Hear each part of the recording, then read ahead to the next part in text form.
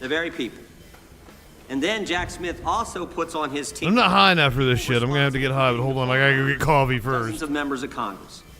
People like Thomas Wyndham, who, when we deposed him, took the fifth 71 times. We've actually referred him to the Justice Department for obstructing our investigation. Jack Smith then gets a gag order in his investigation on President Trump from Judge Chutkan without filing a single affidavit with the court from a witness or a potential witness that they felt threatened by statements from the president. Stop and think about it. Jack Smith restricts the speech of the former president while he's a candidate for president. Thank goodness Mr. Smith was slapped down on appeal and the order was changed. In fact, just 2 weeks ago, the Washington Post editorial page, Jack Smith would have blown a hole in the First Amendment. I just want to read 2 sentences from this. Oh, great, an editorial Mr. from the Smith Washington seemed Post. That's exactly what we interfering need. in the democratic process by So I'm sure that's seeking to muzzle fair, a candidate for a high balanced. office. 3 appellate judges, all nominated by Democrat presidents, ruled that Mr. Smith's proposed gag order infringed on President Trump's First Amendment rights. And of course, He's doing what's called poisoning the this well, wasn't actually. the only time Mr. Smith lost in court. In the classified documents case in Miami, Judge Cannon held that Mr. Smith was not permitted to be special counsel. Jack Smith was never properly appointed. In fact, he couldn't be properly appointed because he was never confirmed by the Senate for any position in the executive branch. They used that ruling to run Lindsey Halligan out of the Justice Judge Department. Cannon stated, quote, the special counsel's position effectively usurps that important legislative authority, She is no longer there as of yesterday, by the way. process threatening the structural liberty inherent in the separation of powers. And of course, on July 1st, 2024, the United States Supreme Court ruled that President Trump had immunity for actions taken in his official capacity as the president. 1 month later, after So he can commit treason. Supreme Court, Jack Smith files a superseding indictment on August 27, 2024. But Mr. Smith doesn't stop there. He does something unprecedented. On October 2nd, he files a motion with the court before President Trump's defense counsel has even responded to the indictment. I wonder if he thought that he was going to get this, Is like the this government whole indicts, commentary, The defense before he even got a chance to and then speak. the government responds to the defense. But Mr. Smith skips the second step. And the brief that he files is 165 pages, almost 4 times the court limit. Even liberal Judge Chutkan, who's given Jack Smith everything he's asked for in the course of this investigation, even she called it atypical and irregular. Now, why would Jack Smith do that? Why would he abandon proper procedure? Why would he ignore court rules? Why would he do that? Because he's running out of time. There's an election around the corner. It's coming in 33 days, and he's got to get President Trump. He's got to stop President Trump from running. I've never known there to be a limit Get to trial court or at a briefings. minimum, I don't know what he's talking insert about. an 165-page political document into the presidential campaign. It was always about politics. The good news is the American people saw through it. They saw through it. For so long, the left has controlled so much in this country. The left controlled big media, the left controlled big tech, the left controlled academia, Hollywood, certainly the Democrat Party, and I think all too much the federal bureaucracy. The left. But the left doesn't control we the people. And in spite of the left and the weaponization efforts of Jim Comey, Alvin Bragg, Bonnie Willis, and Jack Smith, we the people saw through it all. And we elected President Trump twice. Before turning to... Because you're all fucking stupid. Statement, I would just Sycophants. You specifically are a Enter sycophant. into the record, the Washington Post editorial, Jack Smith would have blown a hole in the First Amendment. With that, I yield to the gentleman from Maryland.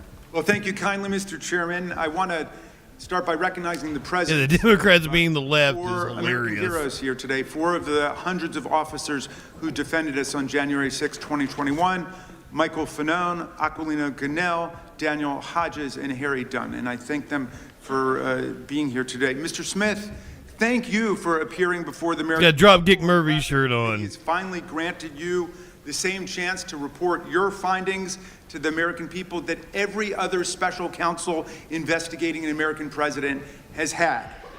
The good chairman started by saying, it's all about the politics. Well, maybe for them, but for us, it's all about the rule of law and who's going to stand by the rule of law and who's going to oppose it. Now, Mr. Smith, you're one of America's great prosecutors. For nearly 3 decades, you worked for justice under both Republicans and Democrats. The Manhattan DA office, where you prosecuted sex crimes and domestic violence cases. The Eastern District of New York, where you prosecuted murderers, rapists, gangbangers, and other violent criminals.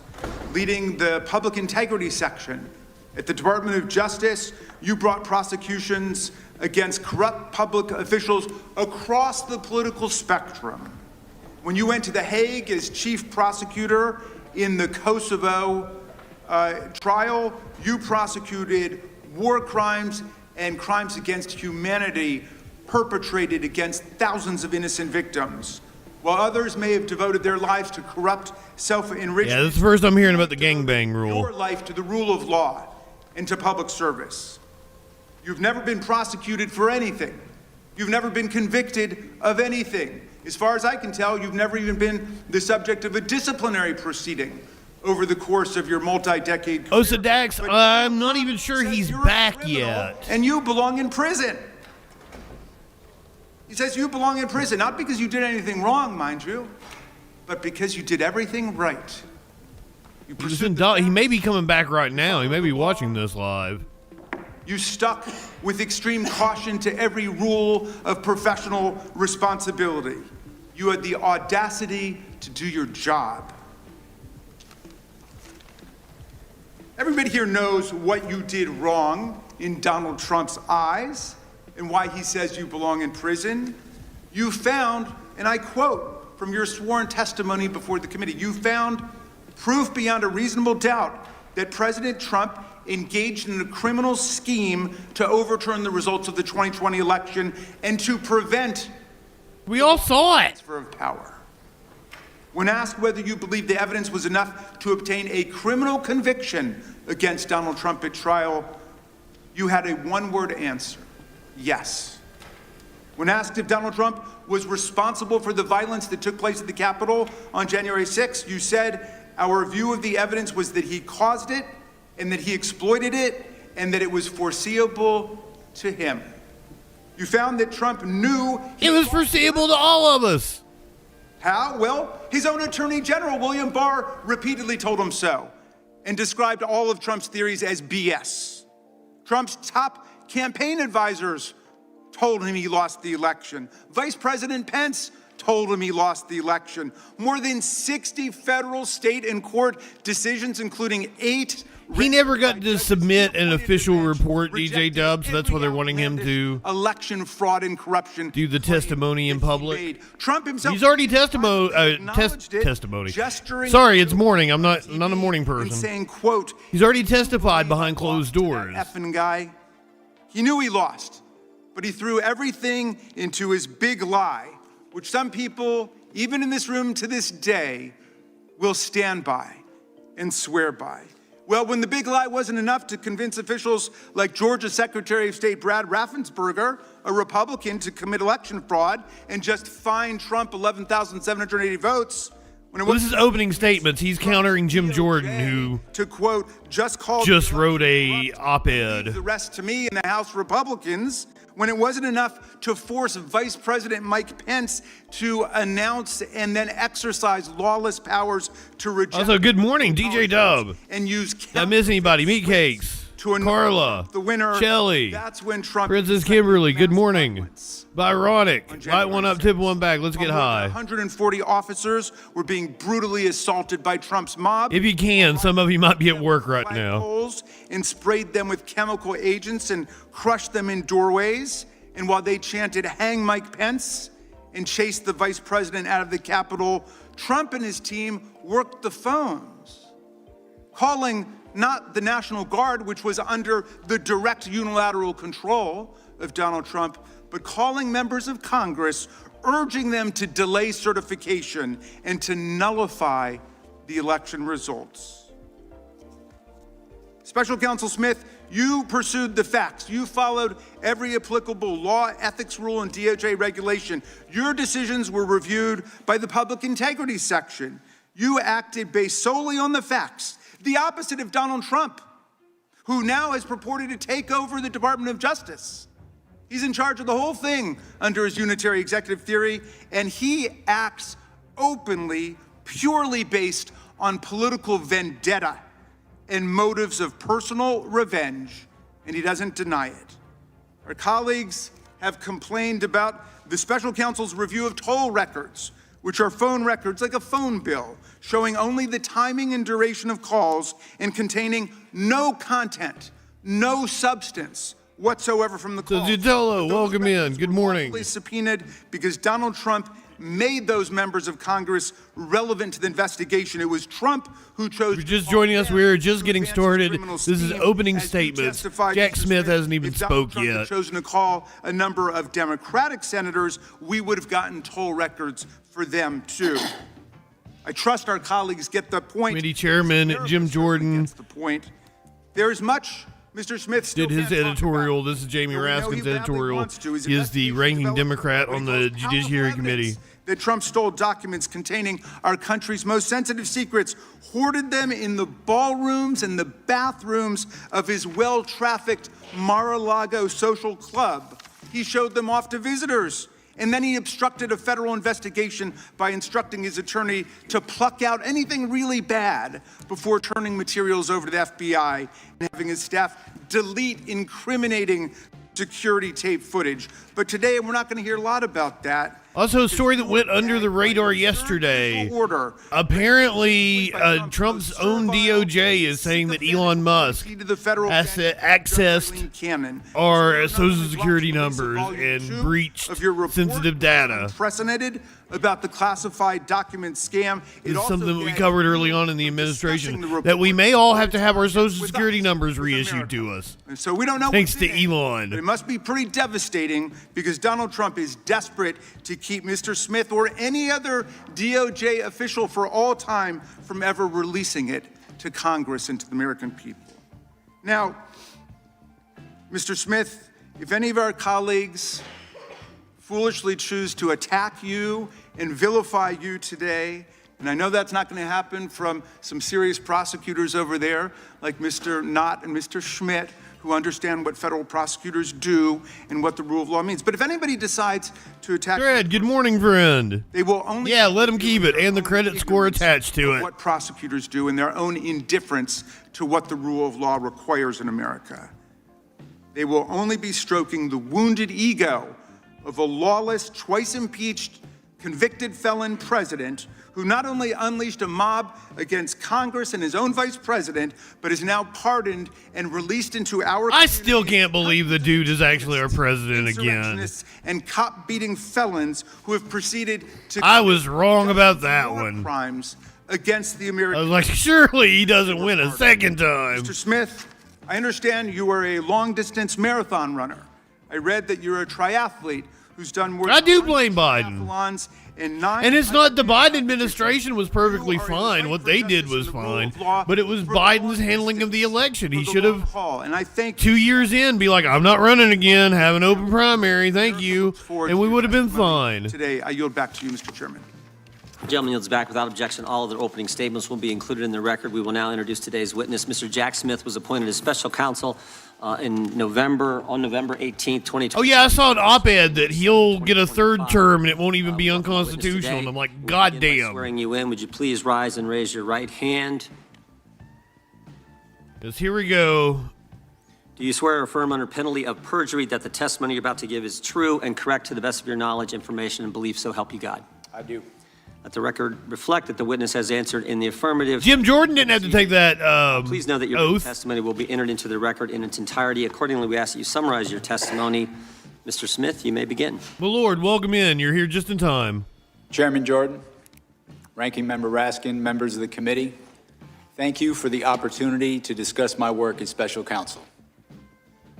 I love my country and believe deeply in the core principles upon which it was founded.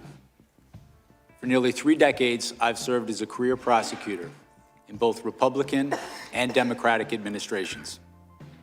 I've handled cases ranging from domestic assault and gang violence to public corruption and election crimes across the United States, and I've prosecuted war crimes overseas. I am not a politician, and I have no partisan loyalties. My career has been dedicated to serving our country by upholding the rule of law. Throughout my public service, my approach has always been the same: follow the facts and the law without fear or favor. Experienced prosecutors know that specific case outcomes are beyond our control. Our responsibility is to do the right thing, the right way, for the right reasons. These principles have guided me through my career, including as special counsel. I'm proud of the work my team did, and I appreciate the opportunity to appear here today to correct false and misleading narratives about our work.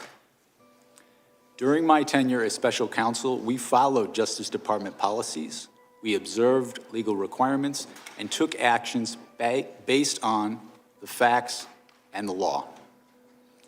I made my decisions without regard to President Trump's political association, activities, beliefs, or candidacy in the 2024 election.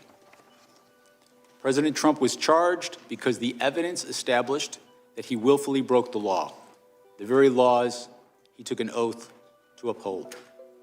Grand juries in 2 separate districts reached this conclusion based on his actions, as alleged in the indictments they returned. Rather than accept his defeat in the 2020 election, President Trump engaged in a criminal scheme to overturn the results and prevent the lawful transfer of power. After leaving office in January of 21, President Trump illegally kept classified documents at his Mar-a-Lago social club and repeatedly tried to obstruct justice to conceal his continued retention of those documents. Highly sensitive national security information was held in a ballroom and a bathroom. As I testify before the committee today, I want to be clear. I stand by my decisions as special counsel, including the decision to bring charges against President Trump. Our investigation developed proof beyond a reasonable doubt that President Trump engaged in criminal activity.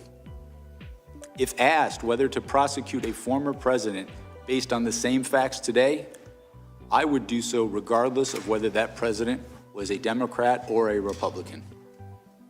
No one should be above the law in this country, and the law required that he be held to account, so that is what I did.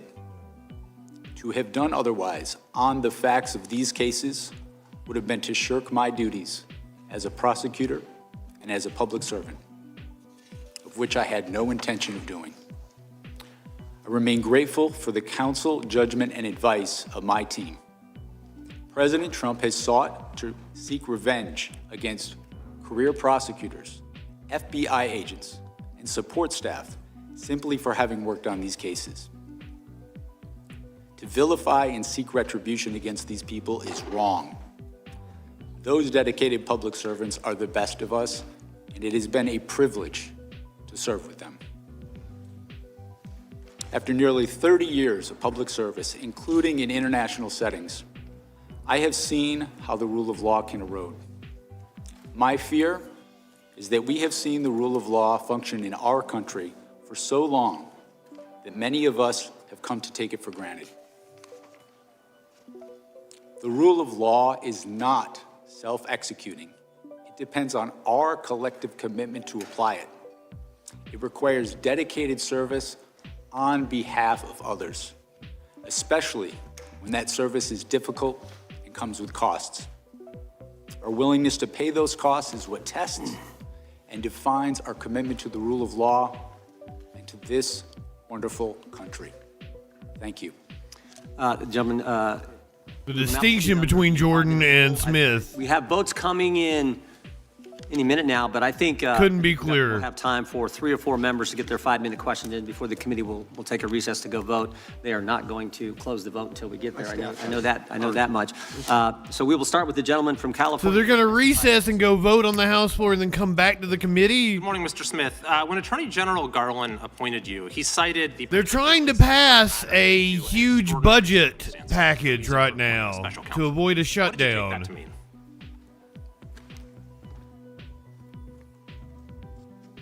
What I understood that to mean is I was to conduct an independent investigation and come to my own conclusions about whether the facts and the law supported a prosecution. But clearly he was alluding to the fact that we had an investigation into a leading candidate for president. That was part of the extraordinary circumstances. Would you agree?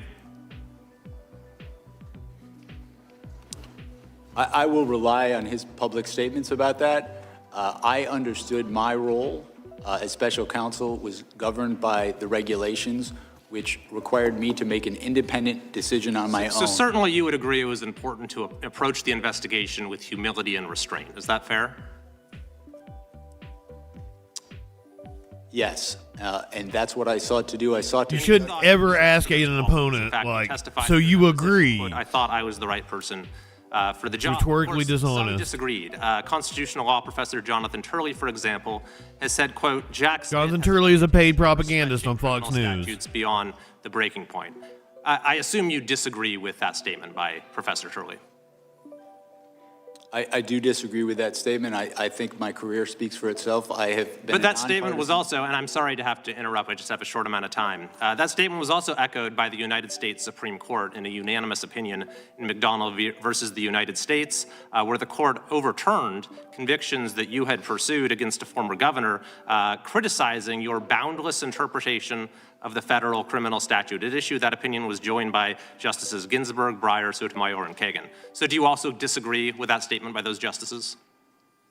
I have conducted my career in a nonpartisan fashion.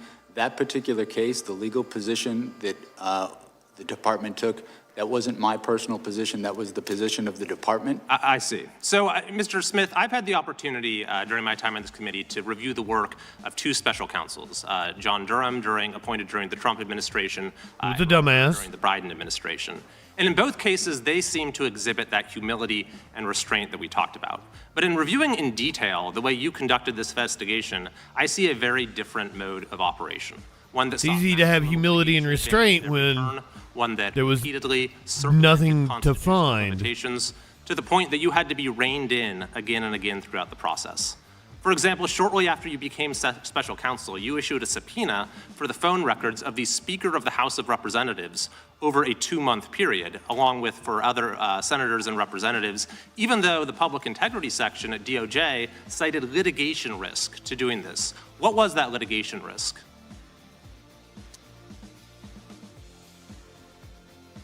With respect to the toll record subpoenas that we issued, they were approved by the Public Integrity Section. The Public Integrity Section, in approving those subpoenas, noted the fact that the subpoenas were for records for people who were not targets of our investigation. But they said there was a litigation risk and you moved forward with it anyway. And not only that, but you also sought orders from judges making it so those who were having their records seized would not know about it. And you even didn't tell those judges that it was members of Congress whose records you were going after, in apparent contravention of a federal statute saying that a telephone provider for a Senate office shall not be barred from providing notice that the records had been requested. Now, if you sought to do that today, would you be able to get away with that, with asking the judges for a non-disclosure order without telling them these are members of Congress? When we secured these toll record subpoenas, it was done consistent with department policy. You're correct in that that policy has since changed. They changed the policy based upon the actions that you took. Similarly, you issued a gag order against President Trump that the D.C. Circuit Court of Appeals vacated as overbroad. Is that correct? Well, the D.C. Court of Appeals, in passing on that order, found that it was justified. They narrowed the order, but they confirmed that the phenomenon... They narrowed the order because it was overbroad. In addition to that, you sought an early trial date that the district court rejected, and when you presented your prosecution memo to Attorney General Garland, it's been reported that he was visibly unimpressed and expressed First Amendment concerns. So, What? Mr. Smith, looking at the record, I see that you were reversed and rebuked by the Department of Justice itself, by the Attorney General, by the Solicitor General, by multiple district court justices, judges, by the Court of Appeals, and by the We US can Supreme read Court the itself. So my AG's final mind question now. is, do you believe that you made any mistakes? Do you have any regrets as to how you conducted this investigation? If I have any regret, it would be not expressing enough appreciation for my staff who work so hard in these investigations. We followed the facts and the law. These people who work for me sacrificed endlessly and have endured way too much for just doing their job. So if anything, I wish that I had thanked them. Time of the gentleman. So no mistakes. There's that humility. Mr. Chair, I yield back. Yeah, time of the gentleman's right. The chair now has a ranking member for 5 Well, minutes. thank you, Mr. Chairman. And the good gentleman from California certainly knows, because he was a student of mine, that lawyers go to court and sometimes they win motions and sometimes they lose motions, and there's no crime in any of that. And I'm just sorry that you had to be lectured about humility and restraint by a politician, because we might not be poised to lecture you on those particular virtues. But let's go to the fucking MAGA ass politician too. Humility and restraint. Congress has allowed toll records to be subpoenaed. This committee has actually tried to limit it over the years, and the senators who are whining the most over on the Republican side in the Senate, they never went along with our determination to try to limit the government's ability to subpoena toll records. So it's perfectly lawful what you did. Explain, why did you want those toll records? We wanted to conduct a thorough investigation of the matters that was assigned to me, including attempts to interfere with the lawful transfer of power. The conspiracy that we were investigating, it was relevant to get toll records to understand the scope of that conspiracy, who they were seeking to coerce, who they were seeking to influence, who was seeking to help them. And that's normal investigative practice, right?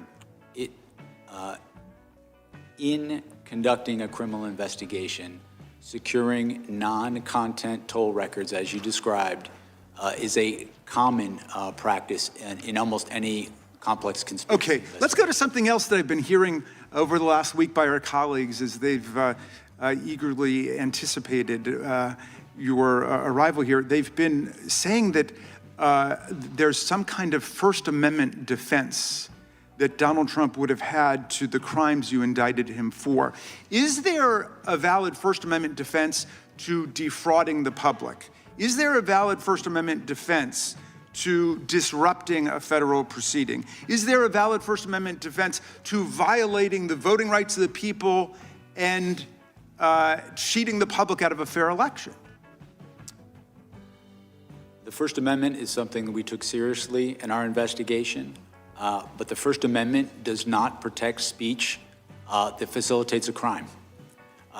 Speech that is used to facilitate a crime, a fraud crime in particular, is not protected under the First Amendment. The Supreme Court precedent on that is clear. This is an issue that we litigated before the district court, and the district court ruled, as I just stated, that it is not in fact protected. And the case law is perfectly clear on this, right? All frauds are perpetrated by speech, right? Yes. All conspiracies are perpetrated by speech. So just because your criminal conduct is brigaded with speech doesn't somehow mean you've got a First Amendment defense against trying to overthrow the government. I mean, the people who attacked the police officers on January 6th were chanting, "Hang Mike Pence." I suppose that was political speech, or they were saying, "Stop the steal." Does that mean they've got a First Amendment defense to violent assault against the officers? It does not. William Barr, by the way, was somebody who was perfectly clear about that. Donald Trump's own attorney general said, there's no freedom of speech that you have to engage in a conspiracy, to overthrow an election, to commit crime. He was perfectly clear about that. Back in those days, in fact, lots of people on that side of the aisle, including my good friend, the chairman, denounced the violence that took place on January 6th. The cat's got their tongue these days. My friend Chairman Jordan said, what happened last week was terrible, was tragic. It's as wrong can be, he said. Republicans, we know all political violence is wrong. I asked my friend Chairman Jordan at a rules hearing, are you also not interested in what happened to us on January 6th? He said, of course, everyone's interested in holding people accountable who did wrong. The FBI is doing that. The Justice Department is doing that, appropriately so. What do you think about the attack on the Department of Justice and the special counsel for doing your jobs? I think the attack is unjustified. I think the people who worked with me as career public servants are people, they're part of the reason I've been a prosecutor for so long is to work with people like that, not just the prosecutors in my office, but also the agents, FBI agents who are heroes, who have served their country not only as agents, but also overseas. I think those attacks are unwarranted based on the facts, and I think that they have no basis in who we are as Americans, as a country. I don't see attacking people like that as anything appropriate. Thank you, and Mr. Chairman, I yield back to you. The gentleman yields back. Mr. Smith, is Cassidy Hutchinson a liar? She was their star witness.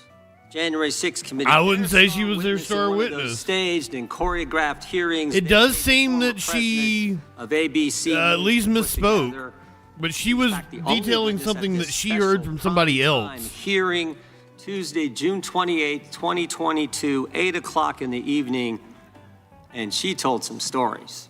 I mean, these were some stories. She talked about President lunged across the back seat, grabbed the steering wheel, tried to drive the car to the Capitol. And I just want to know. And apparently he did lunge.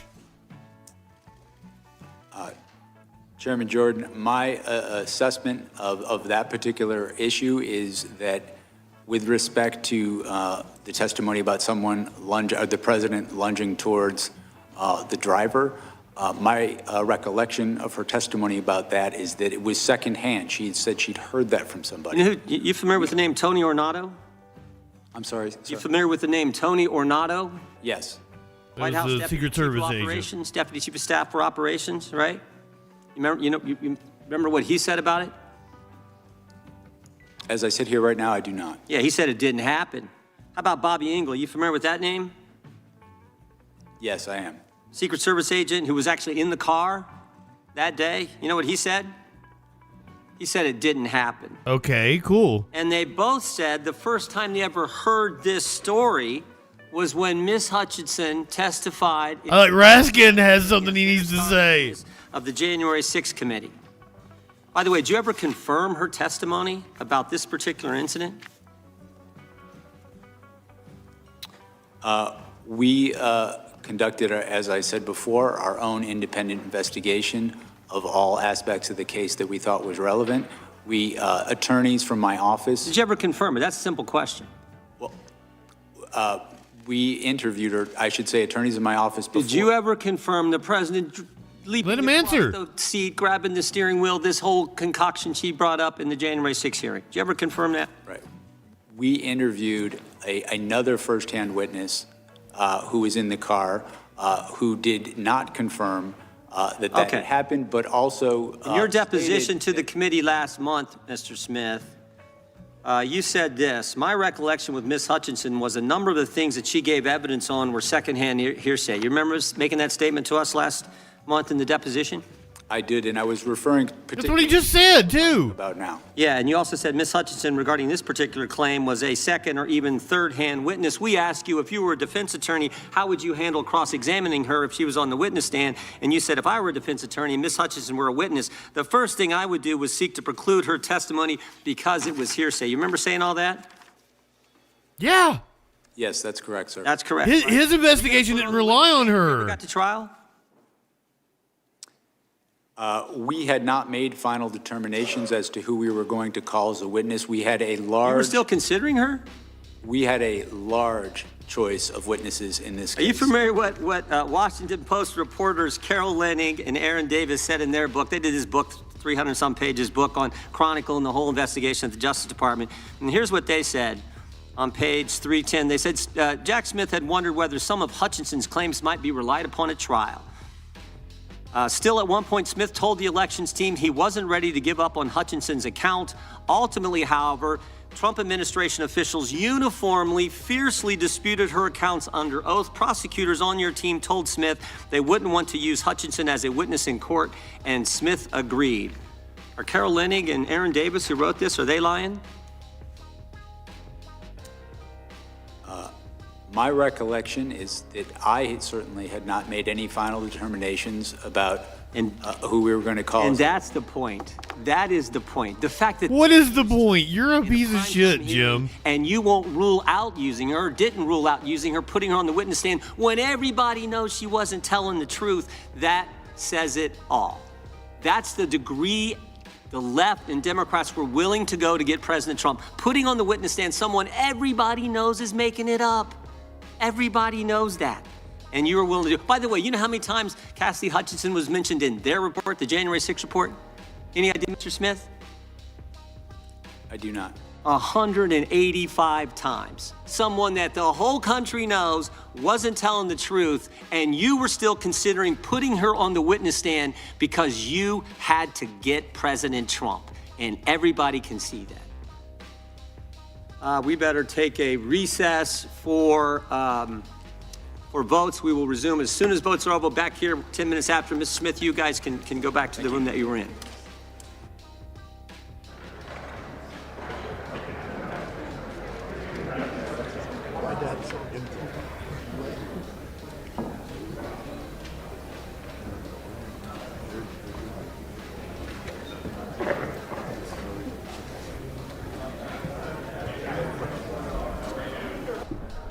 You've been watching our live coverage of former special counsel Jack Smith testifying on his investigations and prosecutions of President Trump before the House Judiciary Committee.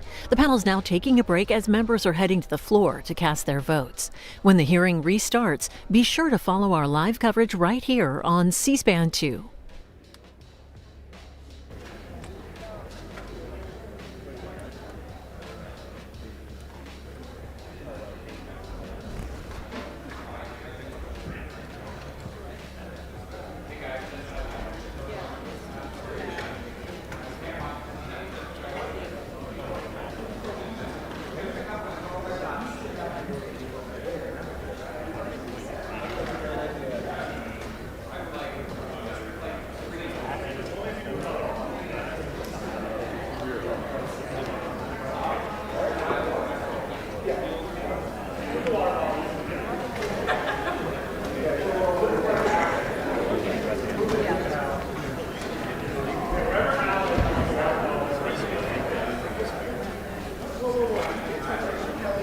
Is now recognized for an opening statement. It was always about politics. To get President Trump, they were willing to do just about anything. January 7th, 2023, Kevin McCarthy becomes Speaker of the House. 16 days later, Jack Smith issues a subpoena for his phone records.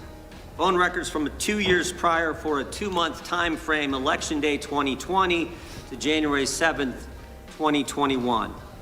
Jack Smith and the Biden Justice Department get the phone records of the top Republican in government, the guy second in line to the president. They know who he called, who called him, when the call took place. Oh, did they You can pattern it. recess already? They know who the speaker talked to before big votes, who he talked to after big votes, when he calls his colleagues, when he calls his... So they recessed this so they could go over to the House floor and vote on order on the carrier. one of the budget packages. The Speaker of the House. That you Let me pull up some. Let me pull up the other Jack C-SPAN. Smith and Joe Biden. And here's the kicker. They say to the court, "We need this gag order because he's a flight risk. Someone might tamper with witnesses or with evidence." Are you kidding me? The Speaker of the House is going to run? They got... Yeah. Even the Democrats said this was wrong. But of course, we shouldn't be surprised. Democrats have been going after President Trump for 10 years. for a decade. And the So country. yeah, let's flip over to the vote on the House floor, which they're voting right now, so nothing's going on. They're showing floor speeches from earlier. Handing over power. We're writing checks and crossing our fingers that an administration that's proud of breaking the rules will suddenly decide to behave. So you can see the time remaining has already passed, but they're allowing increases defense spending by more than the committee that its own budget request. you were just watching with Jack Smith to walk over to the full House and vote. Around the world. Nothing that makes clear that Congress and not the president decides when America goes to war. DJW's in like North Carolina right now, The president and the Home or just Security he Bill. just wrapped up a speech. Words. ICE is out of control. We are watching federal agents roll through communities like they're above the law, stopping people, harassing people, intimidating them, and yes, shooting them. That is not America. That is not freedom. And it sure as hell is not what our parents and our grandparents fought for. We have history in this country. We know exactly where show me your papers leads. We know what it looks like when a government decides that certain people don't belong. At And 3 then p.m. machine to I am. Are you gonna go? and yet Or here, it was probably you probably had to respond and be vetted, don't you? nowhere near the due diligence Probably not fucking and open. accountability that this moment demands. Hell, Republicans already supercharged DHS with $75 billion in their big ugly bill last year. And now we're supposed to keep funding. Now we're supposed to keep. Media Winch, you also welcome in. Good morning. I'm not high enough for this shit. Let's get more high. More. I was gonna try to come on yesterday and do Trump from Davos. Acknowledge the work that And I almost didn't do this. Smokey and I were so cuddled up. He was with me all morning. And he was so, like, because he doesn't usually little spoon me. made lawlessness a habit to follow. He usually, like, has his feet in my face or something. He's like a toddler. It's hard to sleep with him. But he was in, like, the perfect position. He had his, like, my arms were around him. He had his little chin on my hand. Leverage point. He was so sweet. We were so comfortable.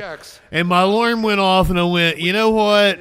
I'm comfortable with Smokey. I turned the alarm off. I was like, if he gets up when I turn the alarm off, then I'll get up and fix coffee and do this. He didn't get up. I turned the alarm off, put my phone back down. Me and Smokey laid back down, went back to sleep. He just happened to get up about 10 till. It's crazy. Like, did the little stretch. Mr. Speaker. And I'm like, you want to lay back down? And he hopped down and got something to eat. And I'm like, oh, I guess I'll get up and do Jack Smith then. So I urge a no on this rule, and I reserve my time. Thread, I think we're picking up groceries this afternoon. Because I asked her. We went to the weed store yesterday. From North Carolina is recognized. And I got us like a half ounce and some carts and some Sun Rocks. This is Virginia Fox. She can be my GOP grandmommy. Its job. I'll stack this process up against that of the Democrats when they control the process and let the public decide. With that, I yield 2 minutes to the gentleman from Florida, Mr. Webster. The gentleman from Florida is recognized. Mr. Webster. Thanks, lady, for yielding time. Mr. Speaker, we're on the brink of a historic moment. But yeah, and apparently this storm is shaping up to it's shaping up to be an ice storm instead of a snowstorm, which can make things even worse. And apparently it is going to be like a 2,000-mile wide storm. In Congress, in my time here, I ran for office pledging to restore physical. Sky Comet, are you stocked up? Congress is embracing it. I believe you're in the path. Thread's in the path. To reject the Washington presumption. It's going to reach all the way down to Texas. It's coming through Georgia. In order to fund priorities. Yeah, Holiday, this storm that is coming over the weekend is supposed to be the big one this winter. 12 individual appropriation bills As it stands right now, it is supposed to start in like Western Tennessee, Western Kentucky, sometime on Friday night. Remember, Curiouser is going to a concert in Nashville on Friday night. So she has canceled her hotel, and she's going to try to. She described it to me yesterday. She's going to try to turn and burn it and beat the snow back. As the House considers this rule and the legislation it advances, I was like, that is wild. Present in the chamber, all members of this body, and every person in this country, that the Fourth Amendment to the United States Constitution states the right of the people to be secure in their persons, houses, papers, and effects against unreasonable searches and seizures shall not be. Well, she asked me if I wanted to go with her, and I said, no, I don't. I don't even remember who the artist is. It's some like folk kind of country artist. To be searched and the persons or things. She's taking her bestie. And yet, and I was gonna be like, well, if she chickens out and doesn't want to go, I'll go with you, so you don't have to brave the snow by yourself. And everywhere in between. But I think they're both gonna try to do it. So I'll be like, yeah, I'll be here on stream. Citizens are living in fear of exactly this, afraid to. But if you are in the Midwest, church, afraid to go to school, afraid. We are supposed to start getting snow sometime in the AM. Agents. On Saturday morning, it is supposed to start snowing, is what it's looking like. That is supposed to turn to ice. Breaking down doors. Midday on Saturday. Are pulling people. As this storm moves across almost the entire United States. And asking them to show their papers and prove they belong here. This is not only. I had not heard that, Scott comment. We have been keeping an eye on the American. New York Nurses Union. Something to stop it. They are on like day 10 of their strike. All across this country, we have to do. Oh, they're like all these southern states that don't get this very often. They are absolutely fucked. Which hopefully the last couple of years, gentlewoman yields. The gentleman from has helped them get more prepared. North Carolina is recognized. Thank you, Mr. Ted Cruz was apparently heading to time as I may consume. Some tropical location, so everybody knew the storm was coming. Continue to attack ICE agents and their operations. Instead of debating the complexities of arrest or the nuances of reasonable suspicion, Democrats are instead attacking their authority. I wonder if that was just a meme. No, he's. That's beyond. He is heading out of town. He's spotted on a plane to Laguna Beach. During the Trump administration, ICE arrested 7,000 gang members from America. Again! This is like every fucking year. Illegal alien from Venezuela, an active gang member. The perpetrator's rap sheet. It's like, you know when Texas is going to get a fucking snowstorm because Ted Cruz heads out of town. Children, domestic violence, and damage to property. He entered the U.S. in 2022 and was released by the Biden administration. ICE arrested him on February 28, 2025, and the Trump administration removed him on September 12, 2025. Or how about a criminal illegal alien from Cambodia? And oh, shut up, you old bat. Who was convicted. I am not high enough for this shit. Robbery and battery. He was released into the U.S. This is called demagoguery. ICE arrested him on March. You come up here and you name off these criminals to act like it's okay for you to violate the fucking Constitution. Big Ben, did I tell you good morning? Gang member. You can tell I'm starting to wake up now. Multiple homicides and burglary. ICE arrested him on October 27, 2025, and removed him on January 6, 2026. Beyond gang members, ICE has arrested some of the worst perps imaginable. A 20-year-old citizen of Guatemala who was filming a child being raped. Yeah, we went last night. We got a couple of carts. We got some Sun Rocks. Is facing a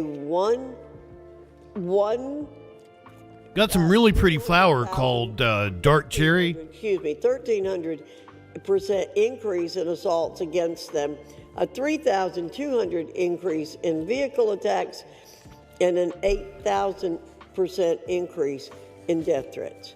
Again, if Democrats want to debate the new Supreme Court... She's not a grandma, Sky Comet. Let's do it. Or if they want... Fucking people my age are grandmas. Back decades, over both Republican and Democrat administrations. This woman is a great-great-great-great-grandma. We want to have concrete debates about the authorities or change She's what, the like, laws. you see those pictures where, like, a family has, like, the woman has had a baby at 16 every generation?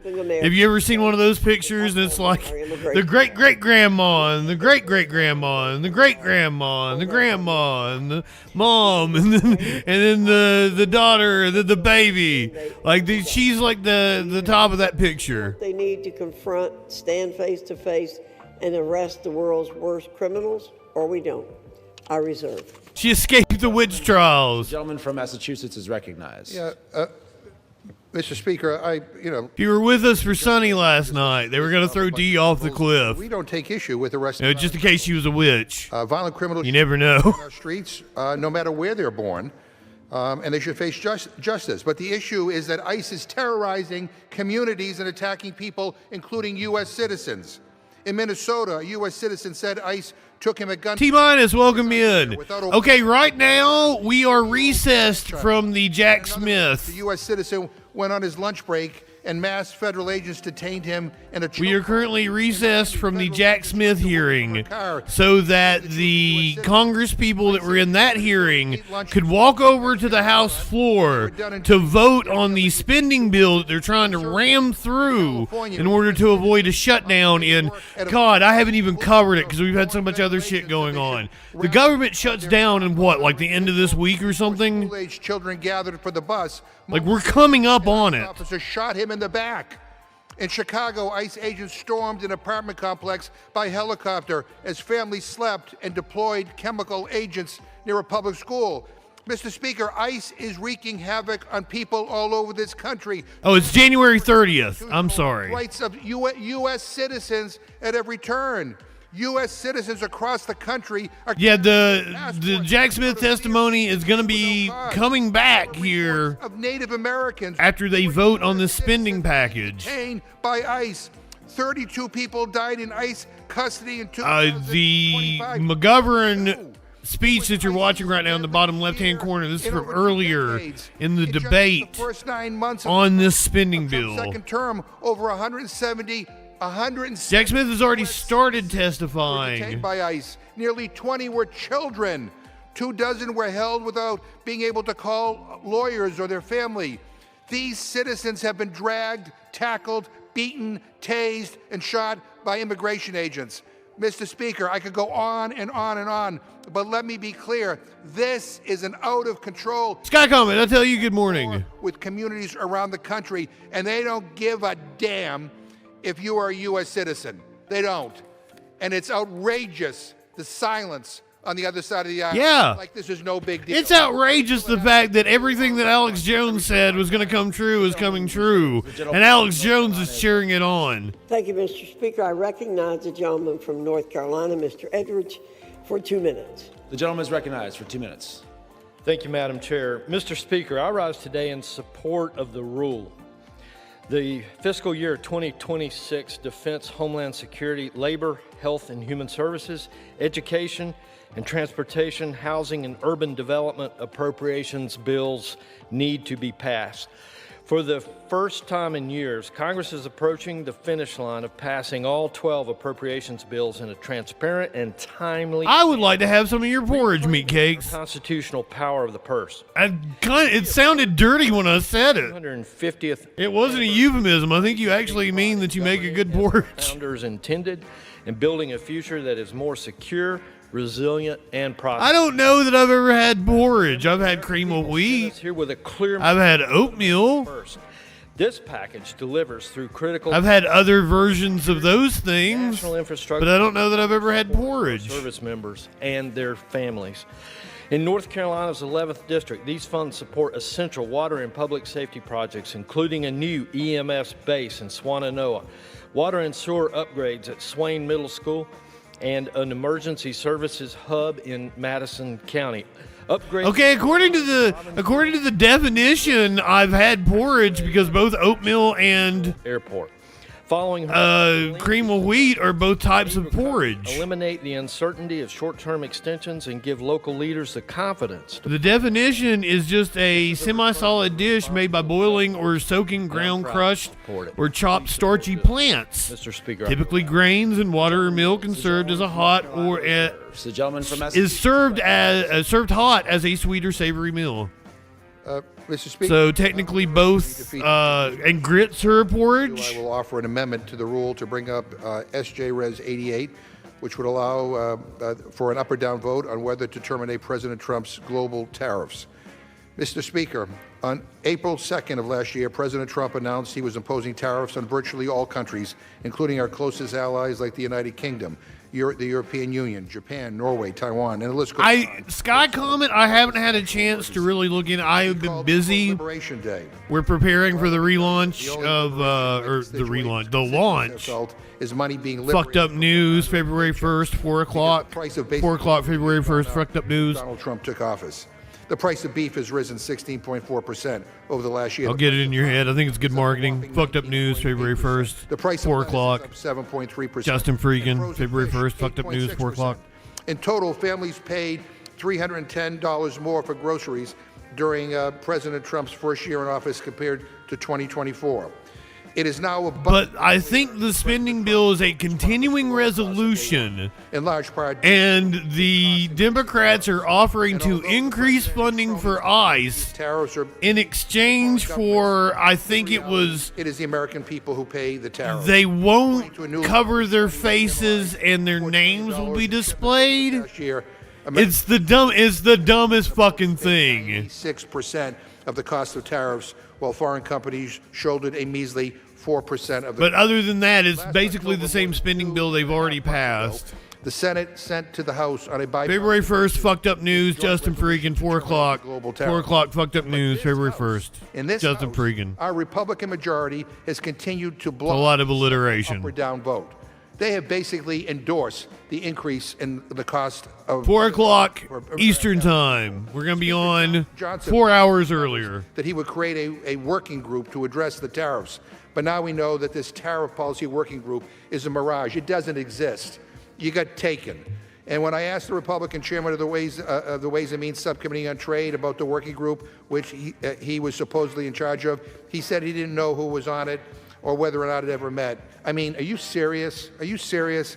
And most Republicans, even the ones... Now, I'm not sure I got all the details right, Sky Comic, because once again, I haven't been paying a lot of attention. But that is as I understand it right now. Against this crazy tariff policy that are raising costs at home and destroying our alliances. It is never too late to do the right thing. By voting to defeat the previous question, we can finally have an up or down vote in this body on whether to terminate President Trump's disastrous global tariffs. Mr. Speaker, I ask unanimous consent to insert the text of my amendment into the record, along with any extraneous materials immediately prior to the vote on the previous question, and to discuss our proposal. Yeah, they've apparently arrested the woman that we heard from the other night about the protest inside the church. The gentleman from New York is recognized, and without objection. Thank you, Mr. Governor. We should be voting today to end these tariffs and lower costs for everyday Americans.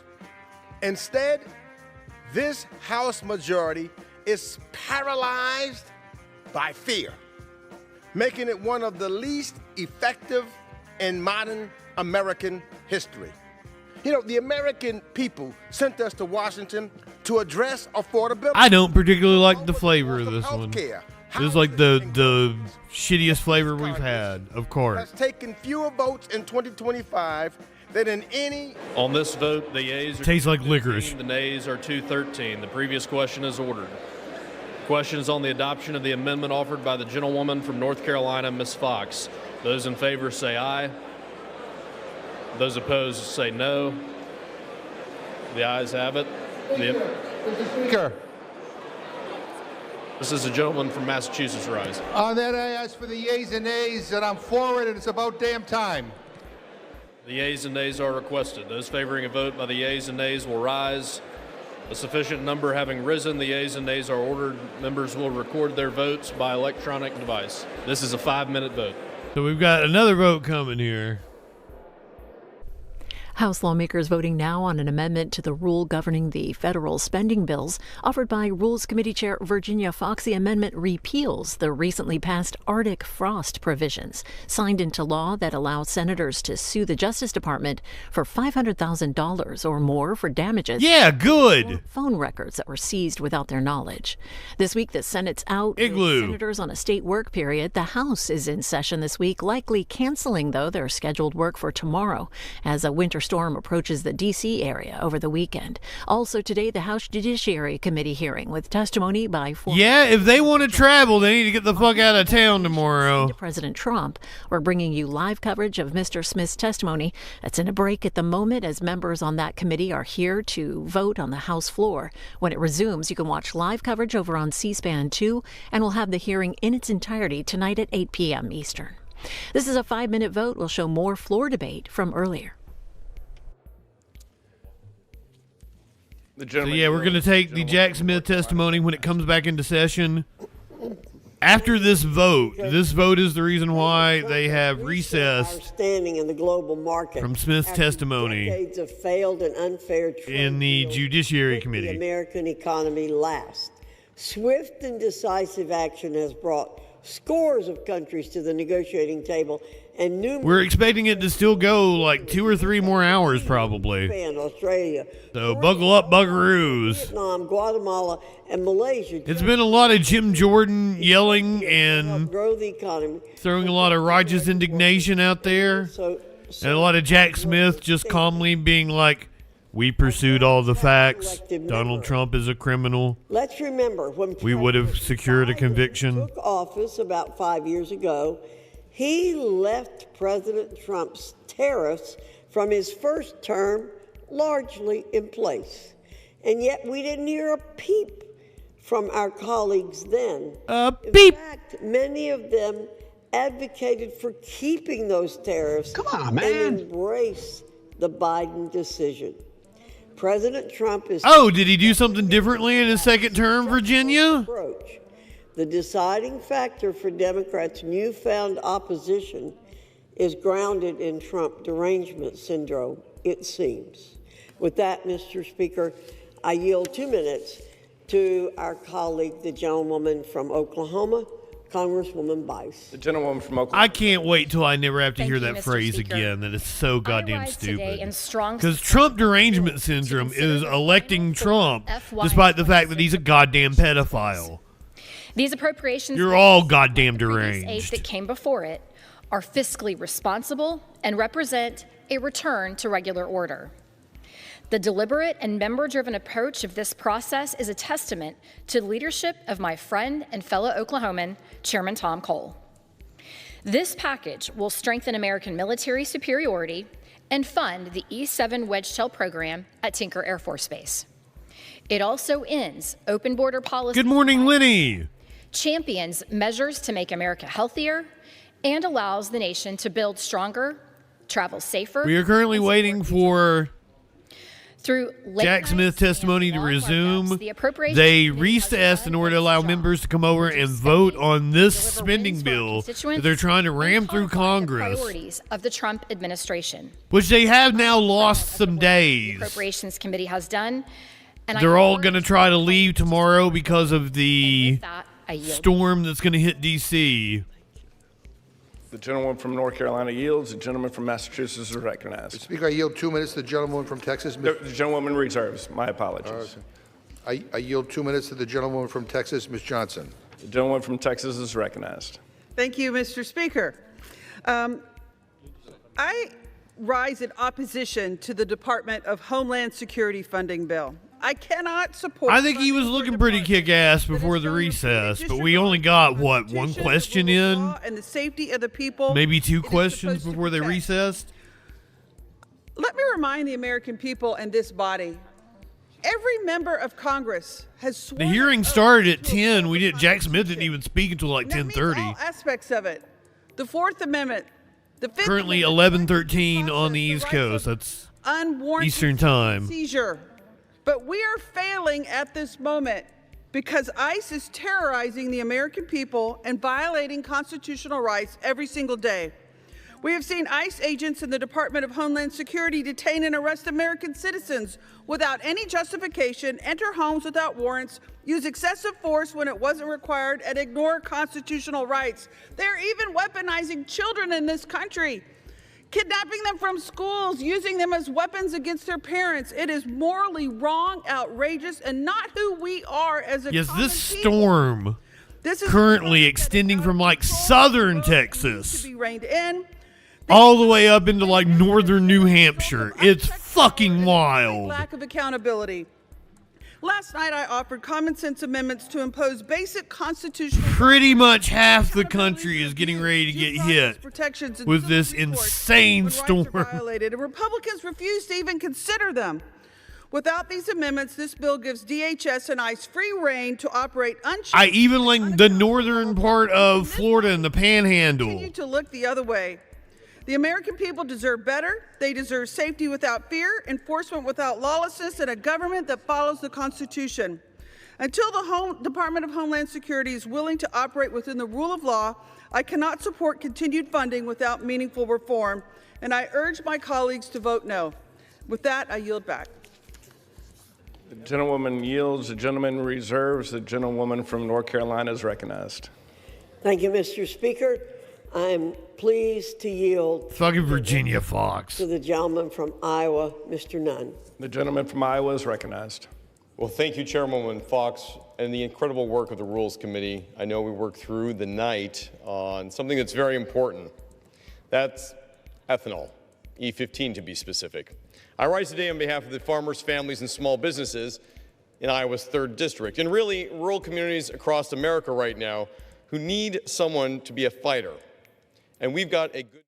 While we're waiting on Congress to come back and decide, we're currently watching the vote on the full House floor. We're waiting for the Judiciary Committee to come back into session. That's where Jack Smith is currently testifying. 2,000-mile-long storm, half the country getting ready to be hit. This could be a record-setting storm. This morning, urgent preparations now underway as more than half the country braces for what could be the most crippling storm in years. The system will stretch some 2,000 miles from the south to the northeast, potentially bringing dangerous ice and feet of snow to millions over the weekend. Emergencies already declared in the Carolinas. Forecasters there warning this could be one of the most historic ice storms in modern history, with the potential for 12 straight hours of freezing rain, weighing down trees, causing widespread power outages. Another factor, brutal cold. It could feel like 35 below zero in Chicago this weekend. This post online warning about exploding trees has gone viral, describing how extreme cold can make sap freeze and wood contract, causing trees to suddenly split. Once again, DJ Dub, like these storms are a lot harder. Like your city is used to dealing with it and has the proper infrastructure and preparation. The South doesn't have the snow trucks, doesn't have the same amount of salt. They're not prepared for this because it doesn't happen that often. It's kind of like when the heat wave hits Europe. Like it's just not engineered to have this kind of event happen. The predicted snow and ice threatening to bring travel to a halt. Many areas already facing low supplies of road salt after a busy winter. We noticed it halfway through the year.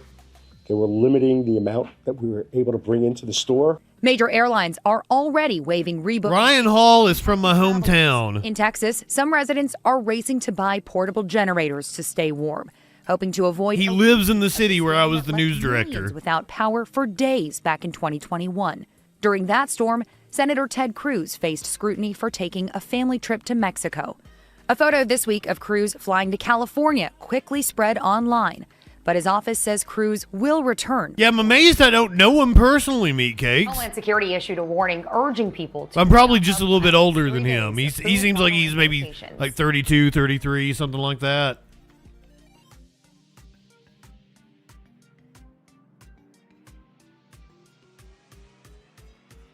Yeah, I think he's like when he broadcasts, I think he's in my hometown.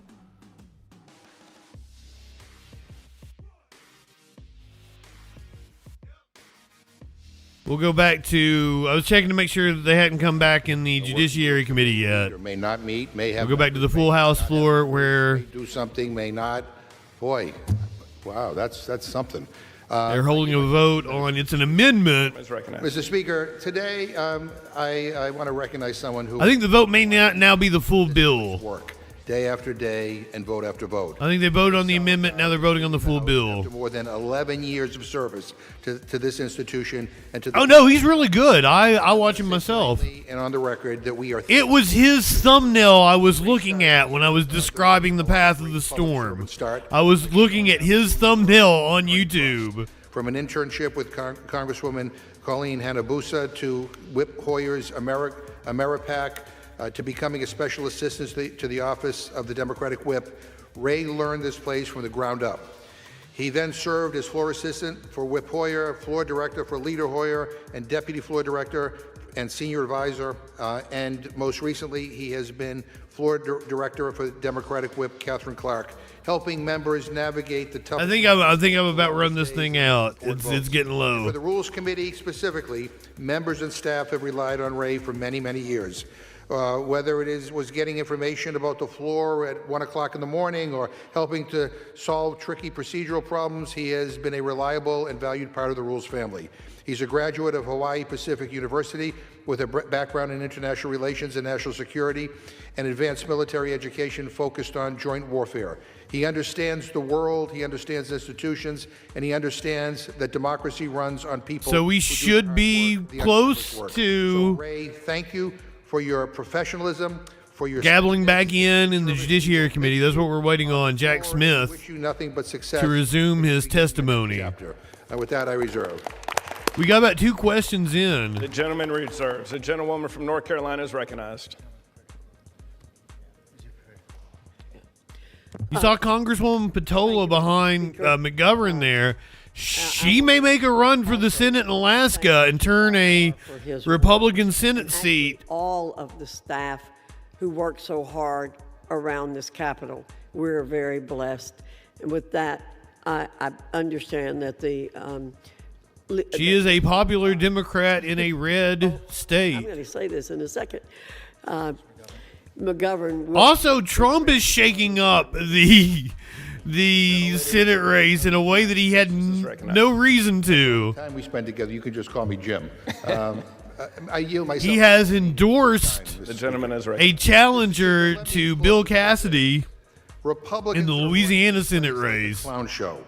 Over and over again, House Republican leadership shuts down the amendment process.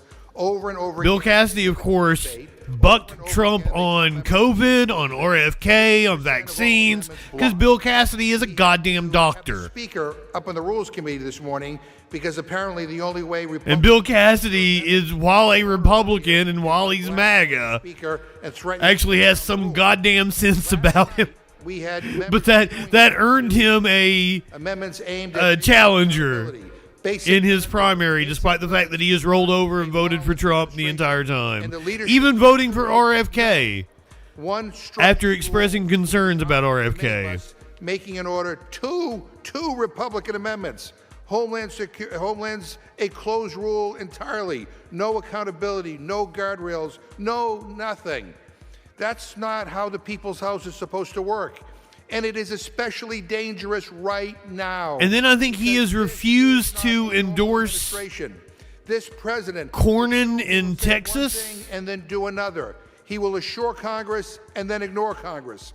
And now we're supposed to pass funding. He didn't endorse a challenger, but has refused to endorse Cornyn, if I remember correctly. Do with that money, whether it's foreign adventurism, whether it's some half-baked scheme about Greenland, whether it's building out a domestic secret police force that treats human beings like trash.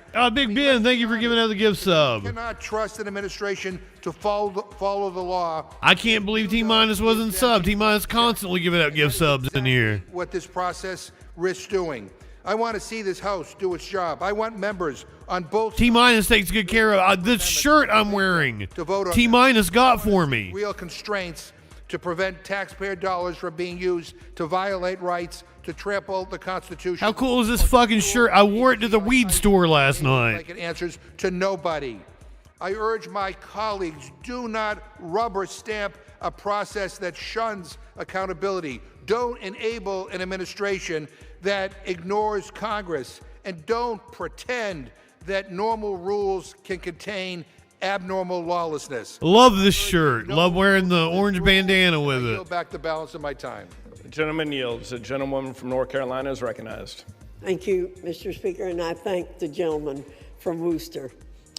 Worcester. Speaker, for months, partisan Worcester. negotiations and collaboration have been underway, and they have yielded consistent. Things should get started in the Judiciary Committee here anytime now. The vote is now ended. I believe this is on the full package Highest that they are voting on. I applaud Chairman Cole and Ranking Member DeLong. Doesn't look like it's going to pass, but seven Republicans have not voted yet. For the time they've invested. So maybe it will. It's close. Bills. They only have like 3 votes. To get them across the finish line. And they had what's his name that died in California, Moffett.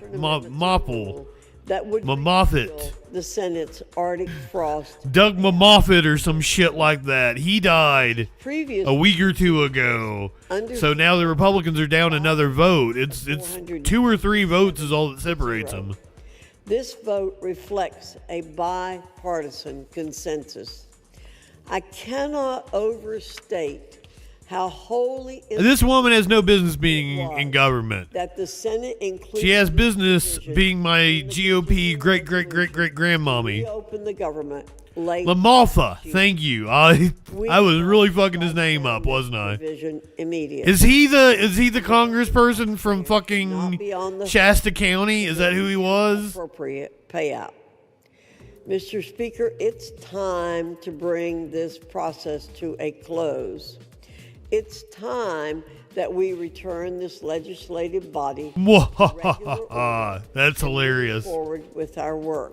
If you're on the line, hold on with us. We're going to speak briefly to Representative Donald Norcross. He's a Democrat from New Jersey, and he's on the... Oh, I thought we were going to get some calls from Washington Journal. Congressman, welcome to the program. Good morning. How are you? Good. Thanks for joining us. Good morning. Your reaction to President Trump's framework for a deal on Greenland. Interesting question. It looks like there's some movement over in the Judiciary Committee. We should be here in Congress, but literally getting started over there shortly. What is considered the greatest nation in the world, with one of the greatest alliances called NATO.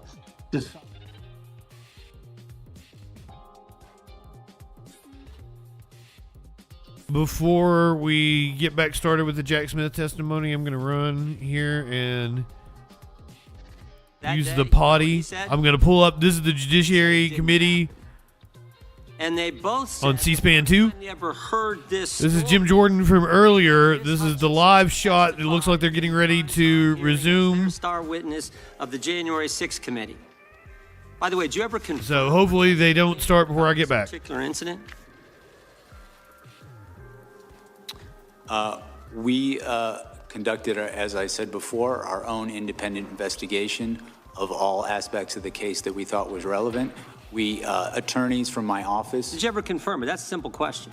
Well, we interviewed, or I should say attorneys in my office before. Did you ever confirm the president leaping across the seat, grabbing the steering wheel, this whole concoction she brought up in the January 6th hearing? Did you ever confirm that? Right.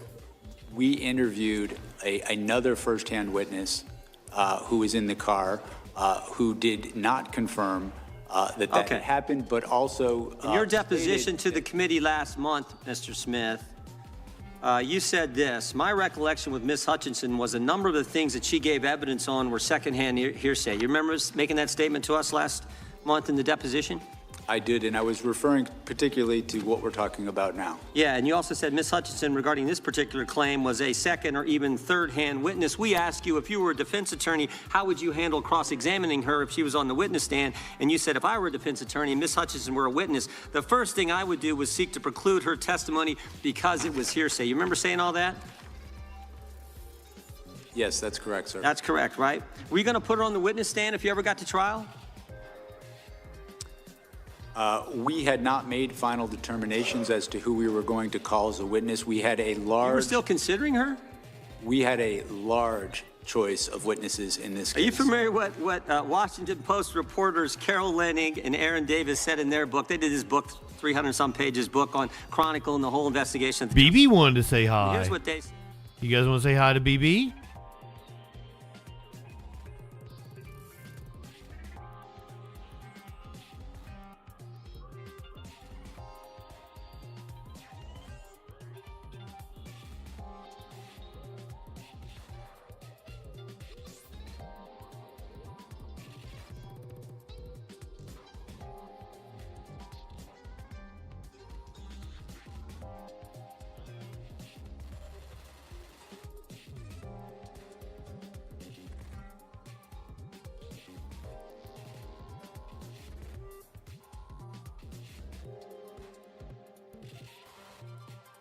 I love that cat so much.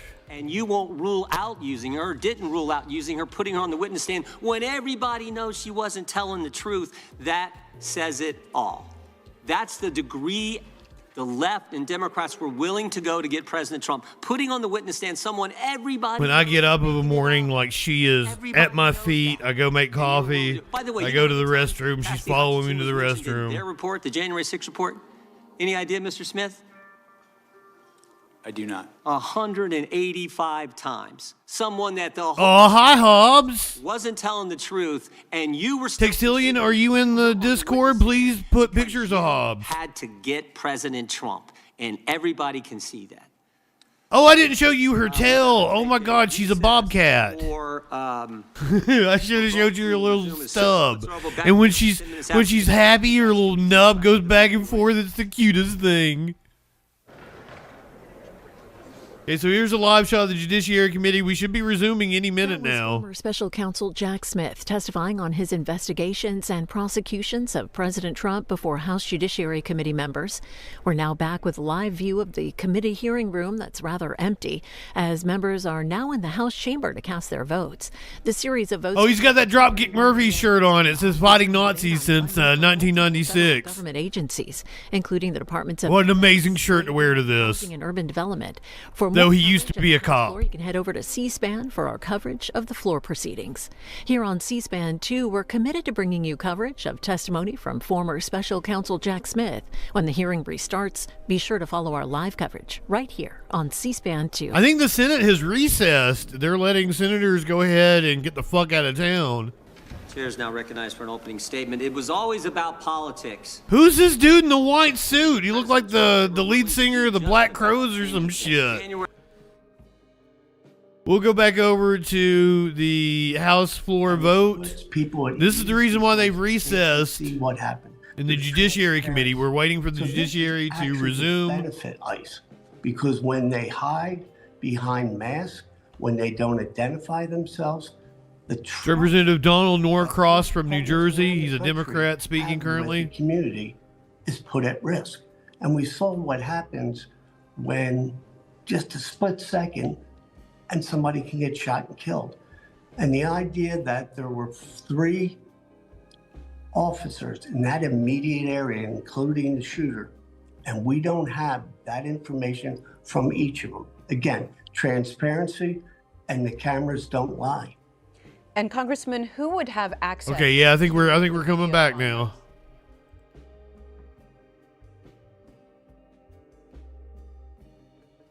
Get ready to gavel back in the Judiciary Committee. It's gonna get juicy in the Judiciary.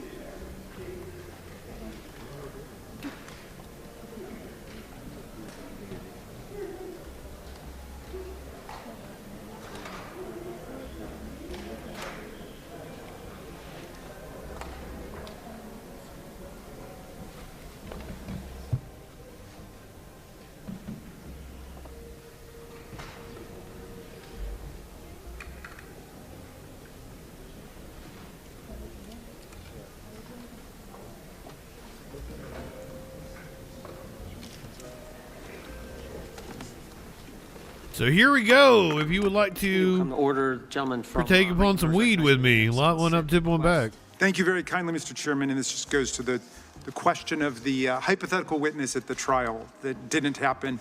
New York Times, May 1, 2024, Trump acknowledges he wanted to go to the Capitol on January 6th. Without objection. Carol Leonnig, who you quoted, Carol Leonnig outlines Tony Ornato's history of lies. That's June 30, 2022. Objection. In July 1, 2022, the men disputing Hutchinson's testimony are two. Is he objecting or is he saying without objection? Finally, June 29, 2022, CNN, Cassidy Hutchinson stands by her testimony amid pushback. Thank you very much. Gentleman from New York is recognized. Thank you, Mr. Chairman. Mr. Smith, over the past few years, Republicans have waged constant attacks on you. Donald Trump has said you are totally compromised, a political hitman, a left-wing radical, a criminal, a fully weaponized monster, and that you should be considered mentally deranged and thrown out of the country. Just this week, he called you a sick bastard. Unfortunately, the rules of decorum prevent me from saying what I think of Donald Trump. But he is not the only one to launch attacks against you. Chairman Jordan has accused you of abusive surveillance. I think you can call him a pedophile. It's just a matter of public record, isn't it? Prosecutions. Despite the mountain of evidence that you laid out in the special counsel's report, You can call him a convicted felon. President Trump's supporters are convinced that the only reason your team tried to hold him accountable is because you have a vendetta against him. I want to address these allegations today. You have had a long and distinguished career with the Justice Department, including serving as the chief of DOJ's Public Integrity Section for 5 years. While leading the Public Integrity Section, you led investigations and prosecution of public figures and political leaders from both parties, Republicans and Democrats. Can you give us a couple of examples?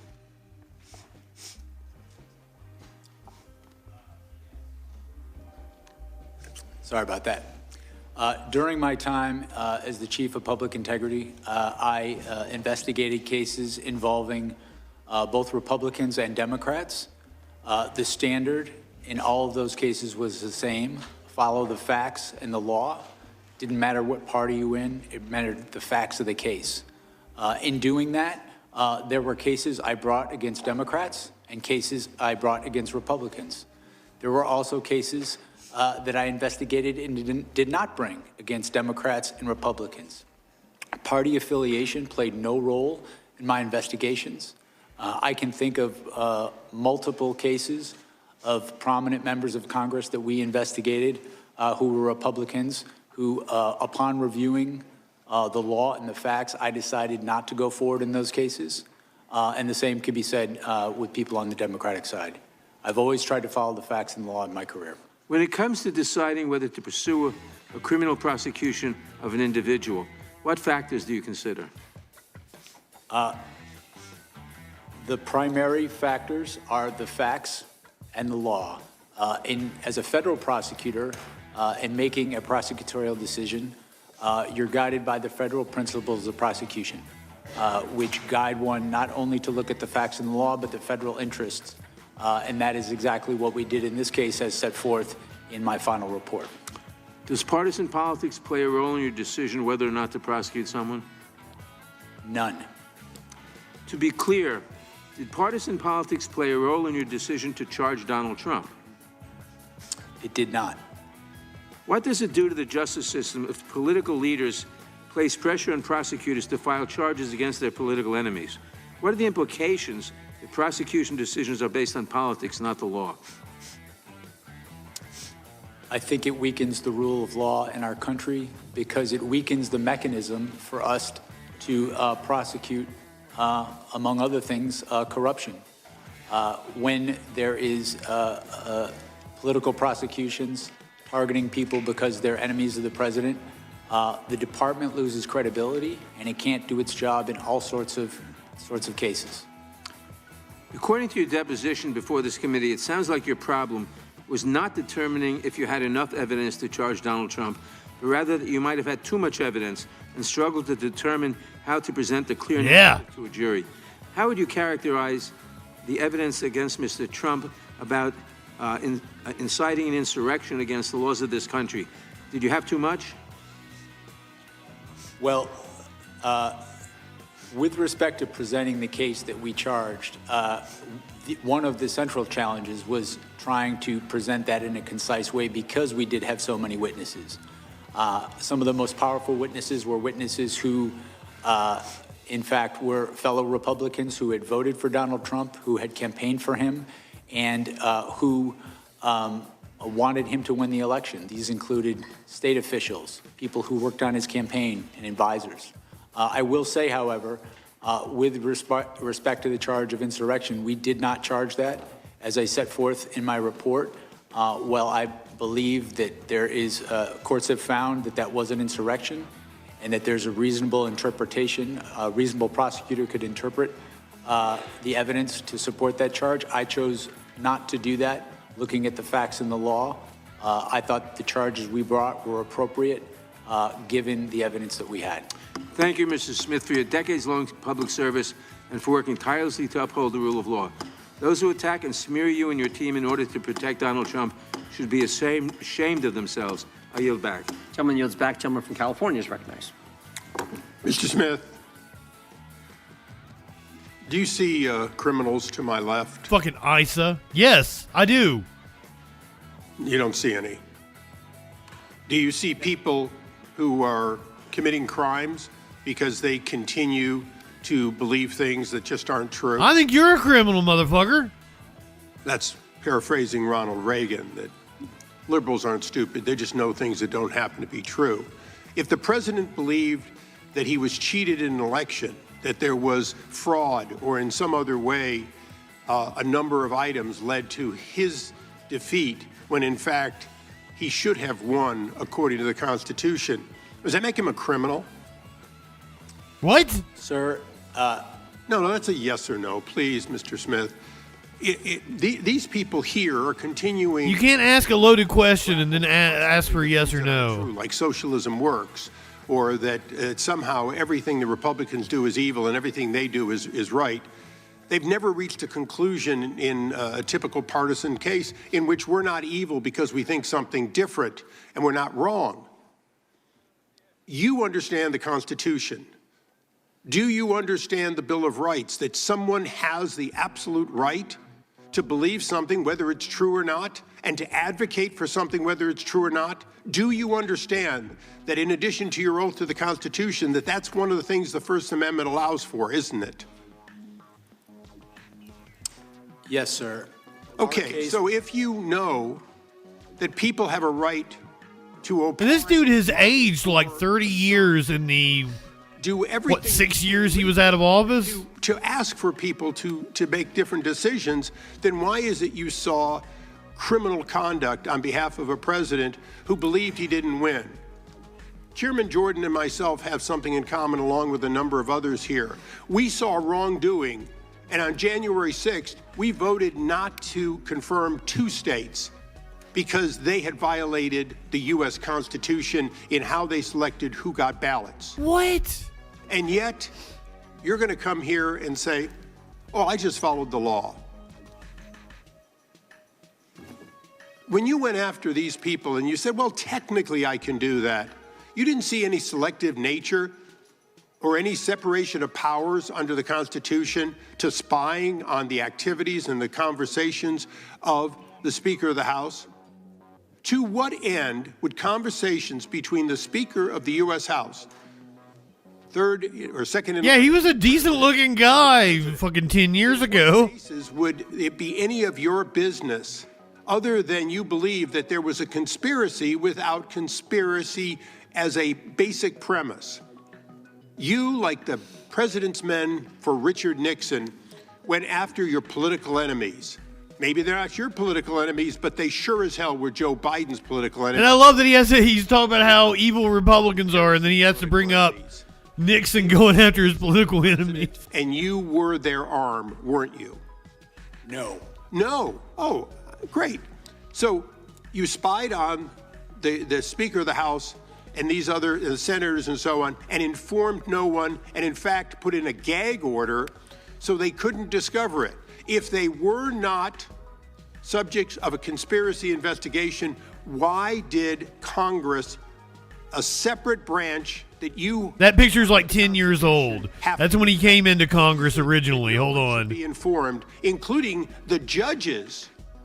As you went in, He came in during Obama. I want to say maybe 2014. on seeking records so you could find out about when conversations occurred between the U.S. Speaker of the House and the President. Oh, God, no. He was there a lot longer than I thought he was. He's been there since 2001. My office didn't spy on anyone. Wait a second. The question I asked you, Mr. Smith, was pretty straightforward. Did you withhold that information from an Article III judge in the process of taking the records of the Speaker? And he was only gone 2 years. Did you hold back Mr. that Chairman, would you please instruct the gentleman to allow the witness to answer the questions? It's not your time.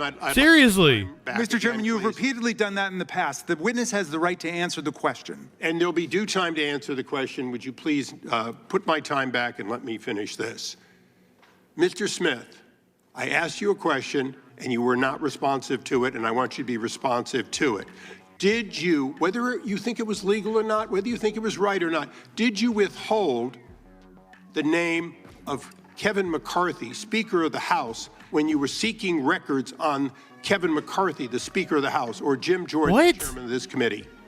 The time of the gentleman is... No, you please give got a me few back more the seconds. time that was taken away. Time has expired, but we're going to let the witness answer your question because it's an important question. The witness can respond.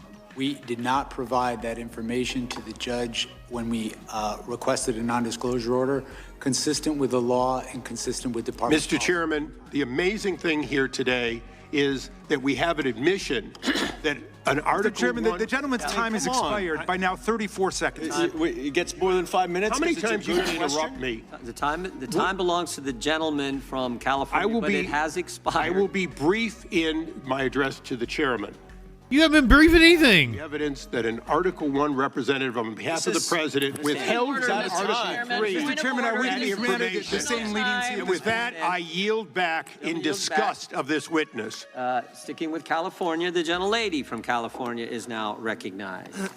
Mr. Smith, thank you for being here today. Earlier the chairman spent a lot of time talking about Cassidy Hutchinson, who we know was just one of many witnesses.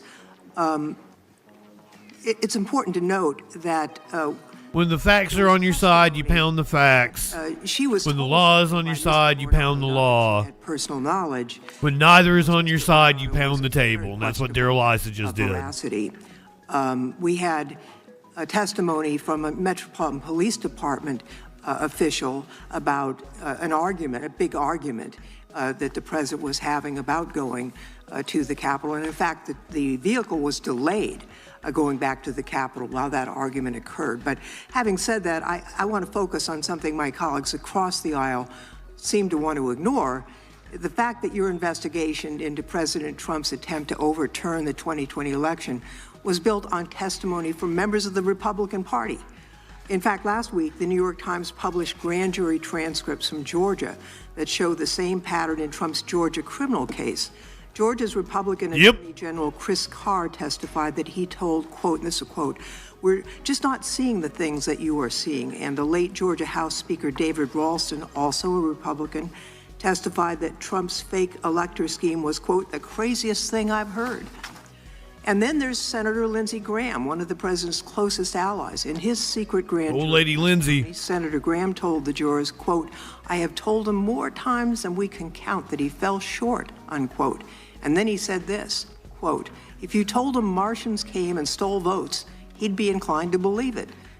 Martians, that's from Senator Graham speaking under oath. So here's my question. Mr. Smith, in your deposition with this committee, you testified, and here's a quote, "Our case was built on, frankly, Republicans who put their allegiance to the country before the party." That the president's closest allies are telling him that his claims of election fraud are wrong. And so I'm just wondering, can you explain what you meant in your deposition, that it was Republicans who were putting their allegiance to their country ahead of their party? Yes. There were witnesses who I felt would be very strong witnesses, including, for example, the Secretary of State in Georgia, who told Donald Trump the truth, told him things that he did not want to hear and put him on notice that what he was saying was false. These were people who knew how the elections were conducted in these states, and I believe that witnesses of that nature, witnesses who are willing to tell the truth, even if it's going to impose a cost on them in their lives, my experience as a prosecutor over 30 years is that witnesses like that are very credible, and that jurors tend to believe witnesses like that because they pay a cost for telling the truth. In terms of the grand jury testimony that's now been released, the fact that Donald Trump, according to Senator Graham, would believe that Martians stole the election, what does that tell you about Trump's state of mind?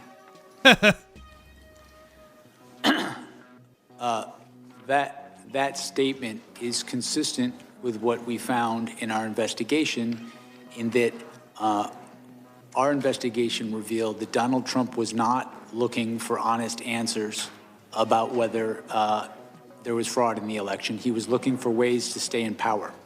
And when people told him things that conflicted with him staying in power, he rejected them, or he chose not even to contact people like that who would know if the election was done properly in the state.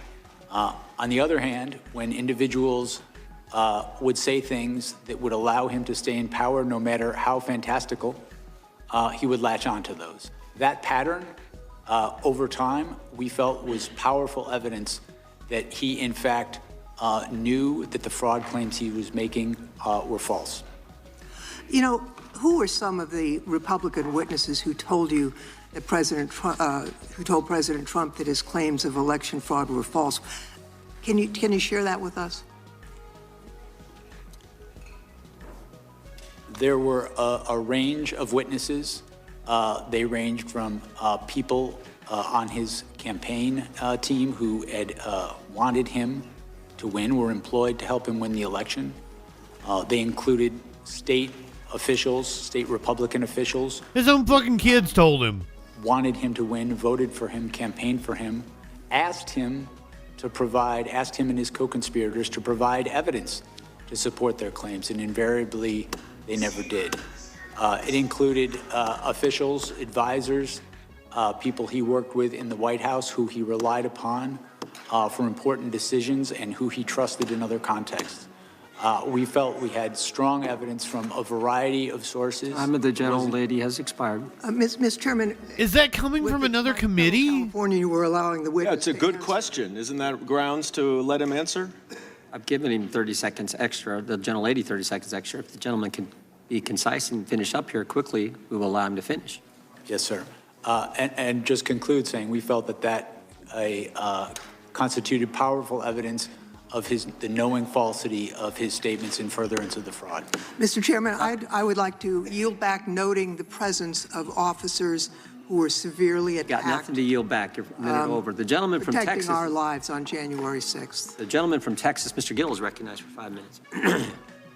Mr. Smith, in January of 2023, did you subpoena then Speaker of the House Kevin McCarthy's toll records? Yes, sir, we did. Yes, you did. And the subpoena covered the time period between November 2020 and January. This should be good. Is that right? I'm sorry, sir. Could you say that again? We're not going to delay like this. The subpoena covered the time period between November of 2020 and January 2021. How many days after Kevin McCarthy was sworn in as Speaker did you subpoena his records? I don't recall, but those two things had nothing to do with one. It was 16 days after becoming the highest-ranking Republican in the House of Representatives. You subpoenaed his toll records. Do you agree that might reasonably be considered a violation of the speech or debate clause? Nope. I do not, and I want to be clear that the toll records... You were collecting months' worth of phone data on the Republican Speaker of the House, the leader of the opposition.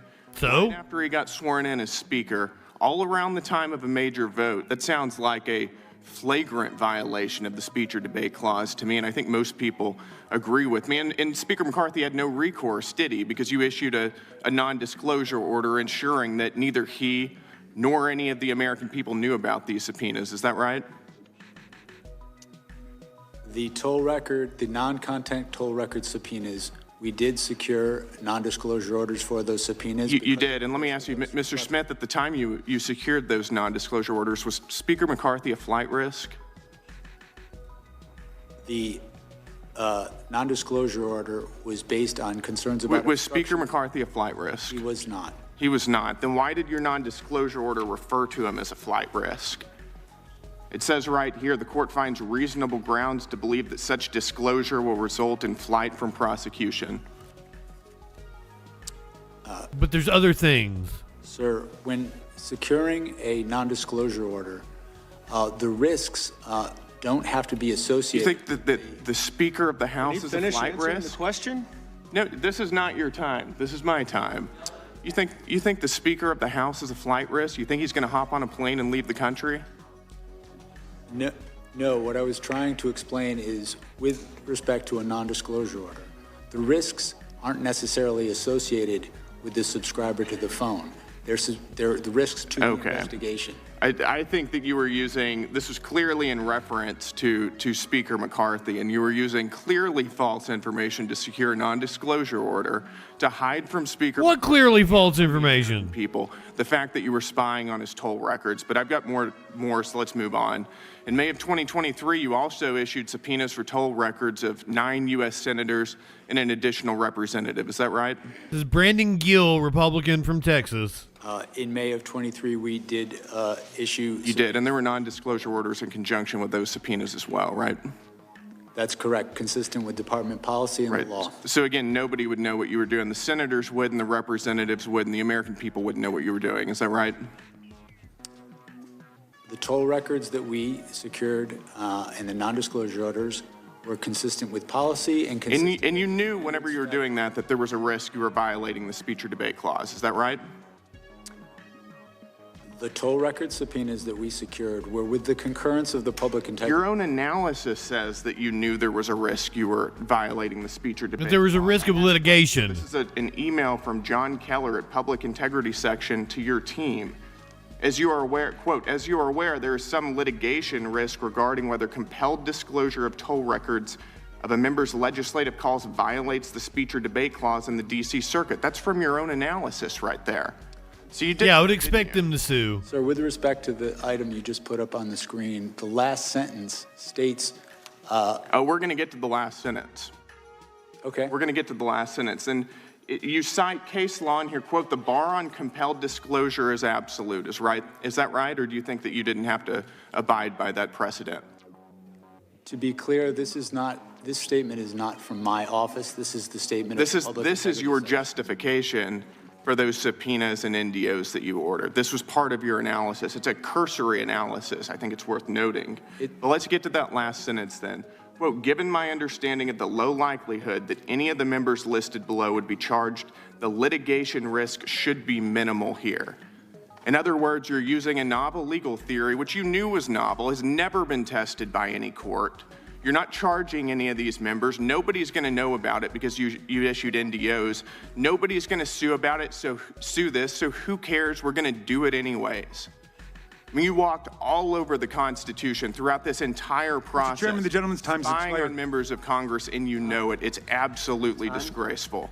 I yield back. Gentleman yields back. Not going to be charged. They're not going to see it. They're not going to know because we're not going to tell them. So let's go ahead and do it. It's exactly what happened. The gentleman from Tennessee is recognized for 5 minutes. Thank you, Mr. Chair. Mr. Smith, it's great that you've been allowed to come here and testify to the American public. Is there anything you'd like briefly to discuss that Mr. Gill brought up on the reasons Steve why Cohen, and he is a the dumbass. limitations that you thought might have been on you and the prosecution of the risk because of the risk. The Democrat from Tennessee represents Memphis. Begin by pointing out that the email that was referenced wasn't a justification from my office.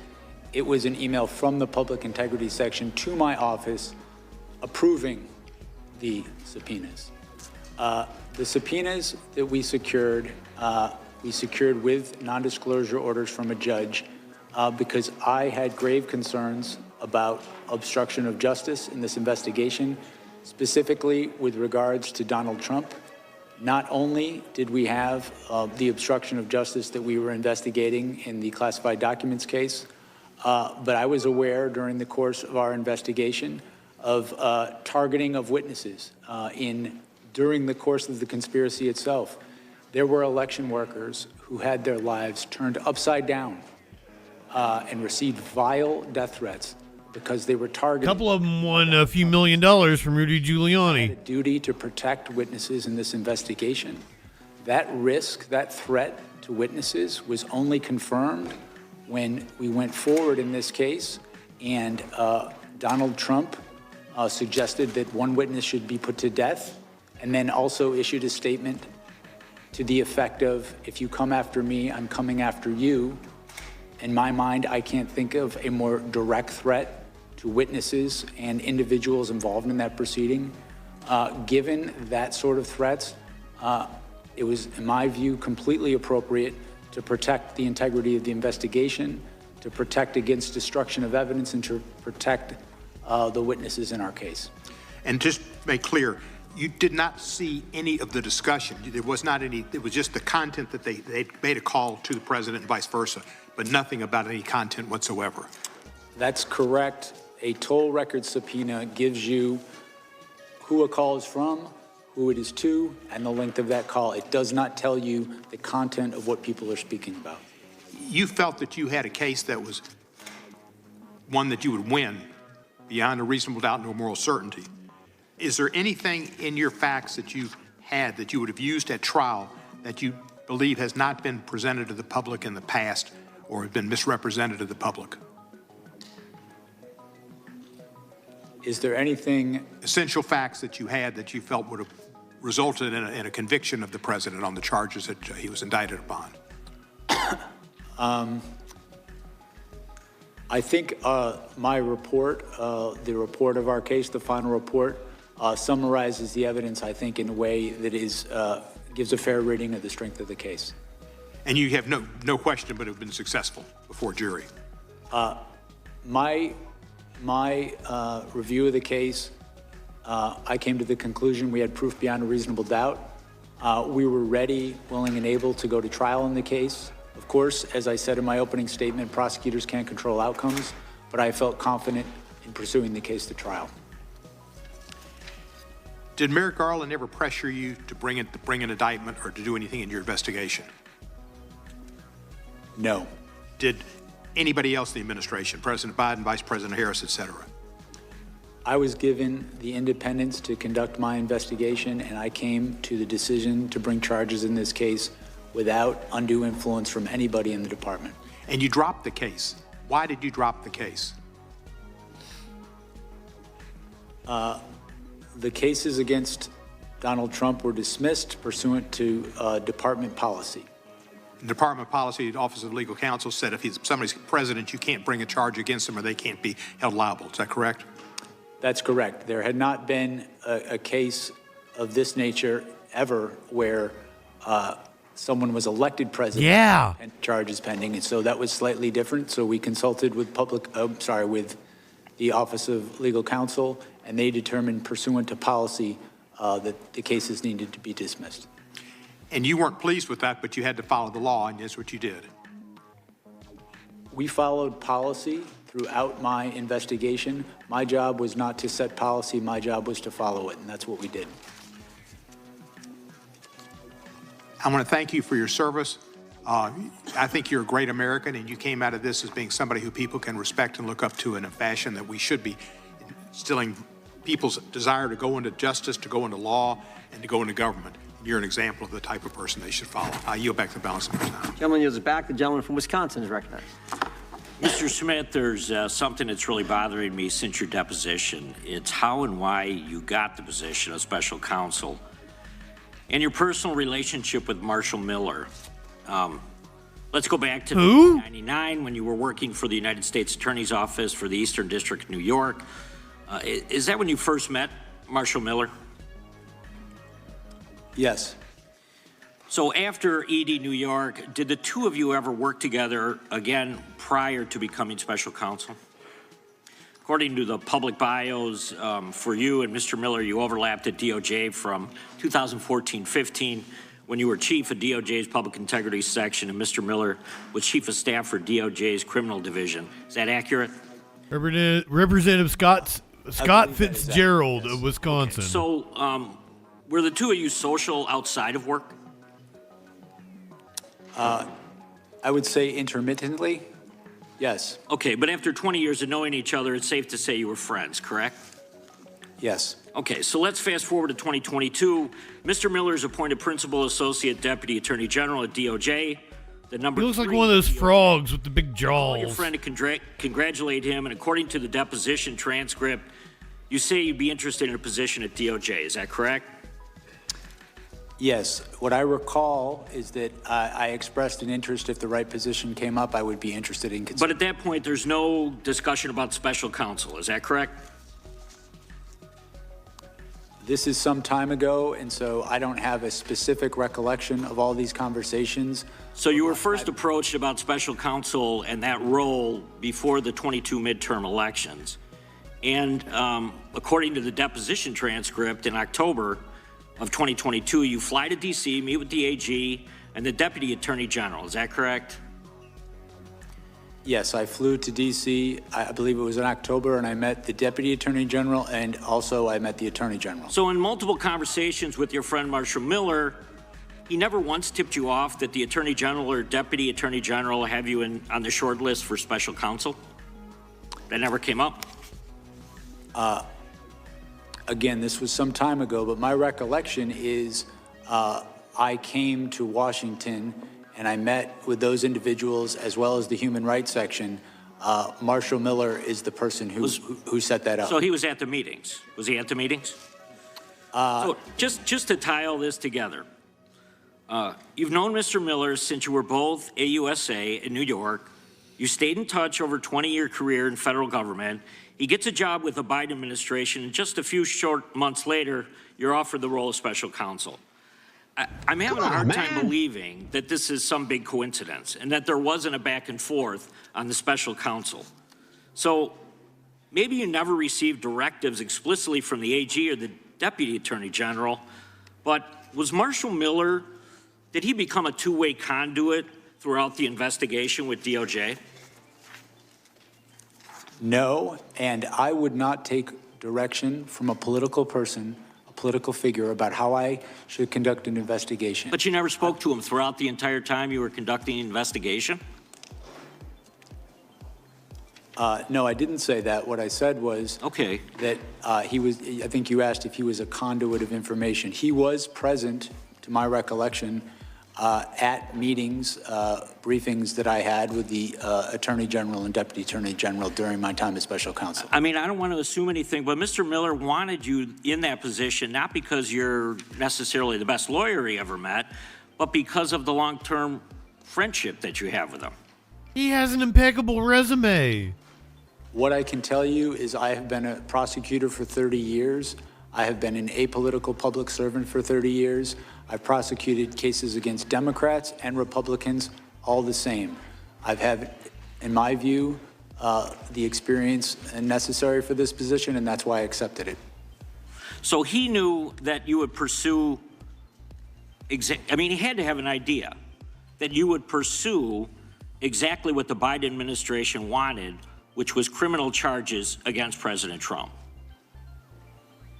I don't think that's what the Biden administration wanted. That anybody who knows me well knows the idea that I would take direction from a political figure about how an investigation should come out. I don't think anybody who knows me thinks that's true.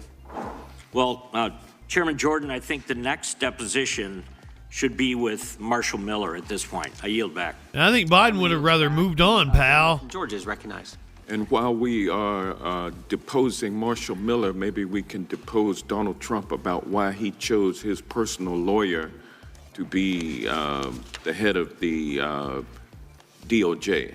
Get him, Hank. On January 6, 2026, the 5th anniversary of the insurrection, the White House launched a taxpayer-funded website that attempts to rewrite history about what happened on that day. Representative Hank Johnson of Georgia. On January 6, 2021, there was an insurrection at the United States Capitol that resulted in a police officer dying the next day, another 4 officers dying by suicide in the months thereafter, with at least 140 police officers being injured by the insurrectionists, with 15 of them requiring hospitalization. And I'm proud that we have 4 former officers as well as on-duty Capitol Hill police officers here today. Mr. Smith, I want to ask you about this website because the Trump administration is using taxpayer dollars to lie to the American people about the events leading up to and the events taking place on January 6, 2021.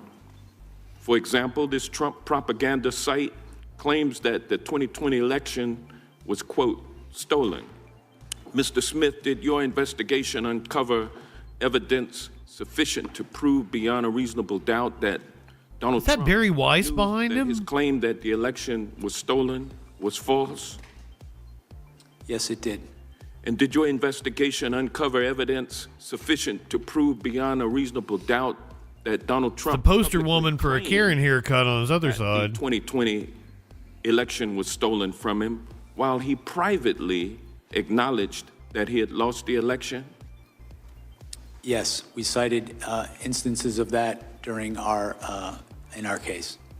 But yet here we see that on the 5th anniversary of the insurrection, the Trump White House propaganda machine is still promoting the stolen election theory on this government webpage. I think they're promoting the stolen election theory over your fraudulent election, stolen election certified. Shoulder. The site also has a subsection reading in part, quote, FBI entrapment operation exposed. Oh, he's pointing out what Trump's doing now. Okay. Smith, did your I thought some operative was going behind him with a report the allegation that the FBI entrapped insurrectionists into committing crimes on January with some propaganda to counter him. Our investigation revealed that Donald Trump is the person who caused January 6th, that it was foreseeable to him, and that he sought to exploit the violence.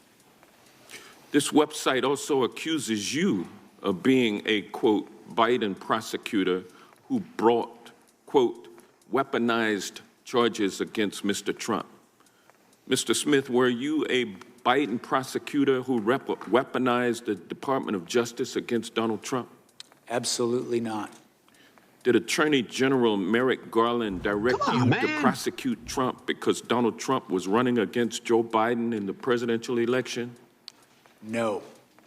There are also allegations that President Trump was the victim of, quote, lawfare, and accusations that the Department of Justice lawyers who prosecuted Donald Trump used, quote, fabricated indictments and rigged show trials.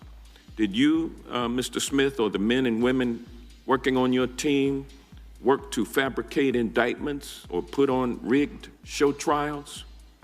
No, we secured indictments from grand juries, and we were prepared to prove our case in court beyond a reasonable doubt.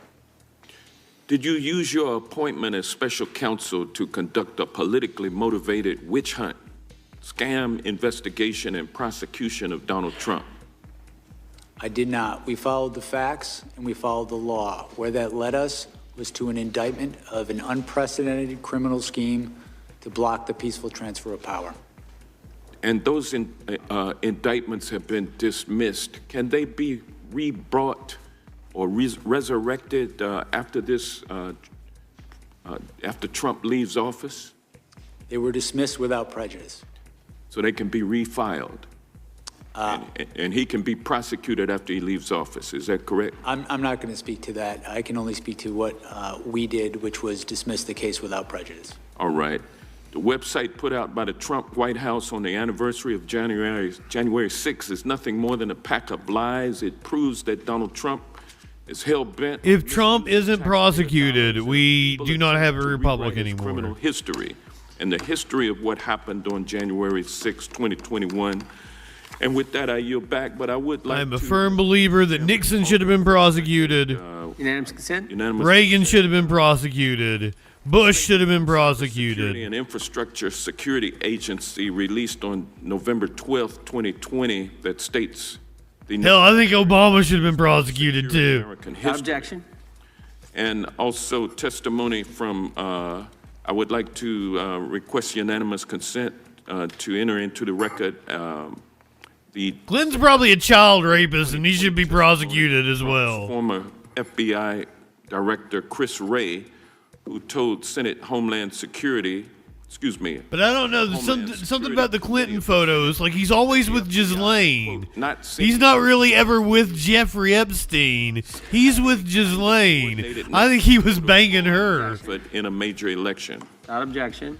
And last but not least, Mr. Chairman, I'd like to... And it kind of makes sense. Ghislaine does kind of look like Monica. Does the man have a type? Barr says no widespread election fraud. Without objection. The gentleman yields back. The gentleman from Texas is recognized for 5 minutes. Thank you, Mr. Chairman. Mr. Smith, on November 8th... Yeah, that's what, if I was to go back through the Clinton administration, I'm sure I can come up with charges against him. Can you tell me about your swearing in or the oath of office that you took after that? I was in high school. I don't know enough about fucking Kosovo and I don't recall Libya and all the different shit we did. I don't recall the specifics of how that was done. You don't remember who swore you in? I don't. Would you agree that taking the oath of office is a legal requirement for the job that you had? I've taken oaths of office regularly. I haven't researched whether it's required or not, but I've done that, I think, in every government case. It is required. Terms I heard earlier today were atypical, irregular, no proper procedure. Yet in your opening statement, you said that because the president's never tried to take over the country before. As well. It strikes me as odd that you don't remember... Representative Lance Gooden of Texas. It's pretty significant. We all get sworn in here, and I remember every day. You don't remember who swore you in? I don't remember the details of it as I sit here today. But you did take the oath of office before you got rolling. I think my recollection is it was when I was appointed. It was when... It strikes me as odd that Attorney General Garland had you retake the oath of office on the 14th of September of the following year. Why did he make you do that? As I sit here right now, I do not recall. I know that there is the oath of office that I signed. I believe it was on the 18th, the day that I was appointed. And I know the department had me do a second one. I don't know the particulars of why they asked me to do it again, but I know... You signed it on the 20th of November 2022, but there was no witness, which, I mean, you have to agree it's a little odd. If there's no witness saying that you took the oath of office, it would maybe make someone like me question whether or not you were legitimately doing the job until you finally took the oath of office. It sounds like... Because of some fucking... Same question and thought, oh shit, we got ceremonial formality? Are you serious? September of the following year. So why did you take the oath of office again? When the facts are on your side, you bang the facts. When you say you took when the law is on your side, you bang the law. 2022. But neither's on your side, you bang the table. My recollection is that I took the oath of office, as you said, it was the 18th or the 20th, and felt I was under the... Pound. I used the wrong word there. It's pound. I think I signed an oath. You signed it, but there was no witness. There was supposed to be either notarized or a witness, and apparently Attorney General Garland thought it was significant enough to have you do another oath 11 months later. Grr. That's strange, right? I don't know why they asked me to sign it again. I don't recall ever discussing this issue with Attorney General Garland. Well, that is just wild to me. I'd like to give the balance of my time to Mr. Jordan. Well, which one was the official one? Which one counted? I think that's what the gentleman's asking. I understood myself to have taken the oath of office when I assumed the job. How much money did you... Okay. How much money did you spend in the investigating President Trump? They recouped money, didn't they? Or was that the Russian investigation I do not I'm thinking recall of? as I sit here now, but I know that pursuant to, I believe it's the special counsel regulations, reports were issued each 6 months detailing how much... We gathered at $35 million. And what I want to know is how much of that $35 million of taxpayer money did you give to confidential human sources?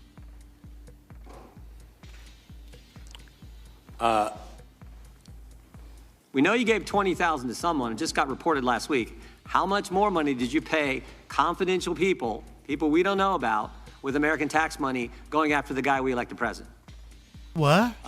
My recollection regards the $20,000, which was not a payment from me. It was me approving a payment by the FBI to a confidential human source who was reviewing video and photographic. Who's the source? I do not know the identity of the source. How many other payments went to this source or other sources? As I sit here, I do not know the answer to that question. My role as special counsel, $35 million, and you're giving money to people the country doesn't know who they are, and you're giving their hard-earned money to these folks? The main question I have, too, with this is, why'd you have to do it? You subpoenaed bank records from the RNC, phone records from members of Congress. You got subpoenas for bank records for people sitting right there on the front row. Why did you have to pay people for information when you could subpoena them and get it? Time has expired. Time has expired. You can answer the question, though. Country'd like to know why you had to do it. My recollection and understanding is the payment, the $20,000 that I approved, was for a confidential human source to assist in the review of video and photographic evidence showing people who were attacking the Capitol, attacking police officers, obstructing the proceeding, and seeing if we could prove that some of those people had come directly. That wasn't my question, but my time has. So they paid a video editor to go through the footage. Mr. They hired a freelancer like me to go through the footage. In what you did. That's what Jim Jordan's upset about. Everything right. Harry Dunn, Danny Hodges, Sergeant Cannell, Mike Fanone, they did everything right. These guys. It was not me, but I would have done it. They're wrong. History will harshly judge them. So I want you to lean in today. You have nothing to be ashamed of. You did everything. If I had to guess, it was ProPublica. I'm so. And they probably just gave 20 grand to ProPublica for doing it for to him. Tell you what they really think of Trump. They call him crooked. They call him cruel. They call him a scumbag. I've heard you all say it. You're lucky you're not under Trump, but when the lights go on and the cameras are on, you're tiny, you're small, you shrink. Yep. Everyone remembers Matt Gaetz coming over here after a committee hearing. He would laugh at how stupid he thought Trump was. Yep. It was all a show. And Mr. Smith, you're just Get him, Swalwell. They've brought in. But they can't erase what happened on January 6th because we saw it with our own eyes. Mr. Smith, after the mainstream media called the race for Biden about a week after the election, did Donald Trump concede the election? He did not. The next month, the Electoral College met in every state and voted Biden as the winner. Did Donald Trump concede then? He did not. Shortly after that, the last court case that Donald Trump brought was thrown out. Did he concede then? No. Is it your judgment then that only Donald Trump could have convened the mob in the size that it was assembled on January 6th? Our assessment of the evidence is that he is the person most responsible for what happened on January 6th. He caused what happened. It was foreseeable to him. And then he's got a show on, what is it, One America News? That's what Gaetz is up to. Obtained indictments from a grand jury, right? You went to a grand jury and did something that the Trump administration has not been able to do, is they go after their Newsmax, One America, one of those. Obtained criminal indictments against the president. Is that right? That's correct. Mr. Smith, do you know who Edward Loya is? I'm sorry? Edward Loya, L-O-Y-A? I believe Mr. Loya worked at the public integrity section when I was there. Did you know OAN. When it comes to investigating allegations of sophisticated federal criminal matters, Jack Smith is the gold standard? Do you know who Mr. James McGovern is? Yes, he was a prosecutor I worked with in New York. Did you know that he said of you, I have no idea what Mr. Smith's political beliefs are because he's completely apolitical? So are you a registered independent? I have no partisan loyalties. I don't know if I'm registered as independent or not registered at all. Are you glad you accepted Attorney General Garland's request to be a special prosecutor, even though you've been dragged over political barbed wire and your family has been subjected to death threats? I don't regret it. Do you remember where you were on September 11th? I do. What did you think of that day? I was in Brooklyn when that happened. I was at the left command field center that here. night. I worked on that investigation. I remember pretty clearly. Do you remember where you were on January? Oh, he worked on the investigation. On January 6th, I was living in Europe working for the State Department seconded to a war crimes tribunal. What did you think as you watched on television what happened at the Capitol that day? To be honest with you, I don't recall if I saw it that day or a later day because of the time period. What did you think when you saw it? I was shocked. I was shocked by it. I obviously, being in Europe and not following things as closely, I was not, frankly, up to speed on the events leading up to it. What shocked you about it? Was Jack Smith involved in 9/11? Like that happened in our country. Mr. Smith, I don't know if I'll ever have the honor to talk to you again. If I don't, please know that I and my colleagues on the Democratic side, and even my Republican colleagues when they speak privately, have nothing but respect and appreciation for what you tried to do and how you did it. You, unlike many here, are a man of honor. And I yield back. Gentleman yields back. The mighty man of valor. Gentleman from Alabama is recognized. Thank you, Mr. Chairman. Ms. Smith, you appear before this committee today not as a neutral observer of the law, but at one point you were one of the most powerful prosecutors in the federal system, armed with enormous discretion, minimal oversight, and a mandate that goes to the very heart of our constitutional order. You brought charges during an active election cycle. You relied on legal theories that had never before been tested in context. And you did so while disregarding long-standing department. The president has never tried to commit treason against the country before. Mr. Smith, you claimed in your investigation you developed proof beyond a reasonable doubt that President Trump engaged in criminal scheme to overturn the results in the 2020 election. I think this is Barry Moore from Alabama. They haven't faunted him yet. Ago in Georgia, I think that's who this is. Election board officials stated that 315,000 ballots. Yeah, there's the nameplate. It's Moore. Yeah, Representative Barry Moore. Tabulator tapes for poll workers. These signatures were required by the Georgia statute. If not counted, this could have turned the state of Georgia red, and I won't doubt there were similar schemes in many other states. You were illegally appointed to serve as special counsel since you were not confirmed by advance and consent Senate and stated in the appointments clause. You also issued an indictment against then President Biden's most formidable political opponent. The candidate was President Trump, and you issued a gag order for President Trump during a 2024 election cycle. This was a major violation of President Trump's First Amendment rights and a poor attempt to outright censor the leading political candidate. These actions were nothing short of election interference. If I remember correctly, the gag order was like to stop him from my state of Alabama and talking about members of the House him, talking about Jack Smith. Or their record subpoenaed. Some you seized their phones. Even then, Speaker Politically welcome in. Kevin McCarthy, one of the highest-ranking Republicans in the country, had his phone records subpoenaed. Now that you guys are here, let's light one up, tip one back. These subpoenas clearly violated the speech and debate clause. As John Keller of the DOJ's Public Integrity section addressed this issue in an email dated May 17th of 2023, D.C. Circuit President stated that the speech and debate clause, and the bar is this, bar on compelled disclosure is absolute. These instances are not only the tip of the iceberg about you and your team's flagrant disregard of the Constitution. Mr. Smith, your actions have changed and damaged confidence in our justice system.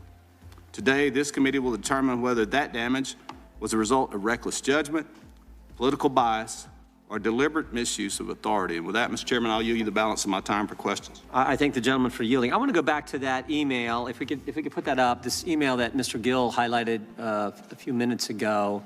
This is the justification from the Public Integrity section. If you look at the bottom, John Keller, Public Integrity section, for going and getting the phone records, the toll records of members of Congress. And there's a couple things I want to highlight. That first highlighted area, there is some litigation risk. So they admit there's some concern here. Yes, there's always a risk that Jack Smith's team And then you go down. Person involved in an investigation is going to countersue. It's clear a legislator may intervene and oppose such use. So the risk is real. But here's the deal. There was really no risk. That's They how. weren't going to know. They weren't going to tell us. They made sure they didn't tell us because they went to the judge and got a gag order. And look at the They didn't want to tell you because you would tell Trump about it. low likelihood that any of the members listed below would be charged. So they're not going to know because we're not going to charge any of these guys. They didn't do anything wrong. And so therefore, the litigation risk should be minimal. They're not going to be charged. We're not going to go after them. They're not going to, the litigation risk. Yeah, because unfortunately, holding you asshats accountable it's minimal because is near impossible. It's non-existent because they're not going to know. And we're going to make sure they don't know because we're not even going to tell the judge who we're getting the gag orders on. And yet, Mr. Smith thought that was A-okay. That was just fine. That was in the letter and the spirit of the Constitution. I find that hard to believe. And you know why? You know why everyone knows it's wrong? Because the public integrity section at the Justice Department has now changed its policy. You can't do this anymore. They've changed their policy, but it was okay for Jack Smith to do it. Yeah, Trump changed the policy. We got to get the president. Trump's cronies changed it. Yield back to the gentleman from Alabama. Thank you, Mr. Chairman. I yield back.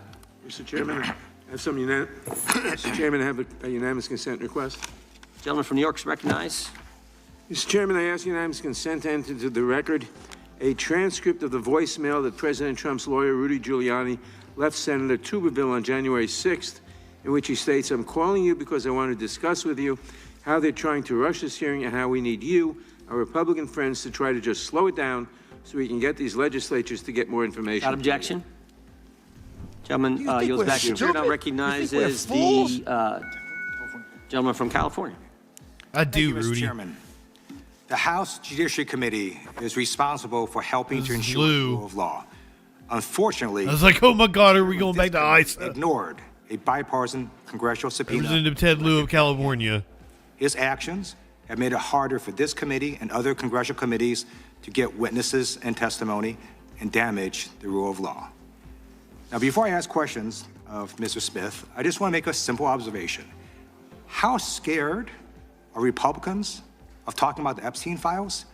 They're so scared that they literally are calling Jack Smith the distinguished federal prosecutor who secured multiple indictments against Donald Trump with multiple felony counts. Republicans would rather talk about the criminality of Donald Trump in trying to steal an election and trying to stop the peaceful transfer of power, and the criminality of Donald Trump in stealing classified documents, obstructing justice, than about Donald Trump's associations with Jeffrey Epstein and his pedophilia ring. I demand this committee, this chairman, and Republicans to call an immediate hearing asking why the Department of Justice is refusing to release 99% of the Epstein files and why the DOJ is violating the law right now. I have questions, Mr. Smith, for you, and thank you for being here today. My questions center on interactions or lack of interactions between the Biden administration and yourself. Did President Biden or anyone in the Biden White House ever direct you to seek retribution against anyone perceived to be Biden's political opponent? No. Did the Biden administration or President Biden or anyone in the White House ever write a social media post directing you to seek retribution against any particular individual? No. Did President Biden or anyone else in the Biden White House ever direct you to take any prosecutorial step whatsoever? No. Okay. Donald Trump made it clear he wanted to seek retribution against New York Attorney General Tish James. Trump relentlessly attacked her, saying, quote, she should be prosecuted and, quote, arrested and punished because she dared to hold Trump accountable for Trump's fraud in New York. Trump weaponized the Department of Justice, and the Trump DOJ opened a sham investigation into her alleged mortgage fraud. We know it's a sham investigation because they couldn't even get twice grand juries to secure indictments against her. When interim U.S. Attorney Eric Siebert, who Donald Trump himself appointed, spent 5 months investigating Tish James, He concluded there was not enough evidence to go forward. And what did Trump do? He fired his own U.S. attorney. Mr. Smith, did President Biden or anyone else in the Biden White House ever tell you that Donald Trump should be, quote, arrested and punished? No. Did President Biden or anyone else in the Biden White House ever threaten to fire you based on any action you took or did not take? No. Donald Trump also directed the Trump DOJ to open investigations into his own appointees. Clinically, I was thinking even the people that need to hear this, they're going to watch this hearing and they're going to believe the shit that Jim Jordan was saying. Won't cede to Trump's bullying on interest rates.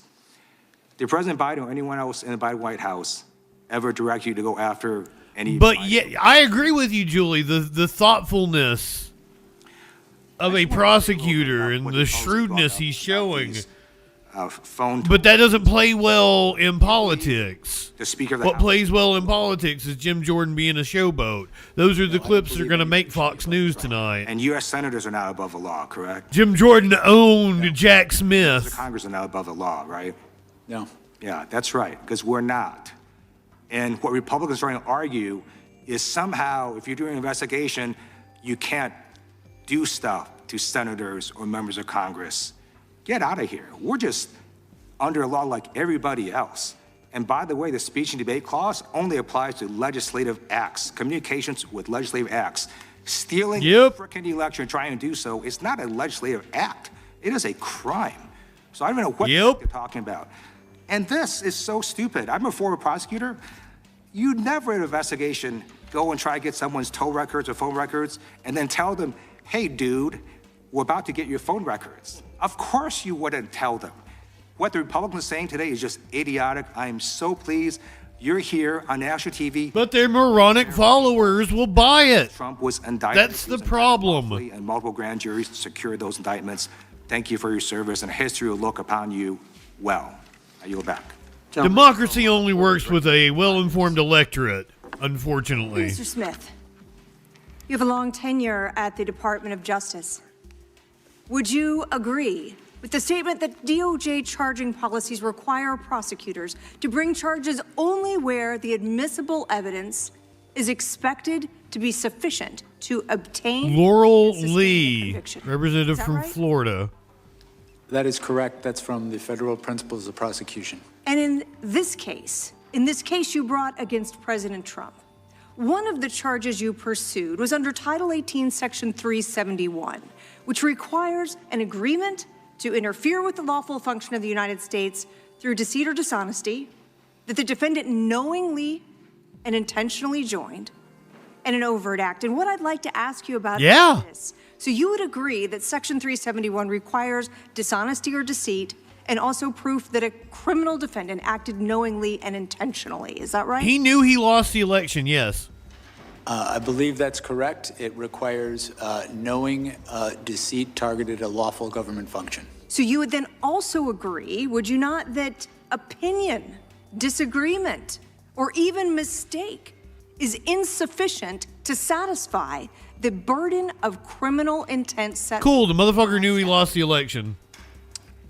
A mistake certainly would. We needed to prove and intended to prove at trial that the false statements that Donald Trump made were knowingly false. That they were false and that it was done knowingly. So even under your theory of the case, even if we took your facts as true, you still would have been required to prove that the president said something false and that he did it knowingly. So going on to the next charge. The January 6th committee proved that. Obstruction. There too, that charge requires proof of wrongful intent, does it not? That's correct. So if a defendant... Ma'am, Ivanka told him he lost the election. Factual claim is true, that would mean he could not be convicted of that charge. Isn't that right? Well, Not correctly convicted.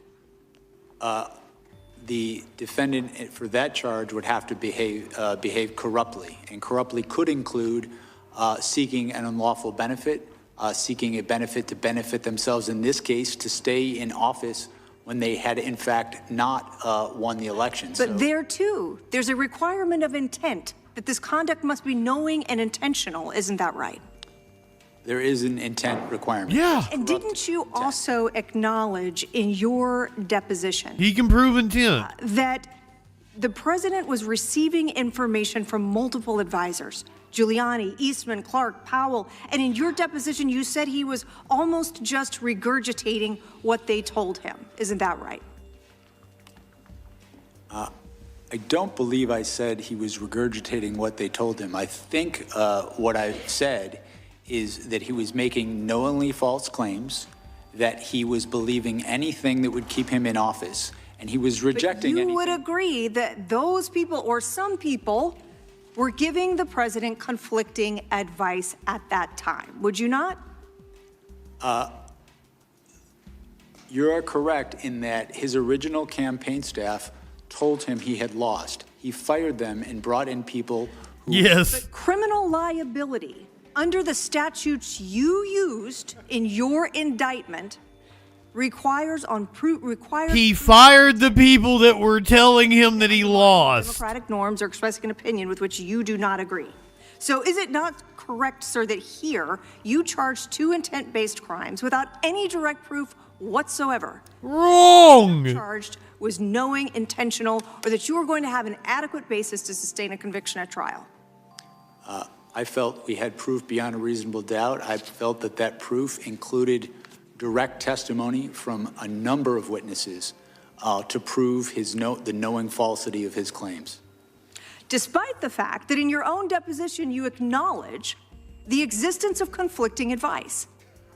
If this defendant were anyone, He fired the people J. Trump, Mr. that were Smith, telling him the truth. hard to believe that we would be sitting here today having a hearing about an indictment that was returned knowing that the elements of the offenses could not be demonstrated. Now, let's talk about this. I assume you're also familiar with the Department of Justice policy that prohibits prosecutors from selecting tell she's from Florida. investigative or prosecutorial actions for the purpose of affecting any election.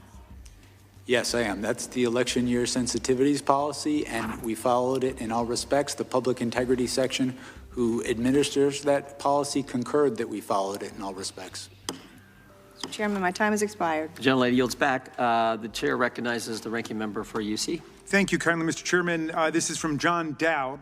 I was Donald Trump's lawyer. Jack Smith should be celebrated, not vilified. December 16th, 2025, last month.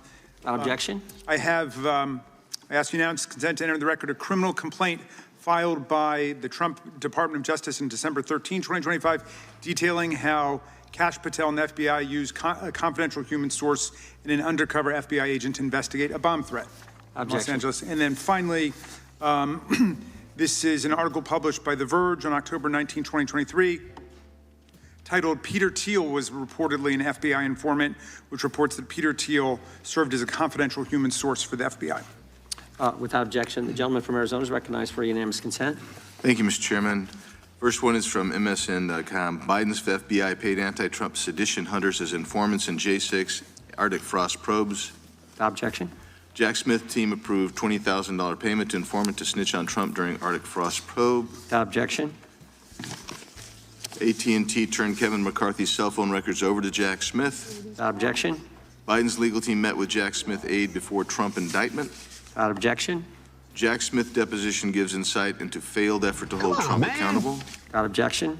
Trump special counsel Representative Andy Biggs of Arizona. Scandal. Without objection. Special counsel Jack Smith's mixed history pursuing high-profile politicians. He's saying without objection that they're submitting it to the record. Probe into Trump's role on January 6th. Without objection, the gentleman from North Carolina is recognized for 5 minutes. Thank you, Mr. Chairman. And it was just a bunch of op-eds from right-wing media. Do you yield your time? Lost track after all those unanimous consent requests. Gentlelady from Washington is recognized, and then the gentleman from North Carolina. Thank you, Mr. Chairman. Mr. Smith, thank you for coming here today. Your willingness to speak directly to us and to the American people about your Representative Pramila Jayapal. professional, it's courageous, and it's patriotic.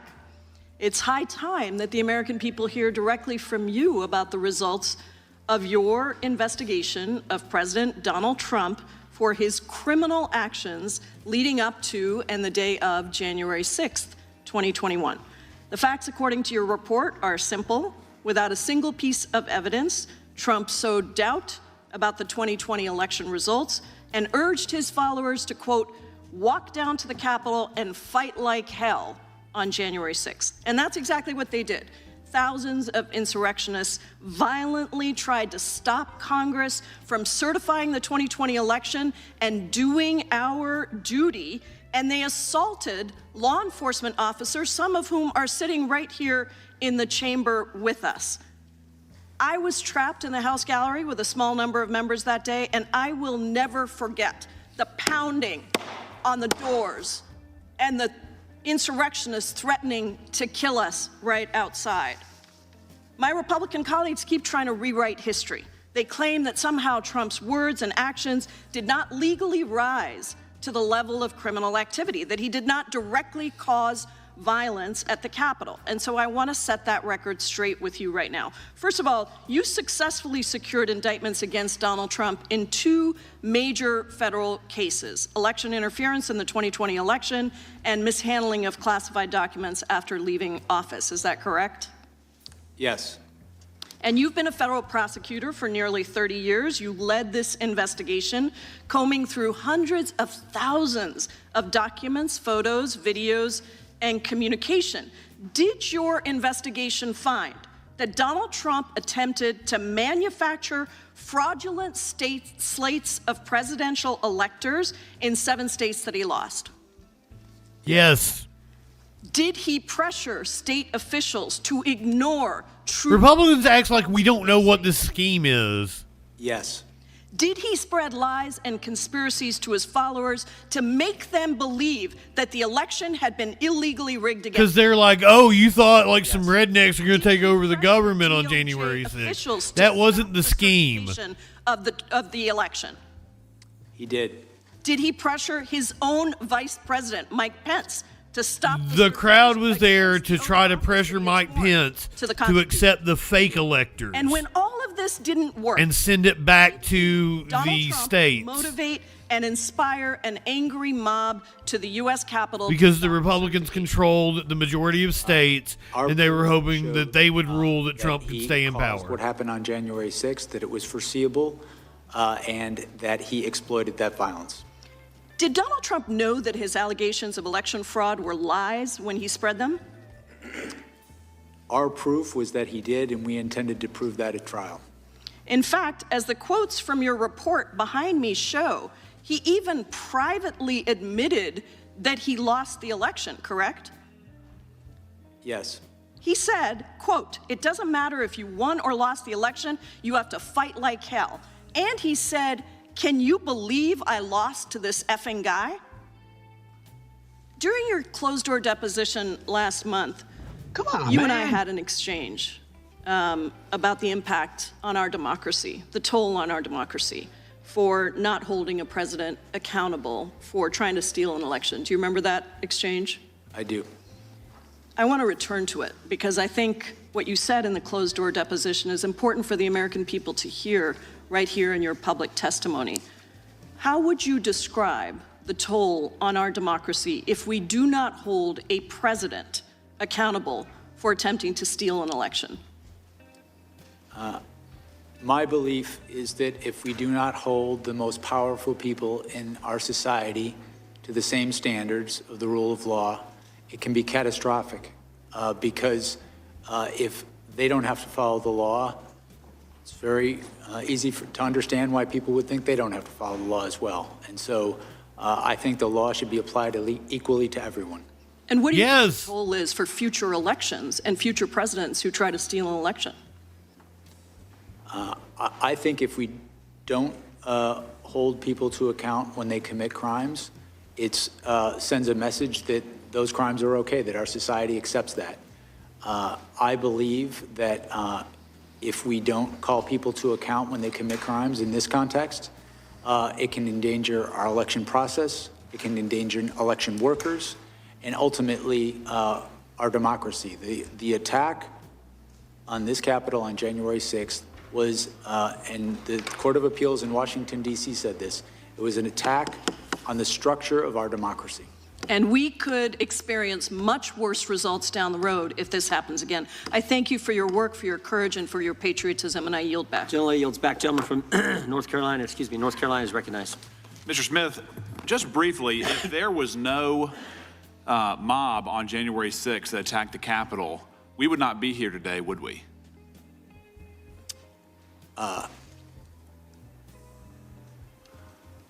I can't speak to hypotheticals. The case I investigated involved a mob of supporters of Donald Trump supporters. Sure, I understand that. But had there not been a mob that rushed the Capitol, if they had just stayed in the original speech, if they had obeyed the instruction, go peacefully. Representative Brad Knott. Make your voices heard. From North Carolina. Isn't that correct? Well, in that case, Donald Trump wouldn't have done many of the Very welcome in. I'm just asking, if they had gone peacefully and patriotically, we would not have had a special prosecutor. President Trump would not have been indicted. There would not have been, quote, the attack on the foundations of our democracy, correct? That's a hypothetical, and I think it's a counterfactual hypothetical. Well, in second point, in regards to what we just heard from my colleague from Washington, I think it's noteworthy that the vice president, despite the enormous toll that he has taken in these events, was against charging the president criminally in this case. But in regards to my own experience, Mr. Smith, okay, and conspiracies, there's obviously a lot of benefit to that charge. It's a useful tool for fact-finding, scrutinizing evidence, figuring out exactly what happened, trying to form charges, trying to prove charges, trying to solidify the evidence. And in your case, sir, you've detailed, number one, the unprecedented criminal scheme, your words, not mine. In the press conference, you said there was an unprecedented assault on the seat of American democracy. Do you remember saying that? I believe so, yes. And in regards to your investigative authority, it was quite broad. We've already established that you had millions of dollars at your disposal. You had teams of lawyers. You had total subpoena power. You used campaign officials as witnesses. You subpoenaed millions of documents. You had civilian witnesses. You had political leaders. You had campaign officials that worked with the president, folks who were in the room. And after all of this, sir, you charged a conspiracy, and notably absent, there was no insurrection charged. There was no seditious conspiracy charged. And there was only one. Oh, there was like a dozen people charged with seditious conspiracy and convicted. That is correct. Despite 6 co-conspirators identified in the indictment, only one person was charged. Is that correct? Yes. Despite there being at that moment, unprecedented criminal scheme, you did not find it necessary to charge anybody else who was admittedly at that time evidence involved in a criminal conspiracy because they might have been cooperating. An unprecedented assault on the seat of American democracy. Yes, at the time of the conclusion of our work, my lawyers had determined, had believed that we did have proof to charge other people. I was in the process of making that determination when our work was concluded. But you are correct that the only person charged in this case was Donald Trump, who, in my estimation, was the person most culpable for the crimes charged. Well, I understand your position, sir, but again, you started at the very top and only charged. That's how that works. Conspirator, in your opinion. You didn't charge anybody underneath him, correct? Correct. Despite that charge requirement, you would agree that a criminal conspiracy federally is a criminal agreement, correct? Yes. So by extension, people, under your theory, people besides the president were involved in the unprecedented assault on American democracy, but you didn't find it necessary to charge them criminally. I had not yet charged anyone besides the president. You didn't. You decided not to charge anybody but Donald Trump in that indictment. Consistent with the federal principles of prosecution, which emphasize the degree of someone's culpability in making a charging decision. This motherfucker's a lawyer. He knows better. I understand that. I understand your. Brad Knott is a lawyer. He knows fucking better. That pisses me off more than anything. I made the decision to make the charges. Absolute sycophant. The way that the case handled from there, sir, I just want to get this on the record. In regards to your press conference, politics played no role, correct? He has a JD from Wake Forest. He knows better. Correct. The expedited trial date played no role. Politics played no role, correct? I followed the facts and the law, department policy. The speedy trial request, there was no role in politics, correct? That's correct. Supreme Court precedent emphasizes that. And even your brief that the court found atypical, politics played no role. Mr. Chairman, the time's expired. The time of the gentleman has expired. The gentlelady from Pennsylvania is recognized. Thank you, Mr. Chairman. Thank you, Mr. Smith, for being here today. I believe it's important for the American people to finally hear from you directly about your investigations that you and your office conducted with integrity, following the facts and the law without fear or favor, as is department policy. And as people do hear from you, I think they're going to better understand why the White House and congressional Republicans are trying to rewrite history and seeking to discredit you and your investigation so that they can help the president avoid accountability for his crimes against the American people. So I'd like to move on from some of these baseless conspiracy theories we've been hearing and focus on your actual work as special counsel. Mary Gay Scanlon. Concluded that when it became clear Representative Mary Gay Scanlon from Pennsylvania. lawful means of challenging the election results had failed, he resorted to a series of criminal efforts to retain power. Chief among those criminal efforts was Mr. Trump's dissemination of demonstrably and often obviously false claims of election fraud in key states, claims that Donald Trump himself knew weren't true. In order to pressure officials to ignore vote tallies and submit fraudulent certificates of fake electors to Congress, he repeated these false claims and ultimately used them to direct an angry mob to attack the Capitol. So I represent southeastern Pennsylvania, which was one of the states targeted by Mr. Trump's criminal efforts. So being mindful of the clock, I wanted to try to explore three topics. First, the evidence that Trump made false claims of election fraud in Pennsylvania, knowing they were false. Second, the evidence concerning the submission of fake elector certificates from Pennsylvania to Congress. And third, why the evidence and witnesses concerning Trump's efforts in Pennsylvania were so compelling. So first up, in your report and deposition, you detailed the overwhelming evidence that Trump had lost Pennsylvania and he knew it. Despite this, he and his co-conspirators continued to make false statements about that result to advance their criminal plan. Can you describe the evidence that these were false claims and they knew they were false, including statements by election officials, court cases, and conversations between Trump and his Republican allies in the state? Sure. What springs to mind most immediately is I recall one particular claim that there were more votes than ballots than had been sent out. This was a claim that was obviously false because many even in the campaign knew that the reason for that discrepancy is we were talking about two different elections. One was the primary and one was the general election.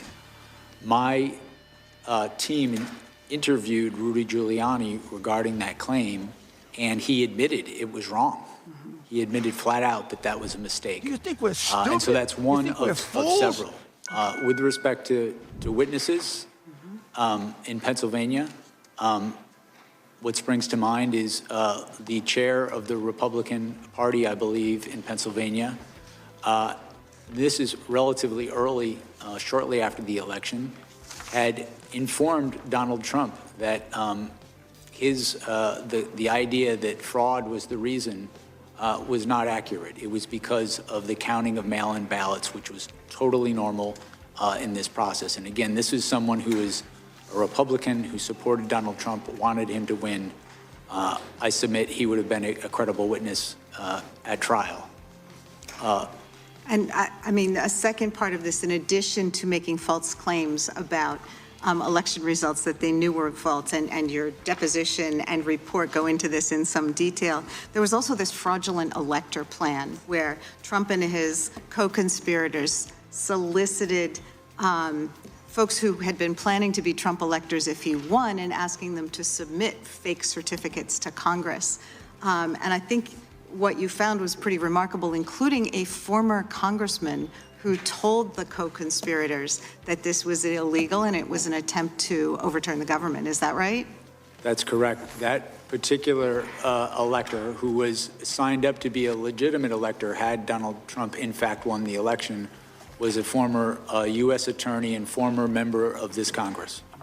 I mean, the bottom line is that despite the facts and over objections from his allies, Trump still went to the ellipse on January 6th and lied about Pennsylvania's votes to direct his angry mob to attack the Capitol. So I just want to thank you for your work and your years of service to the country. And I would invite everyone to read your deposition and to read the report, because it tells a very different story than what our colleagues do. Mr. Chairman, I have a unanimous consent. Gentlelady is recognized. Mr. Chairman, I ask unanimous consent to enter into a record a speech by former Vice President Pence published on C-SPAN in June of 23, in which he calls the president's comments on January 6th reckless. Trump was wrong then, he's wrong now. Anyone who puts themselves over the Constitution should never be president, and anyone who asks someone else to put them over the Constitution should never be president. Without objection. And the gentleman from Virginia is recognized for 5 minutes. Thank you, Mr. Chairman. Mr. Smith, you've said several times in your deposition that you believe that the facts and the law, your interpretation of the law, would lead to a conviction of President Trump. Is that correct? Yes. And did you believe that same thing, that your Yeah, because he was guilty as shit. of the law would have resulted in the conviction when you went after Virginia Governor Bob McDonnell back in 2014? Did you believe it at the time? I did believe, and ultimately you got a conviction in lower court, but that was overturned by the Supreme Court, correct? yes, the Supreme Court changed the law on what constituted an official act.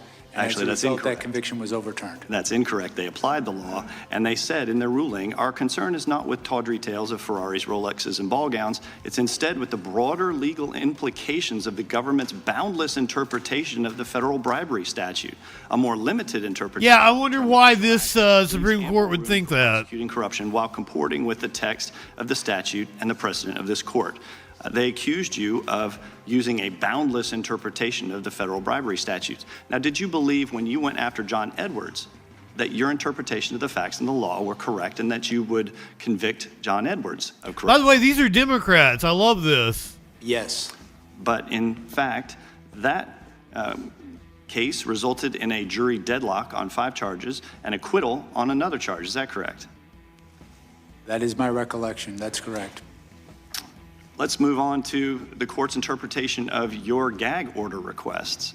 Representative Ben Klein of Virginia. The government doesn't silence political speech, in particular speech before it happens. You sought a prior restraint against President Trump without. But I love the dude brought up, hey, these prosecutions of Democrats you did. Real-world harm that you could articulate justified giving the federal government the power to silence him as a presidential candidate, was there? The court granted those motions and found that the prosecutor did not have to wait until someone was harmed to make such a motion. Actually, the request was rejected when the case was actually, when you actually were not able to, it was restricted, correct? The gag order was restricted, correct? Well, we filed for an order in the district court. The district court granted an order. President Trump appealed that order. The Court of Appeals absolutely. This motherfucker also a lawyer. The basis, and that the threats to witnesses that came from the targeting by Donald Trump were real, and that we had a duty to protect them. You are correct in that the Court of Appeals narrowed the order, so the order covered witnesses, court staff, the judge, and my staff. The difference was that it didn't cover me anymore, which I was fine with. Did you have any evidence that President Trump's statements about the cases against him intimidated witnesses or prevented them from coming forward? I had evidence that he said, if you come after me, I'm coming after you. He suggested a witness should be put to death. The courts found that those sort of statements not only deter witnesses who've come forward, they deter witnesses who've yet to come forward. But you weren't able to identify a single witness who didn't come forward because they were intimidated by President Trump. We had extremely thorough evidence that his statements were having an effect on the proceedings that is not permitted in any court of law in the United States. Don't you think it's a pretty low bar to clear if you're trying to silence a candidate for president? I mean, if you can't identify a single witness who's intimidated, that maybe you should reconsider the What? order. Both courts upheld the orders, and it is not incumbent on a prosecutor to wait until someone gets killed before they move for an order to protect the proceedings. Did anyone on your team raise concerns that this expansive gag order you were seeking would infringe on President Trump's First Amendment rights? My recollection is that we, of course, discussed First Amendment issues regarding this application because I and my staff respect the First Amendment, but the First Amendment does not allow one to make statements that interfere with the administration of justice in a judicial proceeding.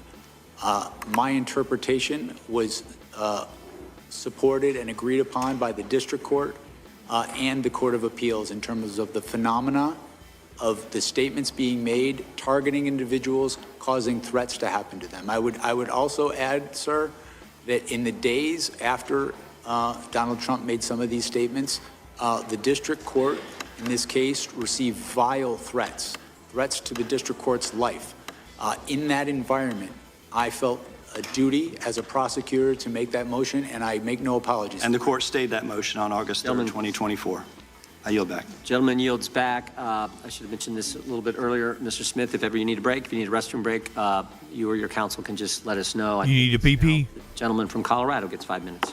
Mr. Smith, can they? Yep. Can we take a short break? 5-10 minute recess, then we'll be right back at We're it. taking a $5. That means we should get more high.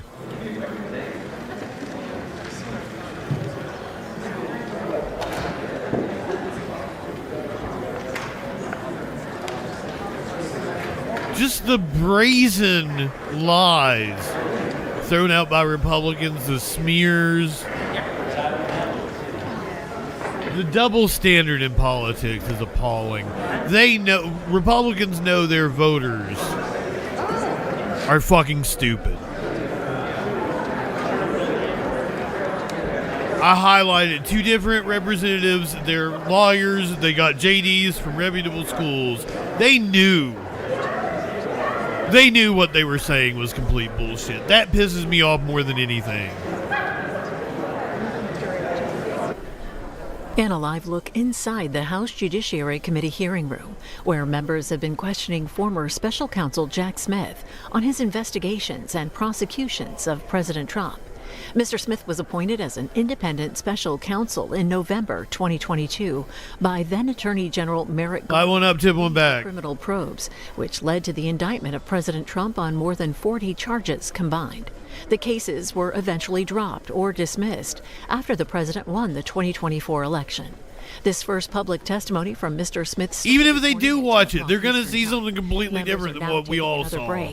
When the hearing just like January 6th. We had a guy in here, somebody on YouTube. Little Bruz, welcome in, my friend. Glad to have you here this morning. Afternoon now, afternoon. We started in the morning. It's still morning for our Pacific Coast peeps. Didn't happen. New York Times, May 1, 2024, Trump acknowledged... We do a lot of Republican slander over here on this show, I'll tell you that. Carol Leonnig, who you quoted, Carol Leonnig outlines Tony Ornato's history of lies. That's June 30, 2022. Wait a minute, you can't slander somebody with their own fucking words. 2022, the men disputing Hutchinson's testimony are two of Trump's biggest acolytes. And finally, June 29, 2022, CNN, Cassidy Hutchinson stands by her testimony amid pushback. Thank you very much. Before he passed, even Rush Limbaugh recognized how hopeless the Republican Party is. Republicans have waged constant attacks on you. As a conservative, it's getting Donald harder Trump has and said you harder are to not totally look like a kook. compromised, a political hitman, a left-wing radical, a criminal, a fully weaponized monster, and that you should be considered mentally deranged and thrown out of the country. Just this week, he called you a sick bastard. Unfortunately, the rules of decorum prevent me from saying what I We here find out what that news be doing. But he is not the only one to launch attacks against you. Chairman Jordan is Fucked Up News, starting February 1st. Fucked Up News, 4 o'clock Eastern. Justin Freakin, Fucked Up News, February 1st. Despite the mountain of evidence that you laid out in the I gotta start a new YouTube channel and everything. President Trump's supporters are convinced that the only reason your team tried to hold him accountable. I think I've been doing this against him. I want to address these allegations today. This social media thing wrong. The Justice Department, including serving as the chief of DOJ's Public Integrity Section for 5 years.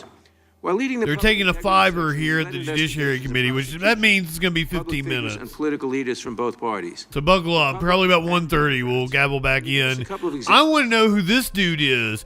He looks like he's the lead singer of the Black Crows. Hey, little thing, let me light your candle, cause I'm sure hard to handle. During my time as the chief of public integrity, I investigated cases involving. I love it. I would watch that channel and Democrats. Clinically. The standard in all of those cases was the same. I've thought about starting like a Pornhub channel where I just watch. I do the same show as the Troll Patrol or Fucked Up News. It's porn clips. Against Democrats and cases I brought against Republicans. Like, let me show you this porn clip I saw. This is awesome. That I investigated and did not bring against Democrats and Republicans. Party affiliation played no role in my investigations. I can think of multiple cases of prominent members of Congress. Well, I can't guarantee I wouldn't beat off. Who were Republicans. But like, I would hope everybody would join in, like we beat off together. I decided not to go forward in those cases. And the same could be said with people on the Democratic side. I've always tried to follow the facts and the law in my career. When it comes to deciding whether to pursue a criminal prosecution of an individual, what factors do you consider? I can't wait to have your cock The in my primary mouth. factors I'm going are to the give you facts the blowjob and the of your law. life. As a Then I federal want you prosecutor inside. and making a prosecutorial decision, you're guided by the federal Senator Kennedy. prosecution, which guide one not only to look at dirty, the dirty law, whore. federal interests, and that is exactly what we did in this case, as set forth in my. Some dude on Facebook Does partisan politics play a role? messaged me and said, None. "You're a weak-hearted whore." What does that mean? It did not. What does it do to the What does weak-hearted whore mean? I would love to know what he was talking about. He sent it on December 7th. What are the implications if prosecution decisions are based on politics, not the law? I would love to know what it's in regards to. What did I trigger him to come send me a private message? Among other things, corruption. When there is, And I'm the weak-hearted one, by the way, and a whore. I mean, I am a whore. people because they're enemies of the president, the department loses credibility, and it can't do its job in all sorts of cases. According to your deposition before this committee, it sounds like your problem. Bros, I like you. You're doing the Feldman thing. You might have had too much evidence and struggled to. You're doing like the David Feldman from Majority Report. How would you characterize the evidence against Mr. Trump about inciting an insurrection? I like against it. the laws of It's this country? subversive. Did you have too much? Well, with respect to presenting the case that we charged, I was going through commenting on a bunch of right-wing nonsense on Twitter the other day, and there was some dude. most powerful witness. Apparently, he was making a joke. In fact, but his response was Donald Trump, who had actually what right-wingers believe. So I'm just going through commenting on all these different right-wingers, and I comment on this dude's officials, people who worked on his post, and some dude was like, "Oh, the joke went over your head." With respect to the And I'm like, "What? How was I to fucking know?" And he ended up posting like this other person knew, and it was literally somebody doing the same thing, but doing it in a way where everybody would realize what they're doing, very obviously. And I was like, "Oh, you just gave an example of him doing the joke way better." Appropriate. And I'm pretty sure he thought the original person he was commenting on was serious. Public service and for working tirelessly to uphold the rule of law. Those who attack and smear you and your team in order to protect Donald Trump should be ashamed of So themselves. we're taking a fiver right now. Yields back. Gentleman from California is recognized. No shame. Something's going on here. Treating these people that way. This guy is threatening my family. Members of the audience, my children. members of the audience will please sit down or remove themselves from the committee room. Rape my children, you sick bastard. Rape my children. What? Sit down, please. They're having to hold Fanone back.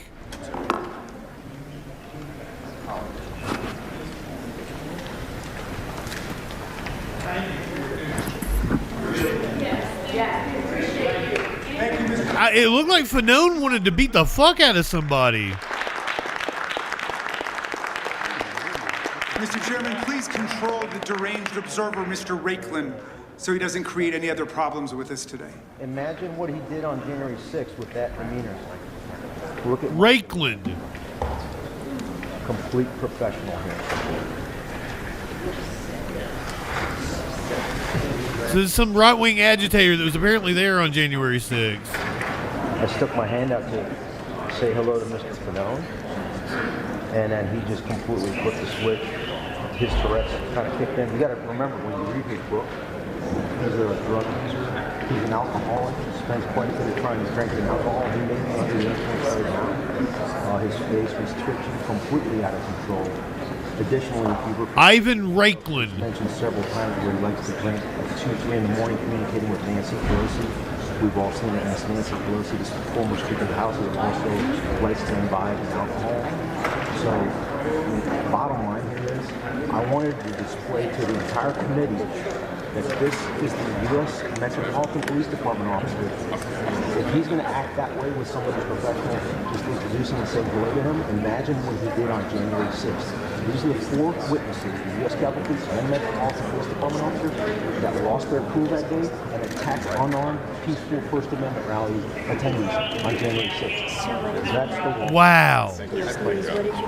My name is Ivan. Oh, Fanone's back. Oh, I thought he was going to get him some.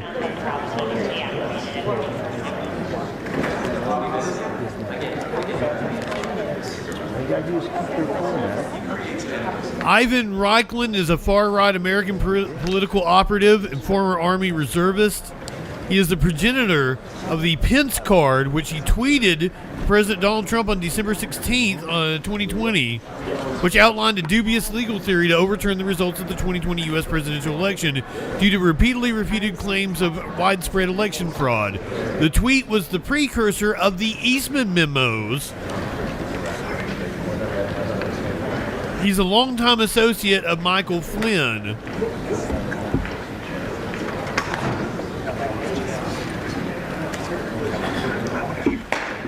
Associated with Rod of Iron Ministries.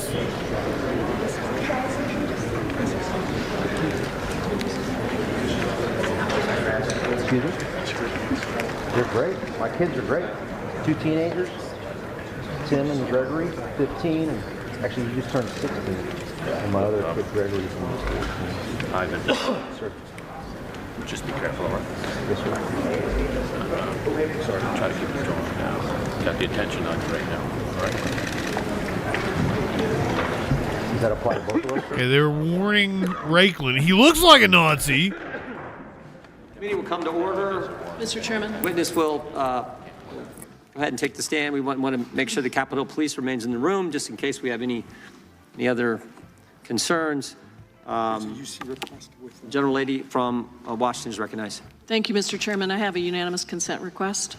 General Lady is recognized. This is an order of the D.C. Circuit dated December 8th, 2023, in which the court recognizes that Donald Trump's statements about the judge and his case have led to threats against the judge, where callers labeled the judge and clerk, quote, Nazis, dirty Jews, and child molesters, and represent, quote, Mr. Trump's documented pattern of speech and its demonstrated real-time, real-world consequences pose a significant and imminent threat to the functioning of the criminal trial process in this case. Without objection.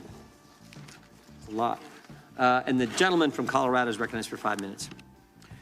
Thank you. Mr. Smith, thank you for being here. Thank you for your service to our country. My colleague from Virginia, a Republican colleague who was questioning you right before the break. Something about Nagoose rubs me wrong. I don't know what it is. Let me share this with you. This is a quote of his from a press release on January 8th. Congress stands united in our rejection of the violence that occurred this week, and I'll continue to urge the swift prosecution of those involved to the fullest extent of the law. Mr. Smith, this is theater. Republicans are trying to rewrite history. That's what this is. Many of them were with us in the House chamber on January 6th. I remember it well. The chairman was there, as was I. There's been a lot of discussion about witnesses today. Perhaps the chairman could muster the courage to call the 4 witnesses who I see. The American public may not see. I see standing behind you, Mr. Smith, the 4 police officers who risked everything, life and limb, to do what? To protect the Republican members on the dais. It's an outrage that they now sit here and have the audacity to try to rewrite history in front of the very officers who sacrificed everything to protect them. He's like Jeffries with even less charisma. You're, of course, aware that President Trump was impeached for his conduct connected to... Yeah, clinically, but to be fair, the cop he's talking about is wearing a Nazis fuck off shirt. I don't recall. 232. Do you know how many Republican members of Congress voted to impeach him? Or fighting Nazis since 1996 or something, whatever it said. Voted to impeach. It was a Dropkick Murphy shirt. Related to January 6th, including at the time, the sitting Republican chairwoman of their conference. There was a trial in the United States Senate. Senators sat as jurors. I remember it well because I was one of the prosecutors who prosecuted that case. Do you know how many senators voted to convict President Trump of high crimes and misdemeanors during that trial, Mr. Smith? I don't recall. 57 senators. Do you know how many Republicans voted to convict him? Deranged Jack Smith is being decimated before Congress. This is Trump. Convict President Trump. It was over when they discussed his past failures and unfair prosecutions. He destroyed many lives under the guise of legitimacy. Trump didn't write this. Jack Smith is a deranged animal who shouldn't be allowed to practice law. If he were a Republican, his license would be taken away from him, and far worse. Hopefully the Attorney General is looking at what he's done, including some of the crooked and corrupt witnesses that he was attempting to use in his case against me. The whole thing was a Democrat scam. A big price to be paid for by them for what they have put our country through. Rings the alarm about political retaliation by this Department of Justice. Mr. Smith, I don't know if you're aware of this. I don't know if apparently a magistrate judge rejected the DOJ's attempt to charge Don Lemon. As we speak, are you aware of this, about this hearing? No. Let me read to you what he posted an hour and a half ago. Deranged Jack Smith is being decimated before Congress. It was over when they discussed his past failures and unfair prosecutions. He destroyed many lives under the guise of legitimacy. So 2 people were charged, including the woman that we heard from the other night, in relation to the church protest. The Attorney General, the pastor that was an nice piece of shit. We have a word for this. It's called weaponization. It's called corruption. Mr. Smith, if you care to respond, I'll give you an opportunity. Smith's resume is impeccable, bros. I absolutely agree with you. I don't know if I'd go as far as to say one of the greatest lawyers. I don't know enough about him, but his resume is impeccable. And for them to try to impugn him is insane. That's Trump derangement syndrome. Of my colleagues who would debase themselves in this way, it is, in my view, subversive of the oaths that we took to defend the Constitution. I'm happy to give you an opportunity, Mr. Smith, if you'd like to respond. I don't have anything to add. Thank you for your service. I yield back. Gentleman yields back. The gentleman from Wisconsin is recognized. Thank you, Mr. Chairman. In 2010, Mr. Smith, did you work for the President Obama's Department of Justice? Yes, in 2010, I was the chief of the public integrity section. During that time, did you have any contact They refused to charge Don Lemon glitter. Obama IRS? Yeah. The DOJ tried to charge Don Lemon, and a judge rejected it. I was trying to learn about issues I had not been at. Did you attempt to work with Lois Lerner and the IRS to investigate nonprofits? What I did was I asked for a meeting with the IRS about nonprofits. So the simple answer is yes. Well, I didn't ask to work with Ms. Lerner. They sent Ms. Lerner. That's the person who came to this meeting. I met her once. And they went after Second Amendment groups, correct? If you remember correctly, that's what was the offshoot of it, that Second Amendment groups that tried to gain nonprofit status, they were slow-rolled through the IRS. Do you recall that? Separate from this, there was an investigation of that that I was a part of in public integrity. Did you, you prosecuted Virginia Governor Bob McDonnell. This was asked earlier. You prosecuted him, correct? I was part of the prosecution, yes. And that ended up with a, that decision ended up being unanimously overturned by the Supreme Court, correct? That is correct, sir. Yeah, including Justice Ginsburg joined in on that opinion, correct? I believe that's correct. Yeah. You also prosecuted John Edwards and Bob Menendez, and those both ended in mistrials, is that right? The John Edwards case did. The Menendez case, I had left the public integrity section by the time that case was tried. I wasn't. So, Mr. Chairman, what we heard from the other side here is that this gentleman is the gold standard for prosecution here in the United States. So think about it. We had a witch hunt done by the IRS going after Second Amendment groups, unanimously. Listen here, Kevin Spacey. Supreme Court prosecuted two prominent political figures, and they ended up as mistrials. That's the gold standard here in America. They didn't end up as mistrials. I would just say this, Mr. Chairman. If Mr. Smith ever works for the Department of Justice again, I would recommend a remedial course on the First Amendment to the Constitution. Before I yield the rest of my time, Mr. Smith, I just have one other question. Is there any historical precedent for an alternate slate of electors to be sent to Congress? Representative Tom Tiffany of Wisconsin. That had happened, not anything similar to this situation, but you're correct. It was in Hawaii. I think it was Hawaii in, I want to say the 1960 election. So it has happened before that there was an alternate slate of electors that was sent to Congress, which does the electoral count, correct? There was a prior time that an electoral slate was sent where there was litigation and recounts going on. Actually, there's twice that it happened, Mr. Chairman. It happened in 1876 and 1960 that these alternate electors happened. I'd like to ask unanimous consent to introduce the 1960 Hawaii case. Objection. With that, I yield to the chairman. I appreciate the gentleman yielding. The gentleman from Colorado talked about noise from this side. It's not noise, it's facts. The fact is, you approved a $20,000 payment to a confidential human source. And I think you said earlier, the reason this individual or entity or they paid 20 grand to have somebody comb through footage. Video evidence. Why'd they have to be confidential? Why didn't you just contract with them? My understanding is that this person was a confidential human source with the FBI. I do not know why they were confidential, but it would make sense to me, given that this person was assisting. Well, confidential just raises the question of what were you trying to hide? Why not tell us? We know you hid the fact that you were getting phone records from members of Congress. We want to know why this payment. Ask the FBI that. Just contract, which would be the customary normal way, I think, of doing it.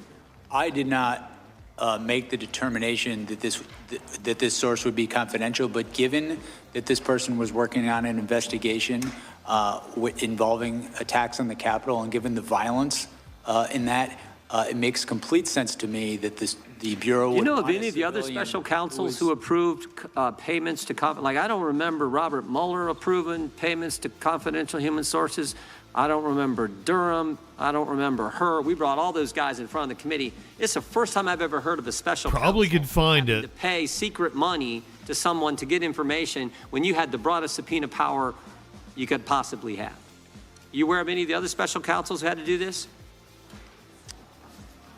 I am not aware whether confidential sources were or were not used in those That's investigations. because I don't think they were. I don't think they were. I'm not aware one way or the other. I can say that the use of confidential human sources is a standard thing done by the Federal Bureau of Investigations. The time of the gentleman from Wisconsin has expired. I now yield to the gentlelady from Georgia for 5 minutes, Ms. McBath.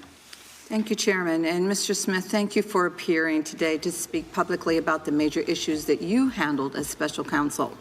Your work on election interference in my home state is especially important, as Georgia still today remains ground zero for voting rights.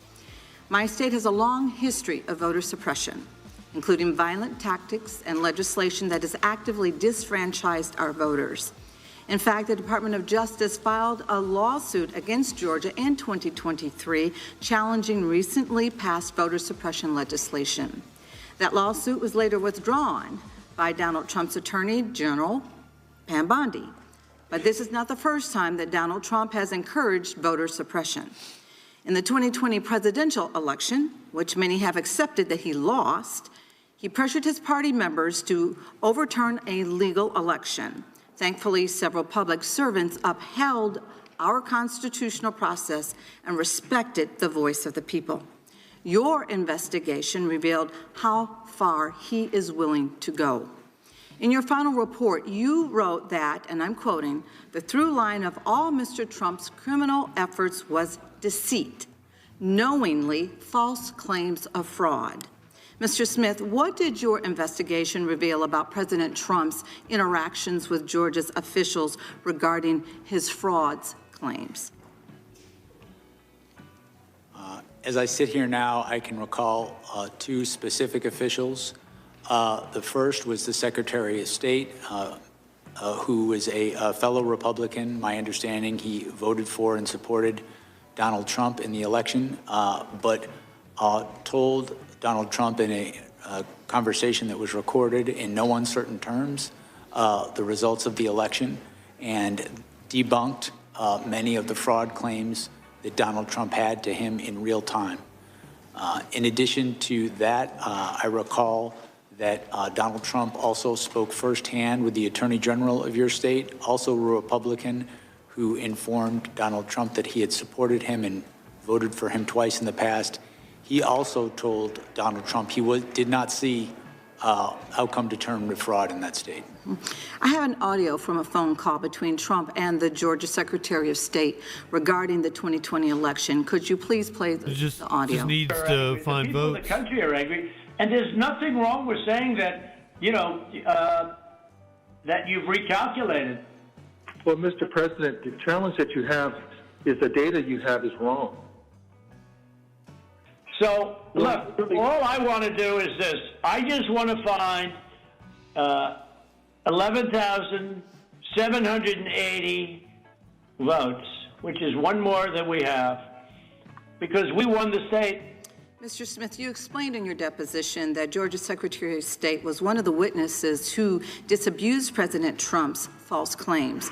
How did Georgia Secretary of State push back against Trump's efforts? I think my recollection is in this same call, President Trump repeatedly raised fraud claims, and the Secretary of State repeatedly explained not only that they weren't true, but I believe my recollection is in several instances explained why they weren't true. And I believe that call ended, my recollection is that it ended with President Trump, in essence, threatening the Secretary of State that he might be a target for criminal prosecution if he didn't do what President Trump wanted him to do. So see, that raises a very critical point. President Trump didn't just spread lies about the election. In your words, and I'm quoting, he preyed on, end quote, Republican officials in Georgia and other states who believed would help him. Mr. Smith, Donald Trump thought these officials would break the law out of party loyalty. And when those officials, his own political allies, told him the truth, he dismissed them and continued to spread the lies anyway. Is that correct? That is correct. Mr. Smith, if your case had gone to trial, would the evidence from Georgia have helped prove that President Trump knowingly engaged in a criminal scheme to overturn the 2020 election? Yes. After an investigation following the facts and the law, we believed we had proof beyond a reasonable doubt to prove those charges. And in your deposition, you mentioned a fake elector witness in Georgia who you thought would have been a very powerful witness at trial. Can you tell us a little bit more about that in a very limited amount of time? Sure. It was a witness who had been made to understand that his electoral vote, his alternative electoral vote, would only be used if they won in court, if they won in litigation. That didn't happen, and President Trump and his co-conspirators tried to use those alternative fake elector certificates to get Mike Pence. Mr. Chairman, regular order. Himself. Okay, well, Mr. Smith, thank you so much for the work that you and your team of career prosecutors have put forth in uncovering this evidence. The American people need to know what happened, and they need to know how their president pressured Georgia state officials to overturn their free Gentleman from Alabama has a unanimous consent request. Thank you, Mr. Speaker. December 6, 2025, Atlanta News First. Fulton County 2025. verifying 315,000 votes in the 2020 without poll worker signatures. I yield back. I hate this motherfucker. I hate Barry Moore. I think he's running for Senate in Alabama. Mr. Smith, isn't it true that Tuberville is leaving the Senate. He is running for governor in Alabama, and I believe Barry Moore is running for Senate. In other words, you're making a contractual agreement of There's some a couple kind other with people somebody in the other race, than I believe. yourself, right? That is correct. There has to be an agreement. And so when you made the determination to charge President Trump with conspiracy, you surely knew that you had somebody else that he must have agreed upon somewhere to engage in this act that generated the conspiracy, right? That's correct. We alleged specific individuals in the indictment. Yeah, Steve Marshall, the state's attorney general, when you is also running, so that's going to be a charge. When you going to be a close race. Indictment, you knew who the agreeing parties were, but you chose to list them as co-conspirators, but you didn't indict them. How often have you done that in the past? In the past, I have had a number of cases where I have charged some members of a conspiracy and charged others. One member of the conspiracy. How many times have you done that? Charged one member of the conspiracy. Once again, he might have brought other charges if he'd had the chance. I'm sure that's happened. That is not an. You don't remember doing that? That is not an uncommon thing to do in an investigation. In my view. So okay, I dispute that, but we're going to leave that as it may. But let's just get to this: if a member of Congress moves to decertify states' electors, that would not be a crime, would it? When you say to decertify, you make a motion to decertify on that January 6th. That way, every 4 years. That's not a crime, right? Correct. And if another elected official urged someone to join them, It could be a crime, I would assume, if it's part of a greater criminal conspiracy. As you stated, it's not. Several members of Congress get together over breakfast. They say, this is the normal path. We watched it because we saw the Democrats do it for every Republican president. So we're not sure how to do it. We've never done it before. That's not a crime to sit down at breakfast to talk about that, or any other time together to talk about decertification, is it? No, it's not a crime to talk about that over breakfast. In your deposition, you talked about, you made the argument that an elected official who's been deemed to have Representative Andy Biggs of Arizona. Statements about election fraud to target a lawful government operation. Isn't that true? That's what you said in your deposition. Page 27. I believe it's a lawful government function. Yeah, I'm sorry, yeah, lawful government function. That's what you said. You remember saying that? I said lawful government function. Could you read back what you said again? I'm sorry. Yeah. An elected official has been deemed to have lost could not knowingly make false statements about election fraud to target a lawful government function. You said that would be illegal. Remember that page? Do you want me to actually read this back? Surely you remember that position. That's your I'm position. not denying it, and I apologize. No, don't call him Shirley. Okay, let's just go right from this. You said there's, as we said in the indictment, he was free to say that he thought he won the election, right? That is correct. He was even free to say falsely that he won the election, correct? That's correct.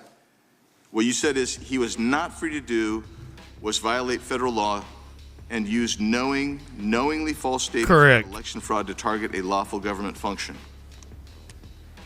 That is correct. Yeah, and for you, that lawful government function is the certification process, I suppose, on January 6th.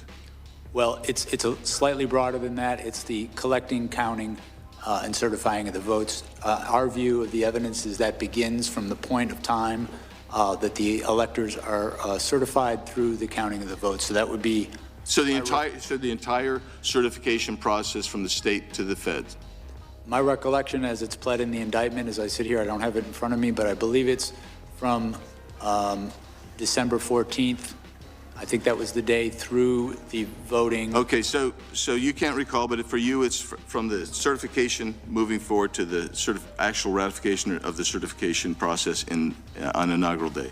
My recollection, that's what we pled in the indictment, yes. Okay, so you've managed to filibuster us right out of this thing, but your beef was, you said that President Trump engendered a level of distrust. You said he made false statements to state legislators, to his supporters of all sorts, and somehow you discerned that his supporters were angry and that was somehow related to a criminal offense. I find that absolutely weak. I think it's misdirected, and Time of the gentleman's expired. Gentleman yields back. Mr. Chair, I ask unanimous consent to enter into the record. Axios dated August 2nd, 2023. Barr says Trump's First Amendment argument in January 6th case is not valid. Objection? Love her hair. Okay. Gentlelady from North Carolina is recognized. I don't know who that is. Thank you, Mr. Chairman. Mr. Smith, many of us were here on January 6th and directly experienced what happened. Yet some of my colleagues across the aisle still insist that Trump had no role. Representative Deborah Ross of North Carolina. In videos of the raging battle against our brave Capitol Police officers, many rioters were screaming things like, "We were invited here by the president." Mr. Smith, did your investigation... Looked right at a camera and said, "We're not Antifa." ...had gone to the Capitol because they really believed the president had invited them there? There were, I believe there's video of rioters saying, in fact, that, and as we pled in the indictment, knowing... They yelled their fucking names on camera and shit. Put out in the weeks leading up to that led to a level of distrust, and he ultimately knew that the crowd at the Capitol, or at the Ellipse, I should say, was angry before he told them to march toward the Capitol. And we've seen report after report of rioters who have said that if Donald Trump had not convinced them that the election had been stolen, they might not have even come to Washington. I'm going to share some quotes from some of those rioters. "I believed I was following up on the instructions of former President Trump," one rioter said about going to the Capitol. "I marched to the U.S. Capitol because President Trump said to do so," another said. "He personally asked for me to come that day," said another. Can you give us a few examples of Trump's rhetoric and language that inspired people to go to the Capitol believing that they were going on the president's direct order?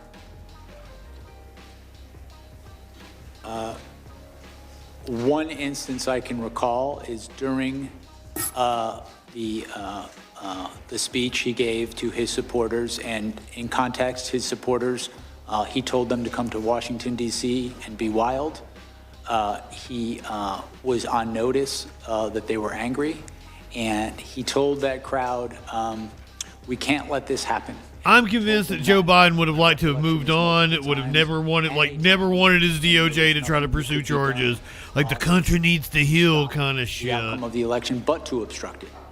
And just the pressure was too great. He had to bring charges. There is fraud. He had to appoint the special counsel, and the special counsel was under obligation to follow the law. There is a videotape of when he's making these sort of statements, and he's saying that they need to fight if they want to save their country. There are, in fact, people in the crowd chanting, "Fight for Trump."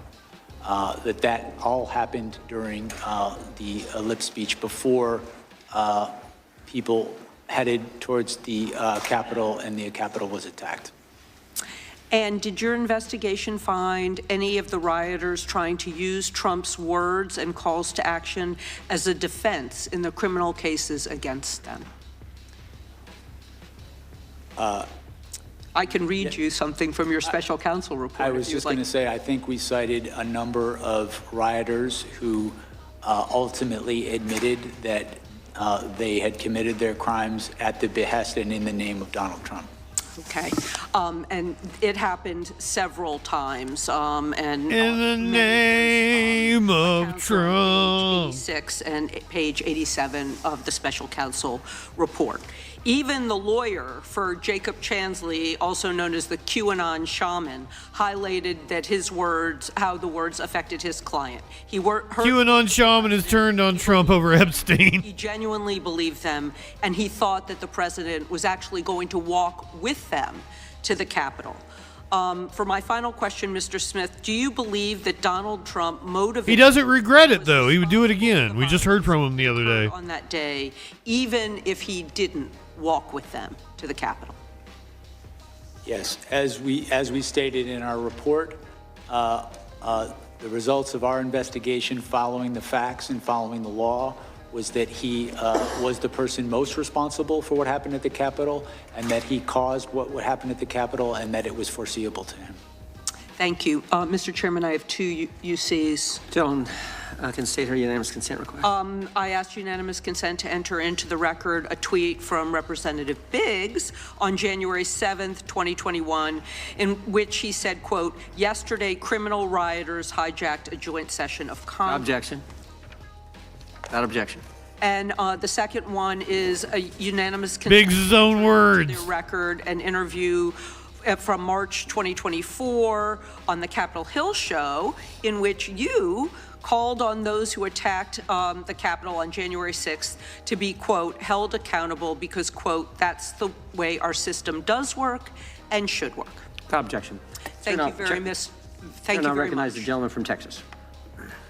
Thank you, Chairman. Mr. Smith, how many members of Congress or the Senate did you subpoena phone toll records? As I sit here right now, I do not recall a specific number. Is this the complete list right here? He's saying without objection. He's just saying it really fast. Well, let me ask you this. They're submitting things into the record, and he's saying without objection. It's on the record. And subpoena my phone toll records? My understanding is your records were subpoenaed by prosecutors before I became special counsel. Well, staff would put this up on the screen. I'm thankful for the great staff who discovered the email where I learned for the first time a few weeks ago that my phone records were indeed targeted. Brother, I don't care that your phone records were targeted, you traitorous piece of shit.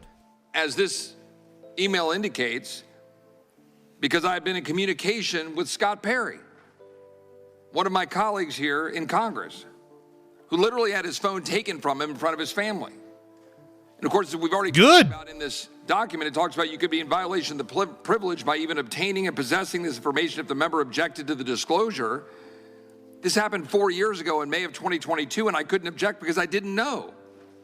I didn't know until about 3 weeks ago. My question here is, was there any limits to your investigation or the investigation that preceded you, Mr. Smith?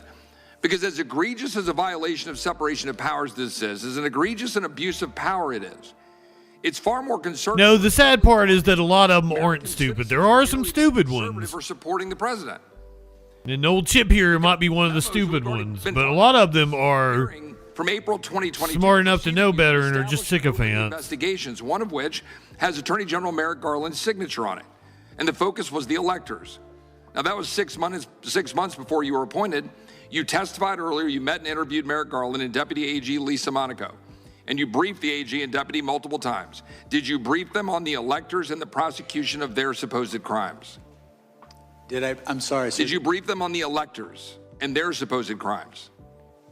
I don't recall specific conversations, but I'm sure that in the course of briefing them, I discussed. Wasn't that the purpose of the entire investigation as it was set out? Because putting aside that in 1960, it was already talked about, my friend Mr. Tiffany, that Hawaii put forward an alternate slate of electors, the investigation pivoted to President Trump and, frankly, anybody who knew him. Do you know who Cleta Mitchell is? Pivoted? Yes, I do. She's an election lawyer that was involved in filing an election contest on behalf of President Trump in Georgia in December of 2020. A 64-page complaint with over 1,100 pages of exhibits, witness affidavits, and expert witness reports documenting thousands of votes cast in violation of Georgia law, but which were nevertheless included in the vote totals. Now, notwithstanding the disposition of the cases that was filed, is that a criminal act? Filing an election contest on behalf of a candidate for office, a client. Is that a criminal act, yes or no? No, in fact, we So why did you deem it appropriate to monitor Cleta Mitchell's long-distance phone records in 2023, 2.5 years after the election contest was filed and after the presidential electors were certified? What about Jenna Ellis? What about Sidney Powell? What about Bill Sepien? Jenna Ellis, who was charged in Georgia. That would warrant monitoring their phone records 2.5 years after the 2020 election was certified?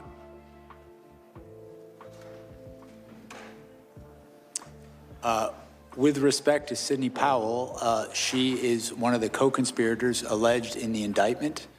I don't know what you mean by monitoring, sir, if you're talking. Well, there were some 400 plus Republican conservative groups and leaders who were targeted by your investigation. Yeah, bros, but I think he's legitimately stupid. The Trump campaign, Cleta Mitchell, the Conservative Partnership Institute, the America First Policy Institute, NRCC, NRSC, PACs, conservative groups, people all across the country, citizens, because we hear a lot about members. Hold on, let me see where his law degree came from. Because of separation of powers and the egregious abuse of power.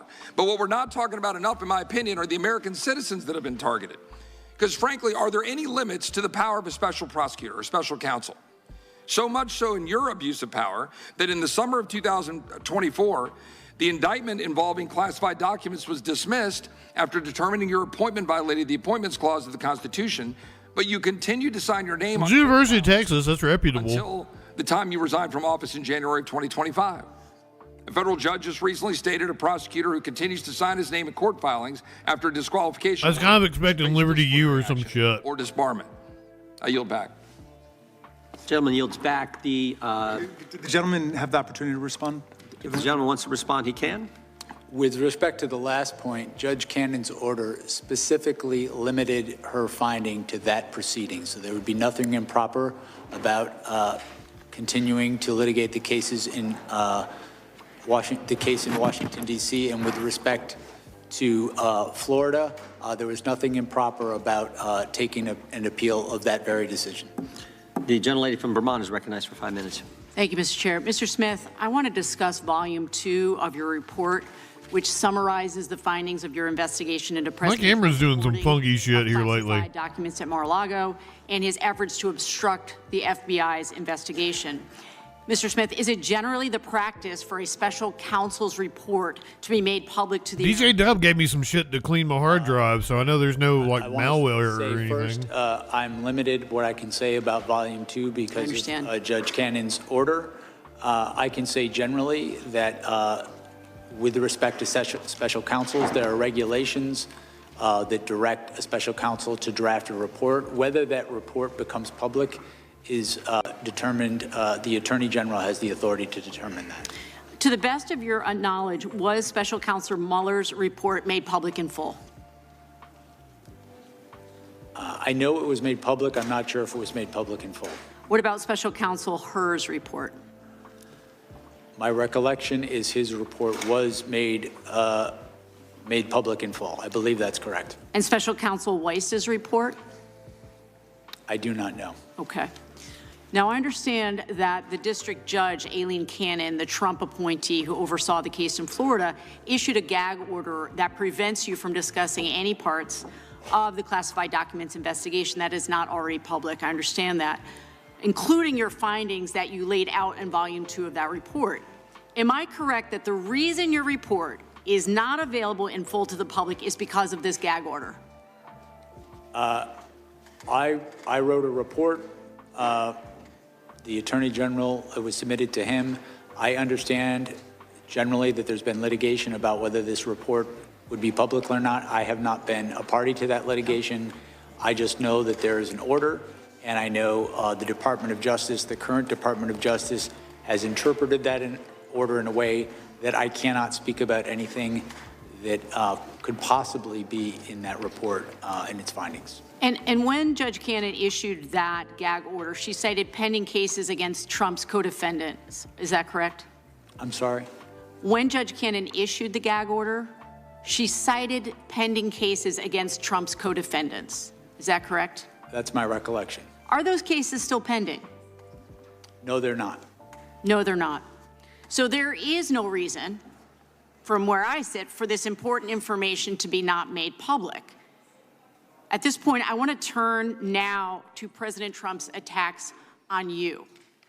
Trump has a playbook for how he handles people who try to hold him accountable. In August 2023, right after your office indicted him, President Trump shared that playbook on social media for everyone to see. He wrote, "If you go after me, I'm coming for you." Trump has said that you, Mr. Smith, should be investigated and put in prison. He called you a disgrace to humanity, a radical left Marxist, a criminal. In fact, Trump has used the words deranged Jack Smith 185 times on Truth Social. How do you think that these statements have impacted you, your staff, and your investigation? With respect to me, I think the statements are meant to intimidate me. I will not be intimidated. I think these statements are also made as a warning to others what will happen if they stand up. And I am, as I say, I'm not going to be intimidated. We did our work pursuant to department policy. We followed the facts and we followed the law, and that process resulted in proof beyond a reasonable doubt that he committed serious crimes. I'm not going to pretend that didn't happen because he's threatening me. And Mr. Smith, do you believe that President Trump's Department of Justice will find some way to indict you? I believe that they will do everything in their power to do that because they've been ordered to by the president. That's very concerning, obviously. It's very concerning to all of us, at least on this side of the aisle. This is Trump's playbook at work.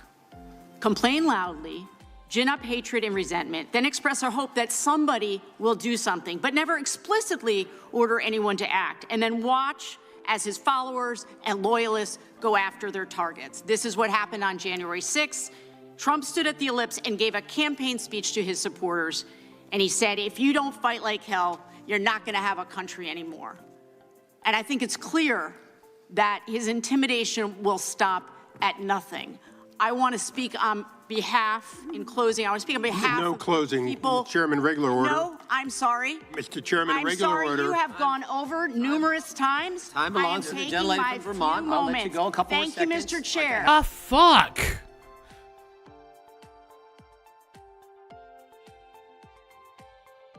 I've got a UC request. Me and my shitty internet. That's for UC. Thank you kindly, Mr. Chairman.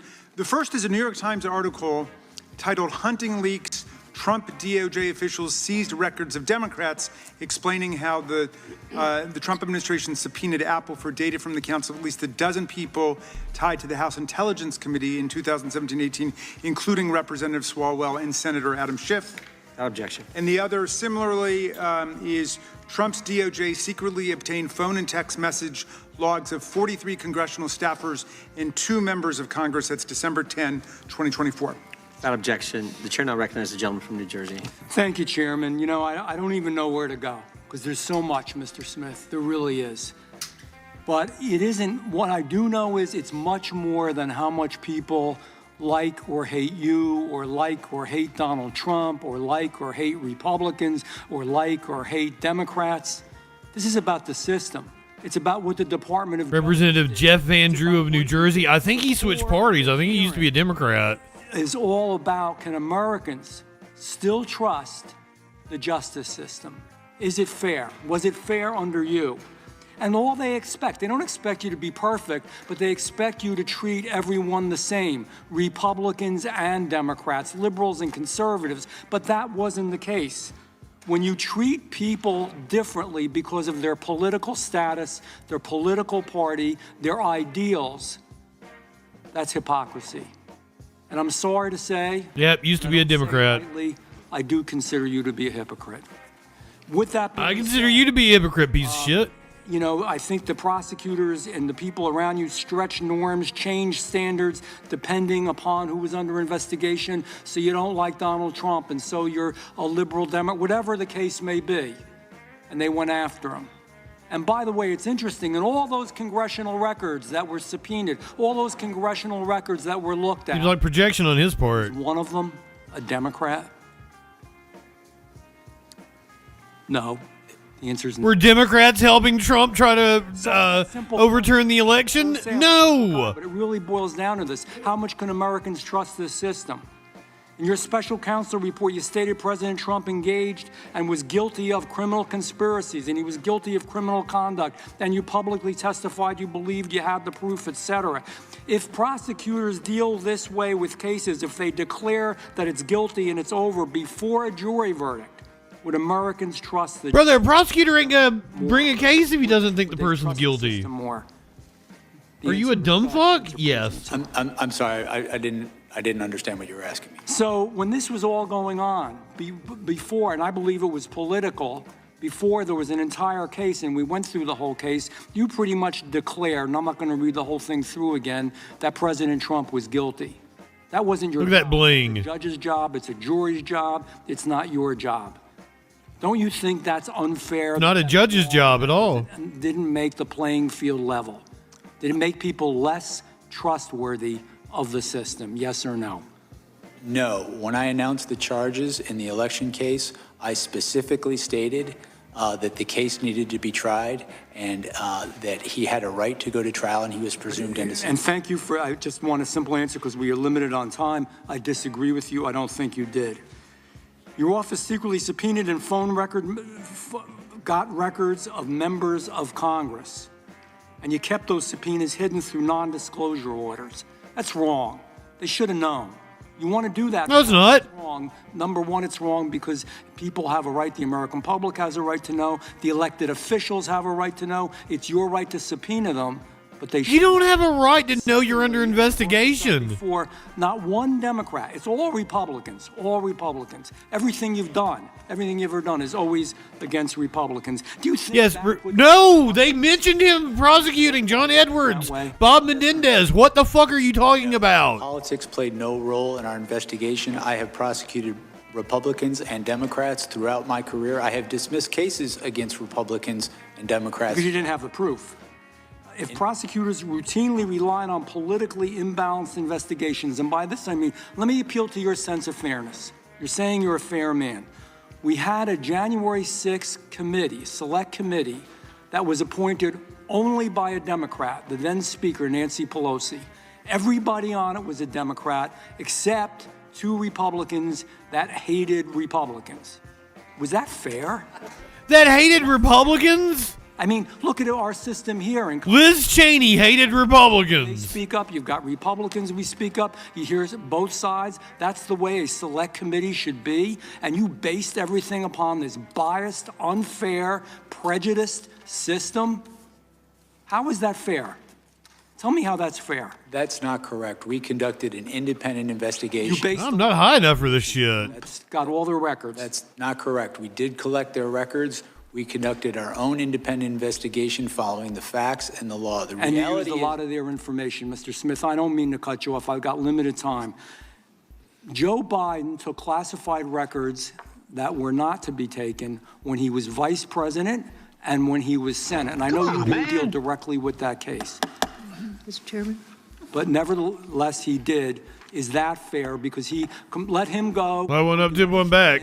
But on the other hand, when it's President Trump who did it as president, then there was, you raided Mar-a-Lago. Is that fair? I'm the gentleman. Gentleman's part of Well, I'd like him to answer. If the witness would like to respond, he can.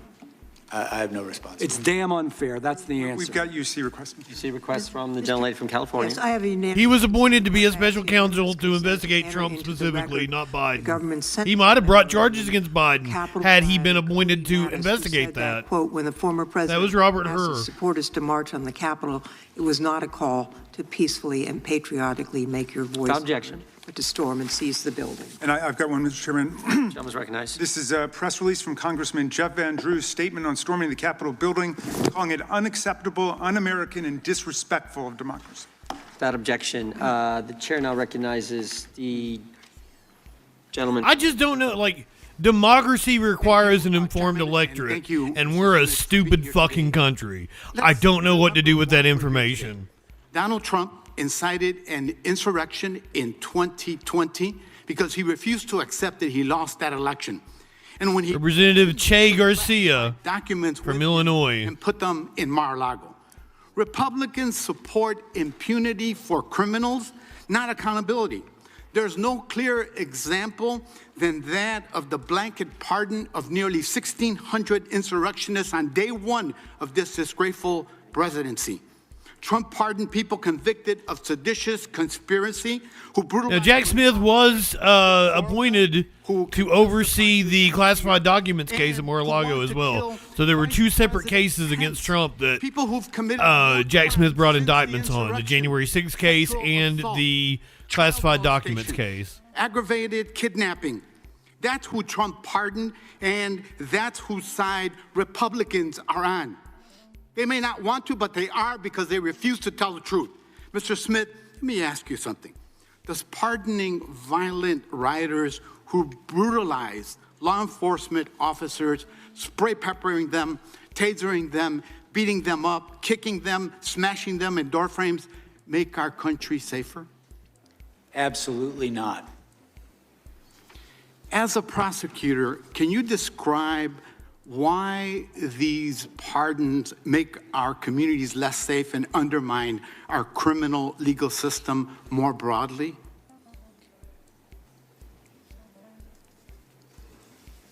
The people who assaulted police officers and who were convicted after trial. Well, technically, this hearing is more about January 6th because he's still under a gag order regarding the classified documents, so we can't talk about that case. You mentioned some of these. I know it's complicated, bros, but I'm here for you. Anything you don't know, anybody in chat, if you got any questions, I'll do my best to answer them. Know that there's going to be more crimes committed by these people in the future. I do not understand why you would mass pardon people who assaulted police officers. Yeah. I don't get it. I never will. That's exactly right. And none of this is a coincidence. The entire purpose of the Republican Party, unfortunately, has become to help criminals and corporate interests evade accountability. Republicans want impunity. Fucking men, dude. They want impunity for the January 6th people, for the classified documents case, for the Epstein files, for billionaires and big corporations, and for terror that DHS is sowing on our streets. The Gestapo tactics by ICE and CBP are the obvious result of President Trump and the Republican Party that protect anyone who helps them turn our country into an authoritarian gangster state. Whether it's storming the Capitol to overthrow an election or murdering people in broad daylight, Republicans will back you if you back their political mafia and racketeering operation.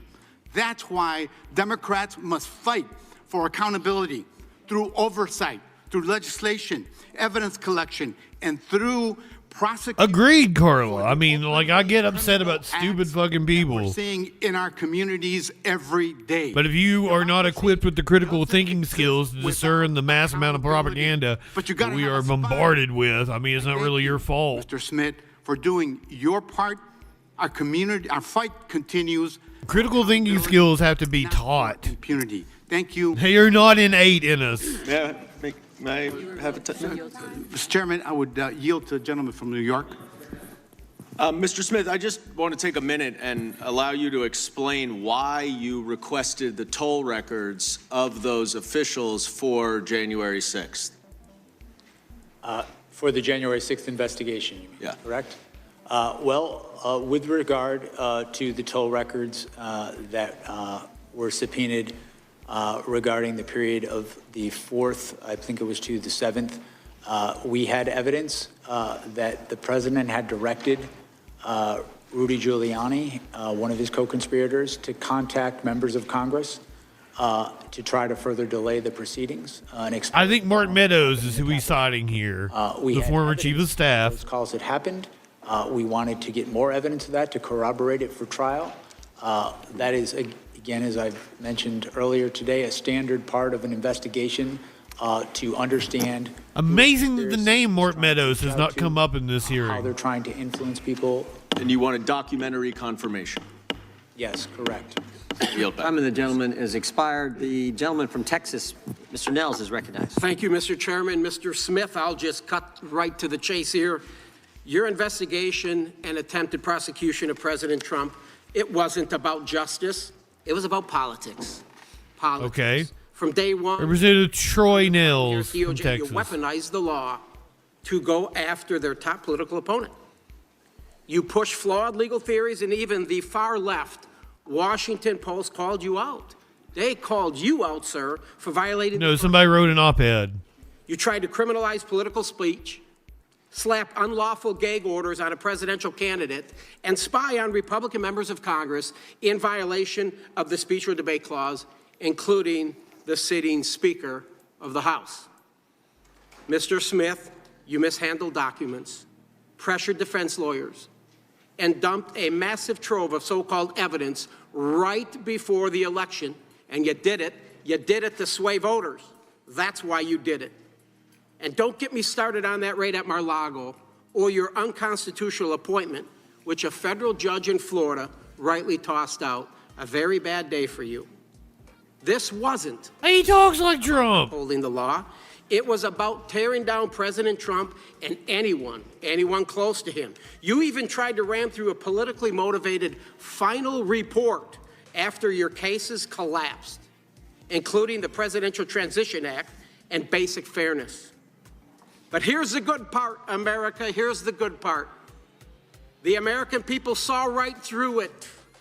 They rejected, sir, your witch hunt loud and clear in November, handing President... Really? Because the majority of people voted for somebody other than Trump. ...wanted an end to the weaponization of our justice system. In your opening statement, you spoke about proof of beyond a reasonable doubt. Mr. Smith, I will give you proof beyond a reasonable doubt. Donald Trump winning the popular vote by over 2 million votes. The Electoral College by 85 votes, along with every single swing state. Now, sir, that is proof beyond a reasonable doubt. Actually,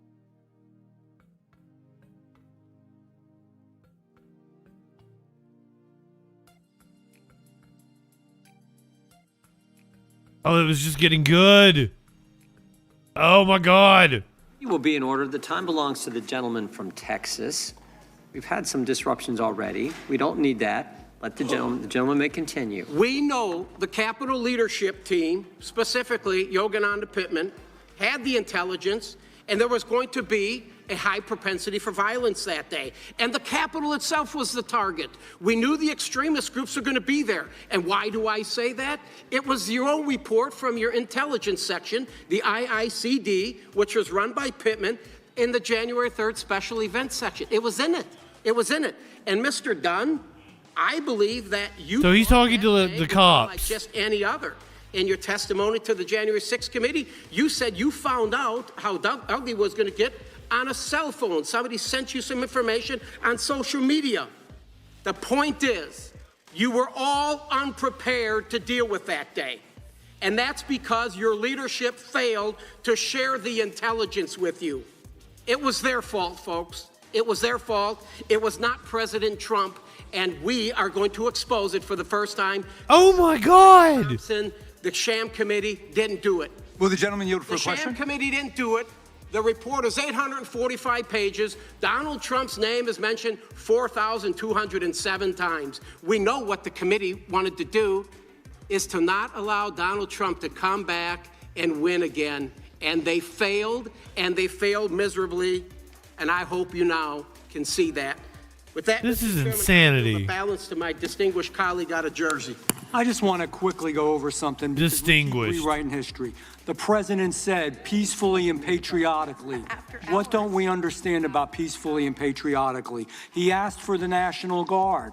That was ignored. He asked Speaker Pelosi. What don't we understand that? Will the gentleman yield for a question? Are you saying No, Nancy Pelosi controls the National Guard? Wait a minute. The president could have ordered the Finally, National Guard if he wanted to, and you know that. Claim my time. I lost some of my time. Time belongs to the gentleman from New Jersey. You have a few more seconds. And finally, Lying. elected officials say we're going to fight to win an election. It's terminology used all the time, seriously. And of course, if they were guilty, they should be prosecuted. The problem was there were many in the mix. The unanimous consent, gentleman yields back. The And last thing, gentleman back. your hand gestures, Mr. Fanone. No. You need The time of the gentleman has medication. expired. The time of the gentleman expired. The audience will be in order. The committee. Fanone's probably like flipping them off. Georgia is recognized for unanimous consent. Thank you, Mr. Chairman. I have two unanimous consent requests to enter into the record, two articles. Lady can proceed.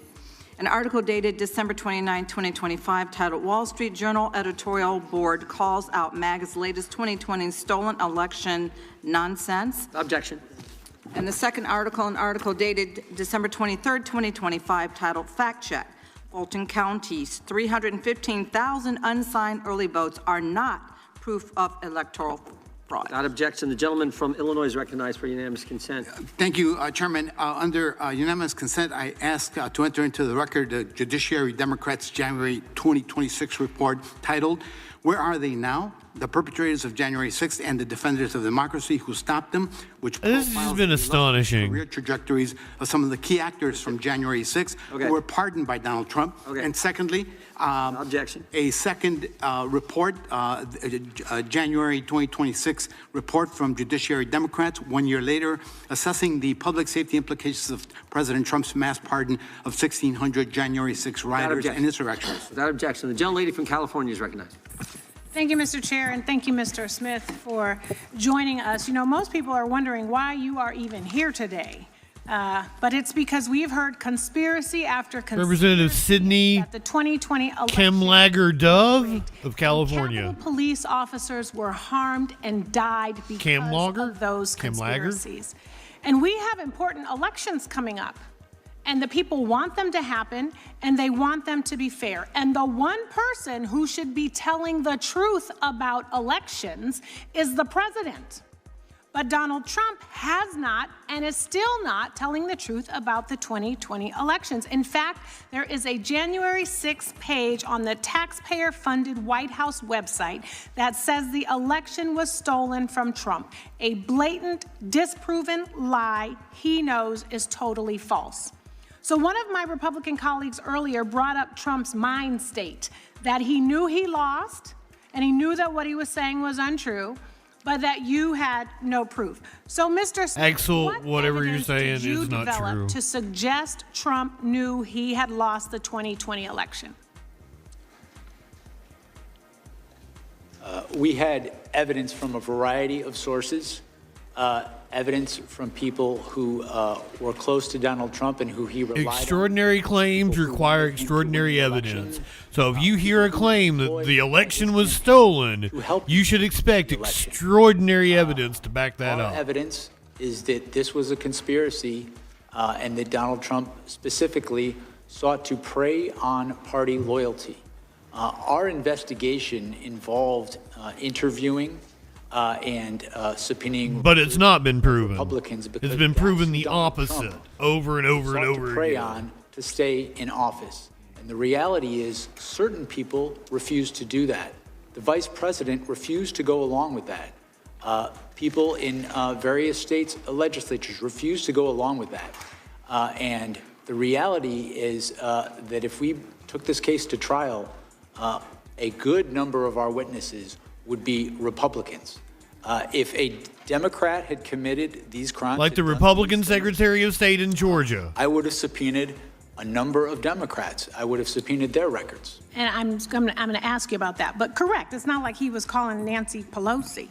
So why is it legally important to know that Trump knew he was lying when he said the election was stolen? That was part of our proof at trial, and it was relevant to the charges, specifically to the first charge to defraud the United States. It is permissible for someone to lie, but when they use speech to commit a crime, to facilitate a crime, that is not protected by the First Amendment. The Supreme Court has been very clear on that, and this very issue was litigated in the case. The defense raised this very issue. And one thing I want to be clear about today, the case that I investigated and the case we had, it was built to be tried in a courtroom, not in the media. Our case was built to withstand the crucible of litigation, and our assessment was that we had proof beyond a reasonable doubt that would do that. So what I heard you say is that when I you sure lie, wish that case could have gone to trial and to then prove you all the act on dipshits like Axelrod process wrong. that is a felony. A January 6er actually said, if I can't trust him, then who can I trust? Exactly. You know, we cannot even trust our own president. And in fact, there's so many other things that you can say that you're not allowed to say because a Trump-appointed judge sealed the documents, refusing to release the files yet again, which is why we could probably ask you far more questions if those were unsealed. So I know I don't have that much time. I want to now shift to these allegations from my Republican colleagues about the collection of phone records of Republican senators. I guess some of the ones that were trying to get $500,000 of taxpayer dollars. So many of the phone records of members were requested before you were appointed as special counsel, yes or no? That's true? Is that accurate? Yes, Yeah. some subpoenas occurred before I was special counsel. And what do you say to those who claim you chose to target Republicans because you only collected phone records for Republicans? The conspiracy I was investigating targeted Republicans. Right. Yes. As I mentioned earlier. That's right. And so you would have requested any relevant call records necessary for your investigation of a Republican or of a Democrat? That's correct. And to be clear, if a Democrat committed these acts, we would have sought those. I could just add one thing. We interviewed Rudy Giuliani in the course of this investigation, and we asked him, why did you, in one of the voicemails he left for the senator, mention the fact that it was Republicans that you were reaching out to? And he said, because the Democrats weren't going to help us, and even some Republicans wouldn't help us. And so our evidence showed repeatedly that the plan was to see if you could prey on people's target. Time of the gentlelady's expired. The gentlelady from... Thank you, I yield back. Gentlelady yields back. The gentlelady from Wyoming is recognized for 5 minutes. Mr. Smith, it was during... Oh, the Democrats had Moskowitz on deck next. You revealed that you tasked your team, specifically J.P. Cooney, to engage with the partisan January 6th committee. You had to Harriet Hagman. Controversy surrounding this committee, including the fact that all Representative Hagman from Wyoming. by Nancy Pelosi, who disallowed the Republicans from being able to engage. Yet you proceeded anyway, raising numerous questions as to your strategy for conspiring with the J6 committee.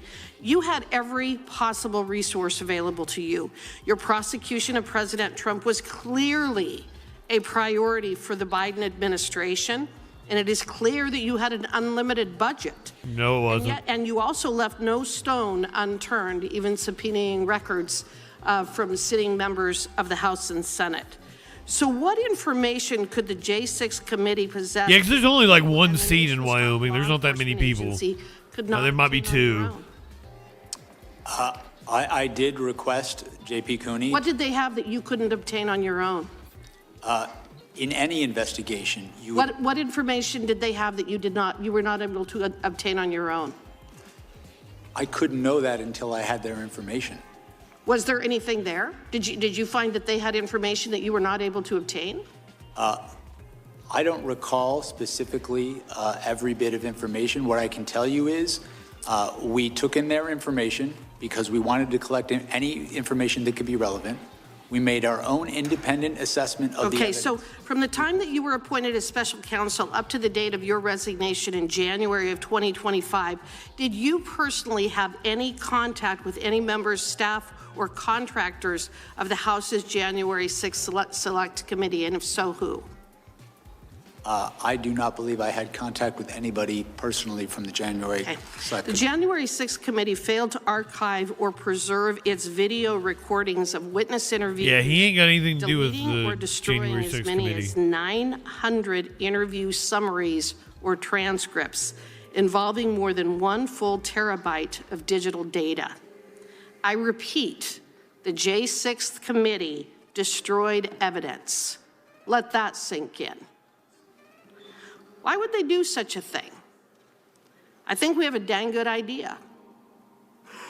The committee actually used selective clips from these videos and transcripts during their hearings, and yet by destroying this evidence, they have denied Congress and the public. Let me guess, the cameras were on all goddamn day. Context. And they created their they deleted all the data that wasn't, you know, just the relevant interviews. So how the relevant depositions. Convenient. Did you or your team receive any of those witness transcripts or video recordings of transcribed interviews from the Select Committee that were not released to the public? What I can tell you is that I requested J.P. Cooney to contact the Select Committee.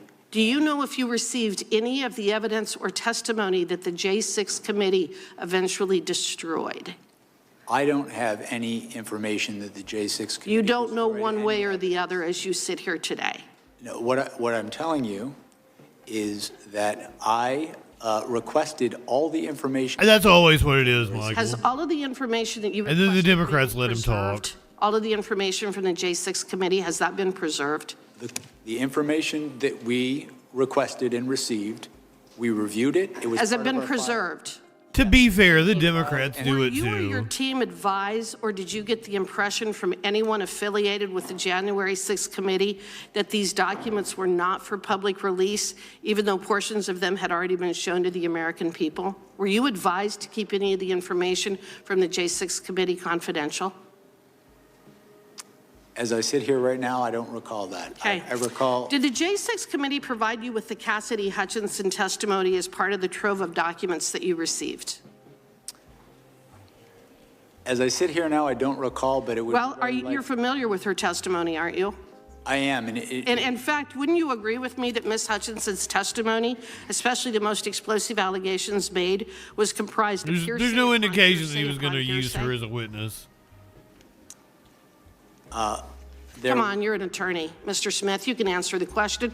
Of course it was hearsay. And hearsay isn't admissible in a court of law, is it? Why? No. Because it is inherently unreliable, and the victim or the target of a prosecution is not able to cross-examine. Isn't that correct? In fact, Mr. Smith, if you had attempted to walk into court with Cassidy Hutchinson's testimony, you would have been thrown out on your ear. No judge, no legitimate judge would have ever allowed the testimony of Cassidy Hutchins to be admitted in a court of law, would they? I disagree. Well, and then we've already talked about your record. Mr. Chairman, today, Mr. so I can Chairman, the understand gentlelady's why time has long I since yield expired. back. The time of the gentlelady has expired. The gentleman from Florida. Hey, can I do one UC request first? Gentleman is recognized. Keep flaunting that righteous indignation. Meme rehashes old Self-righteous false claim indignation. that J6 Committee destroyed evidence from October 15, 2024. And this is from the District of Columbia National Guard website, stating that this is the only National Guard unit in America which reports exclusively and only to the president. Without objection, the gentleman from Florida is recognized. Thank you, Mr. Chairman. I mean, we're definitely not in a court of law today. Half this shit wouldn't come in if we were. I mean, good God. You know? I want to talk about something one of my colleagues, Mr. Here we go, old Moskowitz. Texas, he sits on this new January 6th subcommittee, which I also happen to sit on. And he said the same thing in the subcommittee the other week, that it wasn't President Trump that inspired January 6th, right? It wasn't him. He said in the subcommittee that it was actually Ray Epps. Ray Epps, he was the one who told people to break the law and the windows and the doors and to beat police officers and hang Mike Pence and try to break into the floor of the House and wiping feces on the walls. It was all this guy, Ray Epps, right? So who is Ray Epps? Why is he so powerful?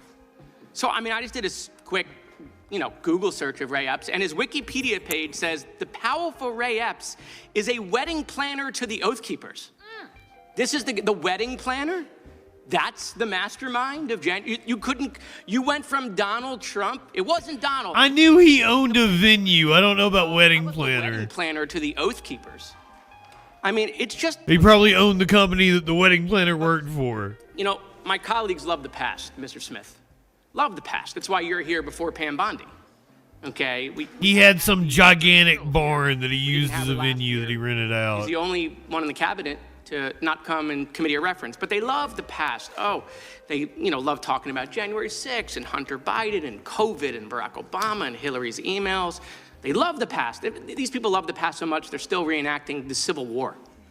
Okay? Love the past. Right now. But they hate talking about the present. But you know what? Let's talk about the past real quick.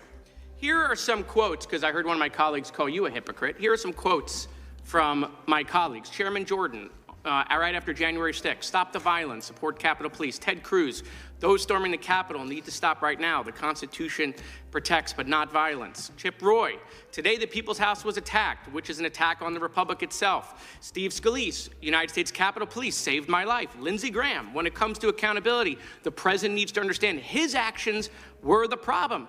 Troy Nels, oh my God, him again. I'm happy to stand shoulder to shoulder with Capitol Police. Darrell Issa, the violence and turmoil we witnessed in Washington, D.C. was completely unacceptable. Rep. McClintock, the attack on Capitol strikes the most sacred act of our democracy. And former Speaker of the House, Kevin McCarthy, whose name we heard a lot today, what did he have to say about it? Let me be clear, last week's violence attack on the Capitol was undemocratic, un-American, and criminal. And make no mistake, those who were responsible should be brought to justice. The president bears responsibility. Period. Or exclamation point. But let's talk also about, the present. That's the past. Let's talk about the present.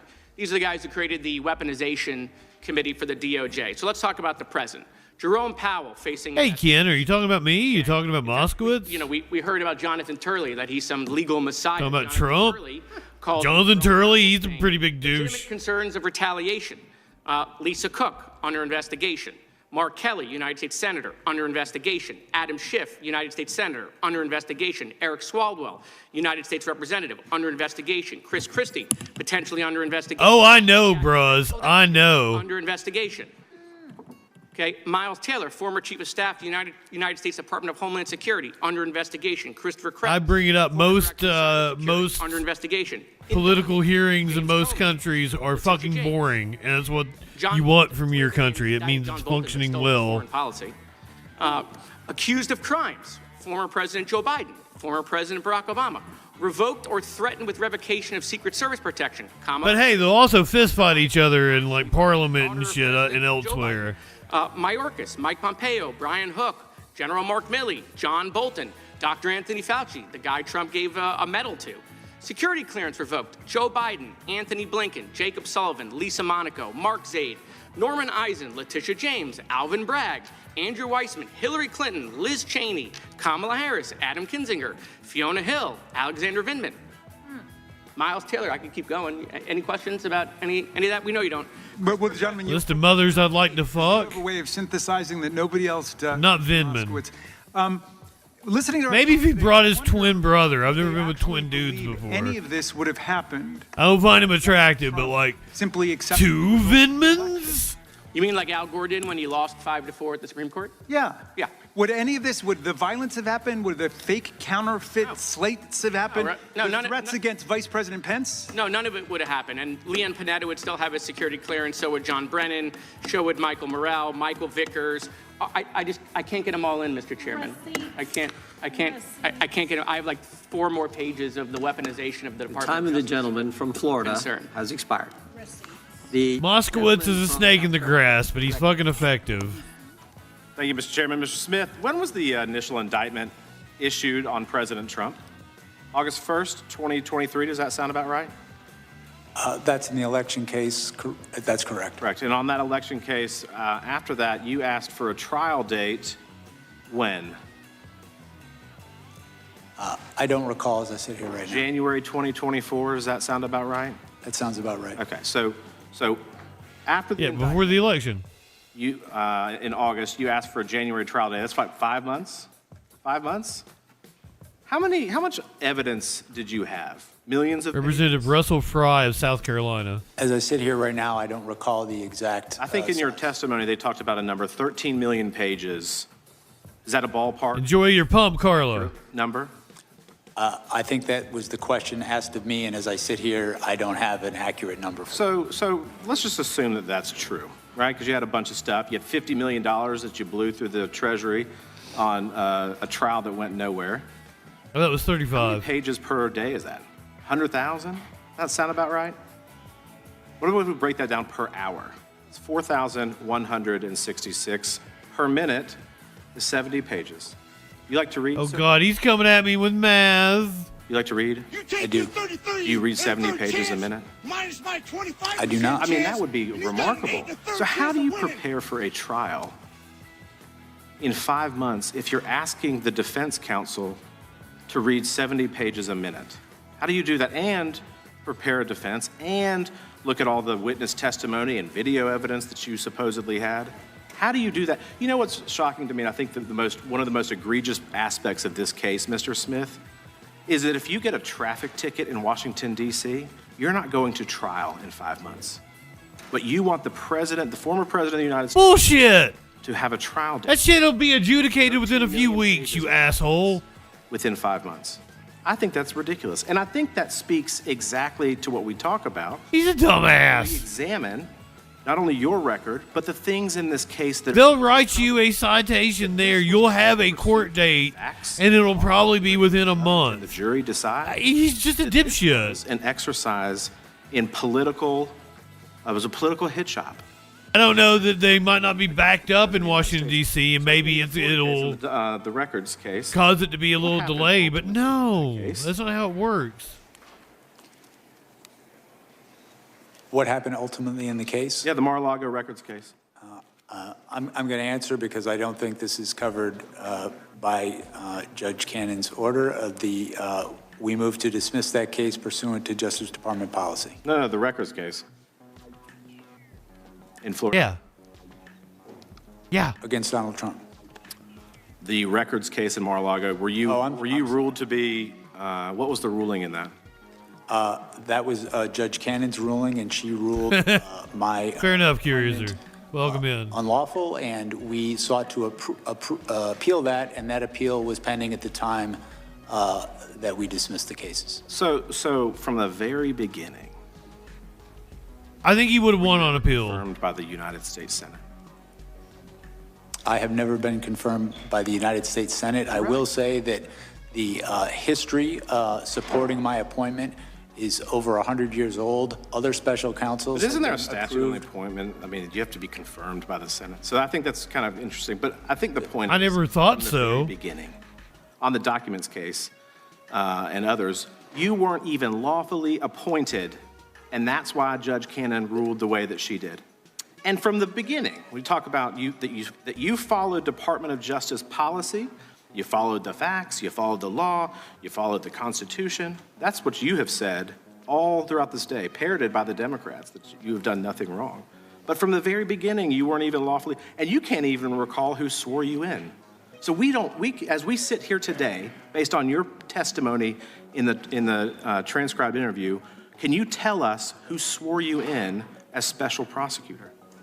As I said, I know I took the oath of office. I don't recall who swore me in. What I can share with you. I don't know, sir. Call me naive, but that's a milestone career move for you that you get to do this, and you don't remember the circumstances. I just find that a little bit odd. But here's the thing, and I'm going to wrap up quick. You're unconstitutionally appointed. You breached the 60-day rule, releasing this very partisan attack against the president right before the election. You tampered with evidence in the Mar-a-Lago case that you admitted in court filings. You subpoenaed members of Congress and their phone records in violation of the Constitution, of current statutes. You didn't even let the court know. Wow. Members of Congress. How are we to assume otherwise that this wasn't political? Because it absolutely. No, I'm not high enough for this shit. And I yield back. Gentleman yields back. The gentleman from New York is recognized for 5 minutes. The whole thing has been South appalling. Carolina and others against jumping into bed with Judge Cannon, who's been. By the way, the ruckus we heard earlier was apparently Fanone doing like a cough and then being like, go fuck yourself. But let's go back to the actual evidence rather than all the procedural stuff about when you were sworn in or not. I don't blame you for not remembering that. You've been probably sworn in a dozen times. It doesn't jump out at you. I want to go back to the evidence, though, that Donald Trump knew that he was lying about the election. And I'd ask you to say, if you could, specifically, who gave evidence to you that supported your conclusion that he knew that he was lying? That came from a number of sources. It came from staff in the White House who talked to him and told him that his fraud claims were not true. It came from staff on his campaign who told him that. It came from Mark Meadows' name has not come up in this hearing. From state officials who, when he tried to press them to do things in contravention of their oath, they refused to. They asked him for evidence and his co-conspirators, and they never provided it. Over and over again, the people who had who were best situated to know how the elections were conducted in these states, he either avoided contacting them or disregarded the clear debunkings that were provided to him, such as by the Georgia Secretary of State. Right, and I mean, that's a lot of evidence, but we know that his attorney general at the time also concluded, quote, he knew well that he lost the election, Bill Barr, and yet he incited a riot on January 6th, and 4 of the brave officers who defended the Capitol and defended my colleagues on the other side of the aisle are here today. Not a single Republican member of this committee has recognized them or thanked them for their service, and I would like to do so today. Thank you, gentlemen. Now, my colleague from California. Yeah, we haven't had a good Giuliani butt dial on the wall. From your former colleagues in Penn and the Eastern District about your impeccable reputation as an apolitical career politician. As an alum of the Southern District of New York myself, I can tell you that many of my former colleagues also feel the same.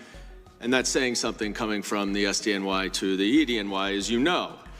Mr. Smith, did you ever speak to President Biden about this case? Never. Did you ever receive orders or direction from President Biden or anyone else in the White House about this case? No. Did you ever receive any direction from the Attorney General Merrick Garland regarding how you should whether or not you should charge this case? No, I was given the independence to make that decision on my own. An independent special counsel, exactly. I just want to point out to my colleagues who seem to think this is a politicized investigation that on February 10th, over a month, 2021, over a month after January 6th, Marco Rubio said the January 6th attack on the Capitol was far more dangerous than most realize, and we have a criminal justice system in place to address it. Who oversaw the Department of Justice on February 10th, 2020? Vance currently speaking in Minneapolis. I wonder if DJ Dub went. He said it was less than a mile from where he was at. 10th, 2021. That would be Joe Biden. So Marco Rubio wanted Joe Biden's Department of Justice to investigate Donald Trump and his January 6th insurrectionist. I want to ask you in my last few seconds, Mr. Smith, you're not the first special counsel to investigate Donald Trump. Special Counsel Mueller, also of impeccable integrity, concluded that the 2016 Trump campaign welcomed foreign interference from Russia and used it to help them. Donald Trump has made it a litmus test to be hired in this administration to say Representative Dan Goldman of New York. election was fraudulent, even though, as you have established, it was not. And now there are senior officials in this government who are responsible for protecting our elections, who are election deniers. Can you describe in a few seconds what your concerns are about the upcoming election based on your investigation and what we know today? I believe political litmus tests are not proper for career prosecutors. I think my experience over 30 years as a prosecutor in the Department of Justice is having people who are not guided by party allegiance, but guided by experience. That's how you can trust the criminal justice system. It's the same way with our election system. Gentleman's time has expired. Thank you. I yield back. Gentleman yields back. Gentleman from Wisconsin is recognized. Yeah. First of all, just a couple of comments. There are probably 10 people on this committee who have more conversations with 15 people on this committee who have more conversations with Donald Trump than myself. But Representative Glenn Grothman from Wisconsin. Election, that is just plain not true. No. Grothman looks like the best actor in the history of what a woman would do after seeing his face. We agree. That Donald Trump believed. Order. Donald Trump did not believe. Donald Trump did not believe he lost that election. He just didn't. No way. And I think on January 6th, I can't believe there were any congressmen here who didn't think Joe Biden was going to be sworn in as president. So it was a riot, but it wasn't a threat to the future of the republic. Okay. Now we should have posted up here. You specifically, you would have went along with it had it happened. Okay. This is something we received. You would have been goose stepping right along with him. It's a list of about 70 names. I don't know whether or not Grothman. you're familiar with the document. I don't believe I'm familiar with this document. Okay. The document contains just about every person who was higher up in the Donald Trump campaign. There's a little more emphasis on here on people involved in Wisconsin, but you're not familiar with the document. I'm sorry, sir. What was your question? Are you? Yeah, what the fuck was that? Know what was in this document? These names, you familiar with them at all?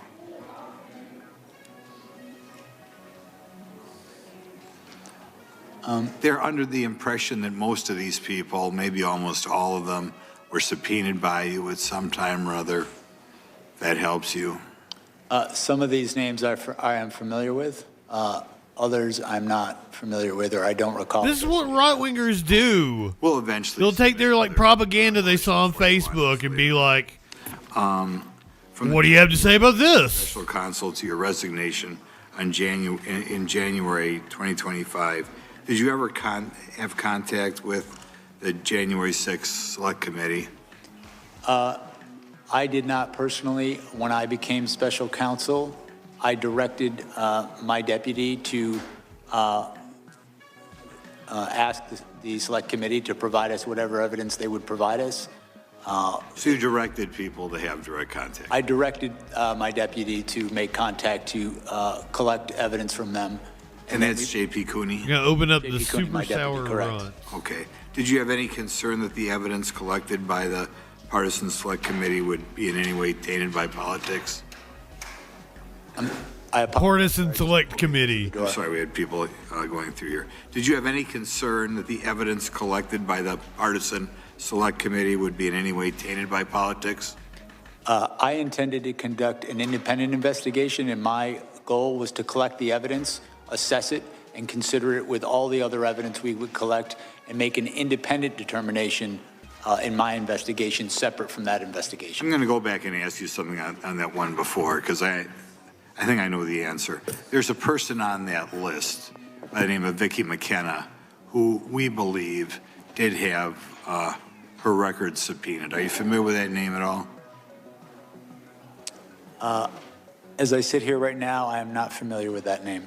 Okay, thank you. She's a talk show host. With regard to part of the documents that you received was with regard to Cassidy Hutchison, right?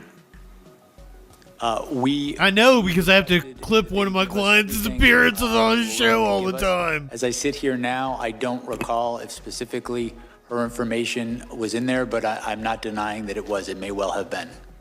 Okay, we'll go back. Your team issued subpoenas to various financial institutions, telecommunications providers, and conservative entities requesting communications between them and President Trump's campaign, right? Why did he just bring up some right-wing nut job talk show host? And the bank records, you would say, or we could describe, were fairly broad, the request? We issued subpoenas for certain bank records as part of our investigation, yes. Okay. Shortly after you're appointed, you issued subpoenas to state and local officials for their communications with President Trump, is that correct? And his campaign. As I sit here now, I'm trying to recall specifically which officials, but I know we issued a number of subpoenas in our investigation to understand the communications between President Trump and various entities, including state officials. One final question. One quick final question. Yeah. Do you really believe that President Trump thinks he lost that election? Yes. Our investigation following the facts and the law determined that... No way. Thank you. That's enough. I have a unanimous consent. Wow. New York is recognized for unanimous consent. Actually, I have two. One is to an article entitled, "With A.G. Bondi next to him, Trump says deranged Jack Smith must be investigated." And the other is a tweet from Marco Rubio. "There is nothing patriotic about what is occurring on Capitol Hill. This is third world style anti-American." Avalon, I'll catch you up on some of the sparks that flew earlier. There's only a couple more. Oh, we got Jasmine Crockett coming up next. Well, okay, fine.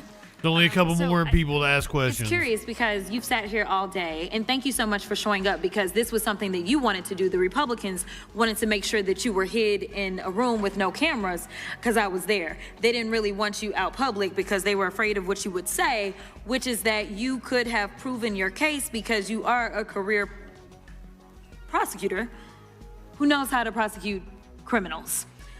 So just to be clear, today, it seems like the Republicans have not really fought very much about whether or not Trump was guilty or not. In fact, their fight seems to be over whether or not you were authorized to prove their guilt. Do you recall a number of Republican members asking about whether or not your appointment was okay, even though we know that you've testified about the more than 100-year precedent that allowed for your appointment? I was asked questions about that today, and our position, as we filed in our appeal, is that there was strong support for my appointment, including Supreme Court precedent directly on point. Thank you so much. Additionally, you know, everybody's been all gingerly here today, but I don't know why we're acting surprised that a man who had close to 90 allegations out of 4 different jurisdictions and ultimately ended up with 34 convictions after a jury was able to hear all the evidence would possibly be committing a criminal act on January 6th. In fact, considering the fact that we are now under the impression that he is violating people's due process rights, he is ignoring court orders, he's starting wars without congressional authority in contradiction to the Constitution. He's enriching himself to the tune of over $1.4 billion. He's shaking down electeds to draw maps that will help him stay in power because the Republicans don't understand that they swore an oath to the Constitution and that we are supposed to do checks and balances. He's also shaking down TV stations to get money. So why are we trying to pretend as if it is out of the realm for this particular man to commit the crime that he committed on January 6th, and frankly, the only reason he ran for president was to make sure that he would not be prosecuted, because I fully believe that you would have put him under the jail based on our long-form conversation that we had. But according to... Even if he wasn't under investigation, he would have ran for president. On page He's just a megalomaniac. It states the department's view that the Constitution prohibits the continued indictment and prosecution of a president is categorical and does not turn on the gravity of the crimes charged, the strength of the government's proof, or the merits of the prosecution. And that, quote, but he's still running for president. An imminent second return to the presidency, the office assessed that the admissible evidence was sufficient to obtain and sustain a conviction at trial. In other words, Donald Trump ran for president, like I said, so he wouldn't have to spend the rest of his life in prison. The chairman and other members of this committee have spent all day attacking you and trying to rewrite the history of January 6th. That is correct, Avalon. He never thought he could win. The chairman failed to mention how he was running around the Capitol terrified by the possibility It surprised the shit, and you could see his reaction on election night. It surprised the shit out of him. 7 of the deposition transcript. You mentioned how Mark Meadows, the president's chief of staff, quote unquote, Like, we know this. We've got their live reaction to it. also failed to mention that he was in direct contact with the White House in the days leading up to and on January 6th, which is why his toll records were subpoenaed by your office. Let me be clear, because they're trying to act like this is Democrats on Republicans, and I guess you are a covert Democrat that knew that he was going to try to But once he got in there and he got his footing under him and everything, he's like, oh shit, I can really do this. I'm really the president. I mean, the conspiracy theories make your head spin, but nevertheless, were you going to subpoena the toll records of every single Republican simply because... He looks scared shitless. No, we subpoenaed the toll records in the course of this investigation because they were relevant to our investigation. Relevant? Oh. And I mean, he was completely out of his depth. Facts. So let's talk about facts. Donald Trump lost to Joe Biden, yes or no? That's correct. Okay. In fact, 60 federal and state courts have found that there was no evidence of election fraud. Trump's own attorney general and vice president knew that he lost the election, but he still tried to steal the election by pressuring state officials, designing fake elector plans, nearly having Mike Pence hanged, and ultimately demanding that his supporters, quote, fight like hell, correct? Correct. We all saw it happen we all saw what happened once they reached the U.S. Capitol. As your report outlines, President Trump knew that he would incite violence at the Capitol that day. In fact, some of Trump's senior advisors were pushing for violence. For example, page 81 of the report details how co-conspirators number 2, John Eastman, tried to convince Mike Pence to break the law, stating that, quote, violence was necessary. So it isn't just Trump who was responsible for the death of multiple law enforcement officers and the injuries of thousands of people. A lot of Republican members of Congress are also responsible. 147 Republicans voted to overturn Hell yeah, they are. election results, including multiple members currently serving on this committee. And I will yield. Gentlelady yields. Gentleman from North Carolina is recognized. Thank you, Mr. Chairman. Mr. Smith, Yeah, she might have been the last heard Democrat. a lot of information that's gone across this day as we spin it here. This will be the last Republican. We've heard disregard for the First Amendment at times. We've heard talk about solely seeking charges against Donald Trump, obviously targeting. We've talked about the amount of time and reasonable time frame. But I want to ask Representative Mark Harris from North Carolina. He looks like a preacher. A prosecutor from your office, Jay Bratt, implied to Stanley Woodward that the administration would look more favorably on a judgeship application if he managed to get his client, Walt Nauta, to cooperate against President Trump and to flip on him. And we know this because Stanley Woodward himself came forth with this information. And I guess my question for you, is this appropriate behavior for a special counsel's office to leverage attorneys' future career prospects? Sir, I believe I can answer this question, even though it's regarding the Florida case, because we did filings on it, and I'm not referring to anything in the final report.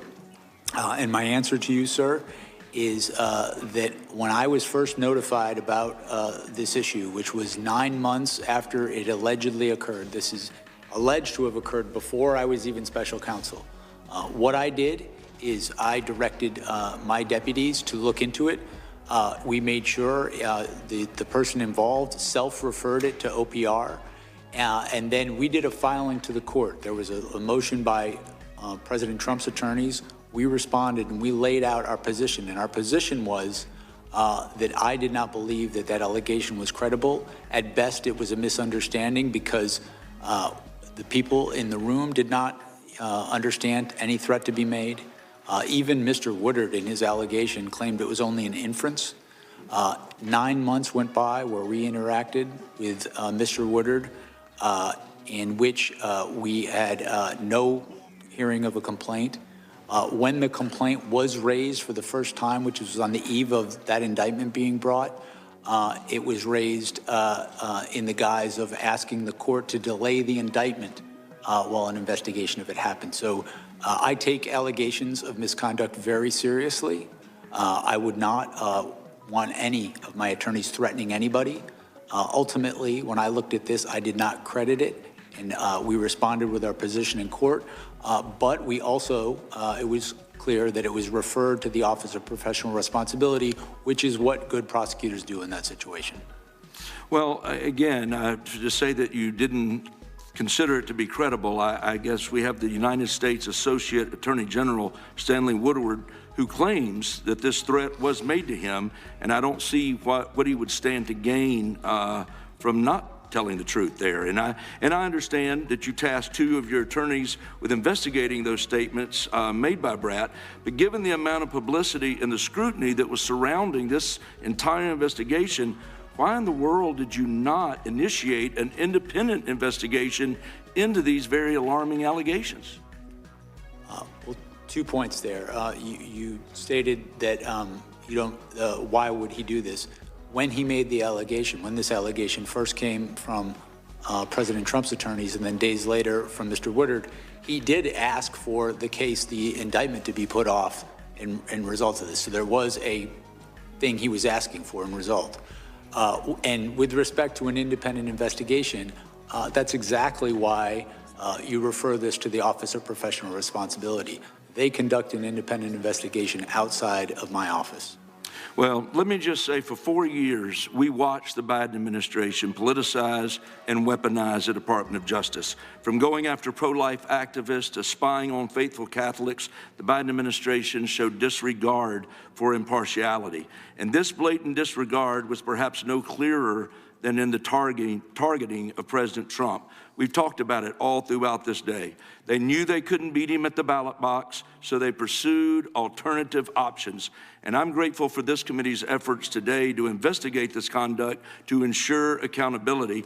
And while elections are not akin to jury trials, I feel strongly that the results of the 2024 election sent a clear message about how the American people feel about these politicized charges.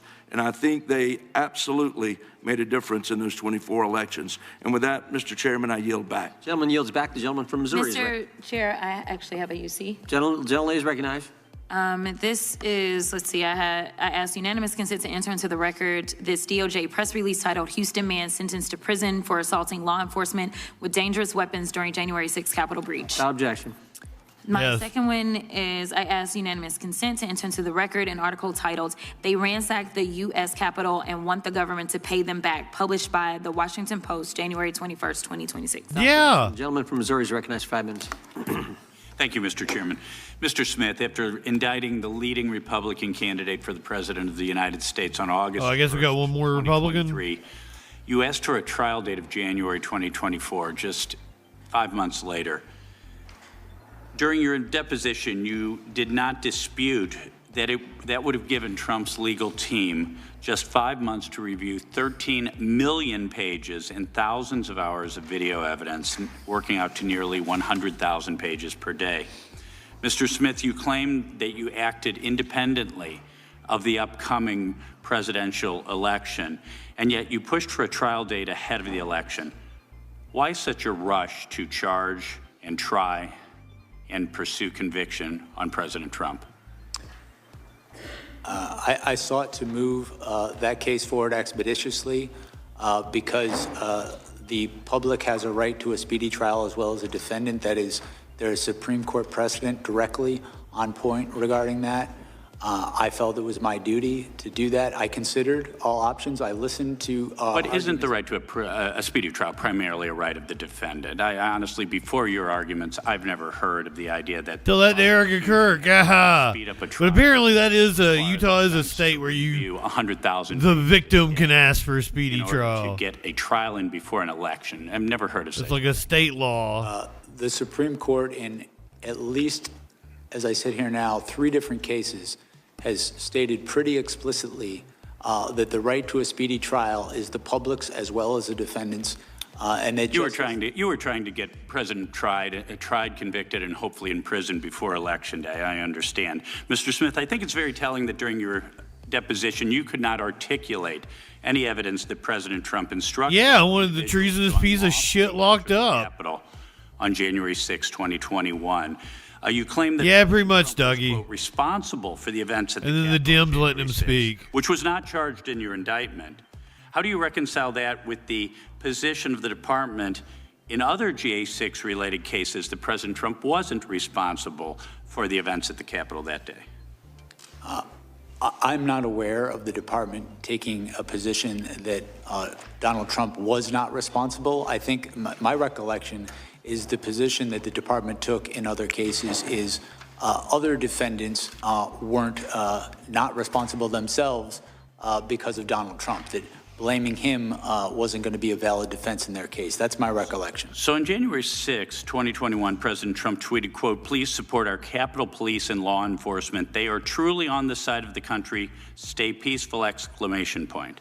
This seems to show clearly that Trump urged his supporters at the Capitol to remain peaceful. Is that not right? It's incorrect. First off, he didn't send that tweet?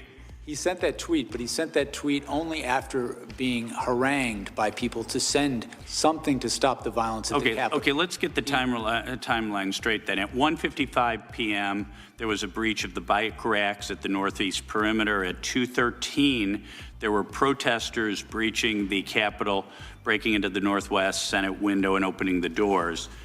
At This is Rep. Bob Onder of Missouri. I just quoted. That's 25 minutes between the Capitol building breach. Is 25 minutes, that's too slow? Would Trump have been guilty of insurrection if it were 15 minutes? Would it, 5 minutes? How quickly was he supposed to send that tweet to remain peaceful? My recollection, as set forth in the indictment, is the timeline of when the attack of the Capitol happened, including the tweet that endangered Vice President Mike Pence's life, was different than what you stated. So that tweet was after, of course, the riot had started. But President Trump also said, quote, Yeah, that doesn't sound right. Do the right thing and only count the electors who have been lawfully selected. I know that everyone will soon be marching to the Capitol building to peacefully and patriotically make your voice heard. Peacefully and patriotically, is that an incitement of a riot? That is not. Okay. So in November 2016, Hillary Clinton disputed, for years called President Trump an illegitimate president. He knows he stole the election. He is. As recently as September 2019. Had there been a riot around the 2016 presidential election, would Hillary Clinton be guilty of inciting insurrection? I'm not going to deal with your hypotheticals. I will say that President Trump's conduct was without historical analog. Thank you, Mr. Chairman. I yield back. Gentleman yields back. Chair? This is a perfect answer. Mr. Chair, I ask a unanimous consent to enter into the record the first superseding indictment for Capitol rioter and Oath Keeper Kelly Meggs, who brought weapons and armor with him to D.C. and wrote to a friend, "Trump said it's going to be wild. It's going to be wild. He wants us to make it wild." That's what he said. He's calling us to the Capitol and wants to make it wild. Sir, yes, sir, gentlemen, we're heading to D.C. to pack our shit.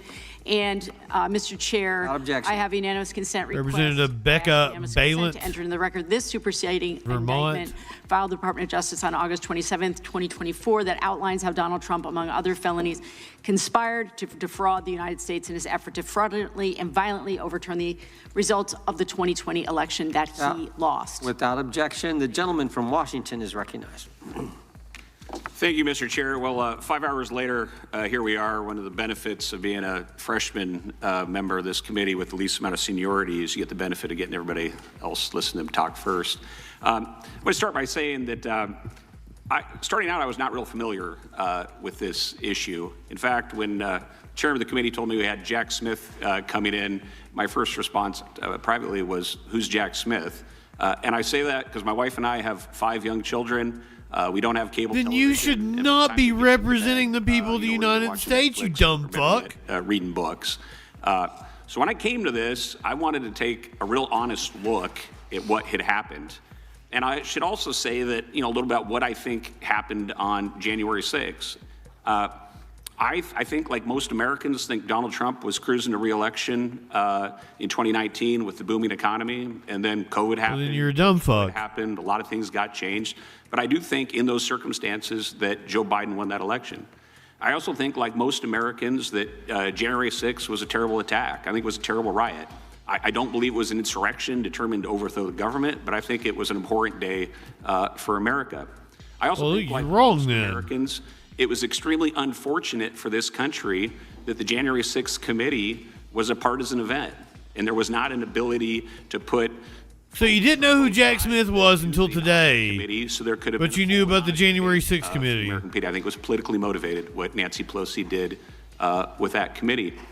And so when I came to this issue with a fresh look, with those kind of my priors and what I got into, what I wanted to find was that in the goodness of the rule of law, that you as an investigator carried this out to the highest ideals, and it was not a politically motivated investigation.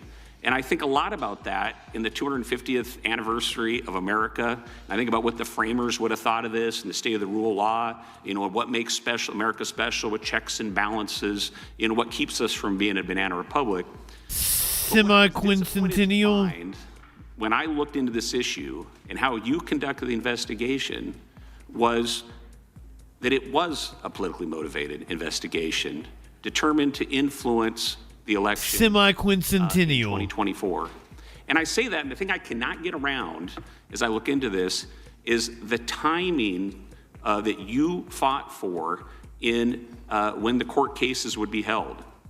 Now, to my understanding, the Department of Justice says you're not supposed to have politically motivated timing of a court case. Yeah, that's why he's trying to get out of the way before the election. And the jurisdictions between New York and Florida, and with all the other things that President Trump was engaged in, that looks very politically motivated to me, and I think to the American people as they take a look at this issue. I thought it looked more fair that he charged him in Florida. They wanted to charge him in D.C. I have to tell us today's hearing, my own independent investigation and your commentary. I sincerely hope. They even brought up the possibility of Eileen Cannon overruling him. I think when most people, if they look through as a reason not to charge him in Florida, and Smith wanting to be as fair and seem as fair as possible, still brought the charges in Florida. And for where we sit today as a country. And so for the second case, Jack Smith, is the Mar-a-Lago documents with the Vietnamese city of Ben Tre. I am not. Well, Ben Tre was the site of an intense firefight in early 1968. Ben Tre owes me money. And after that intense firefight that destroyed the town, a reporter from the Associated Press interviewed a U.S. major, and he said it became necessary to destroy the village in order to save it. Now, historians do not know what was the name of that U.S. major, but I think when they look back at your engagement with our democracy in this republic, they will remember your name. And when it comes to the rule of law that is the foundation. This is Representative Michael Baumgartner from Washington. Someone who helped destroy the rule of law. And with that, Mr. President, gentleman yield for yield back. Gentleman yields back. Ranking members recognized for. Oh, I was wondering whether you would yield for a question. I will defer on. I'll just yield to the chairman. Gentleman yields back. Insanity. Gentleman. Yeah, then I've just got one UC request, Mr. Chair. Go to you, and then I think the gentleman from Wisconsin has a request. Okay, this is from Politico, October 20th, 2023. Kenneth Chesbro, an architect of Trump's fake elector scheme. Chesbro. The offense in Georgia. Without objection.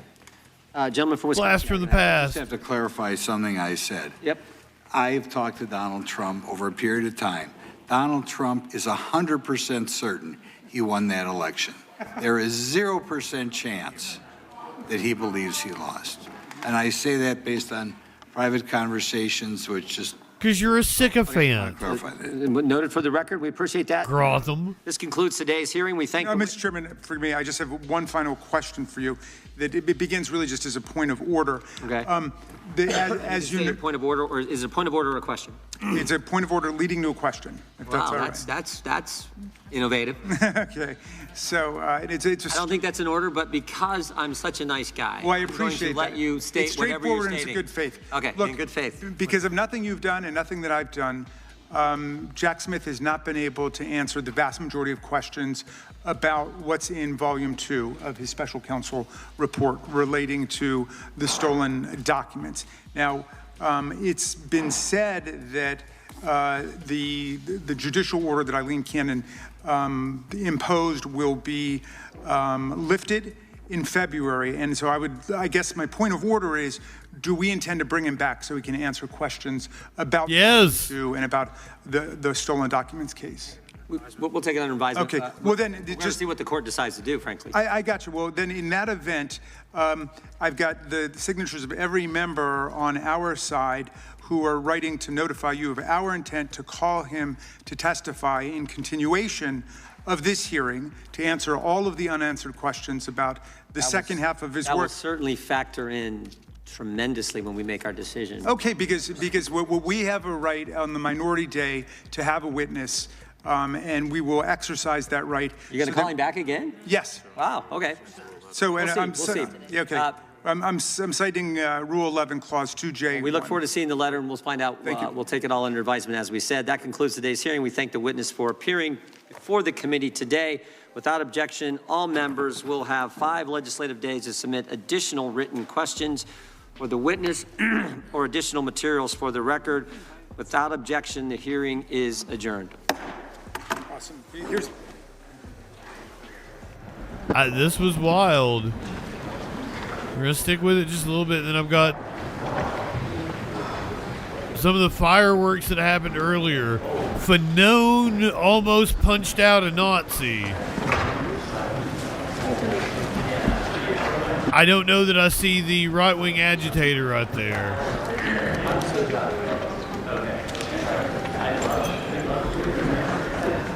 Jack Smith conducted himself well.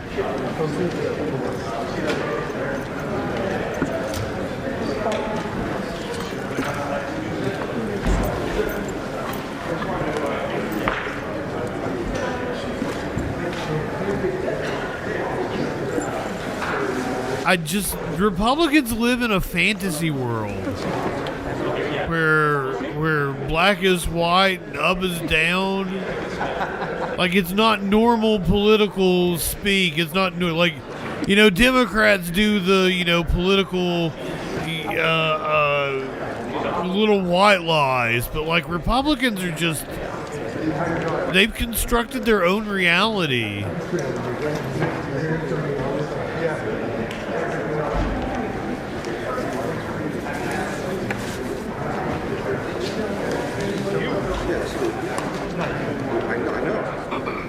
And their voters go along with it. I don't know what to do about that.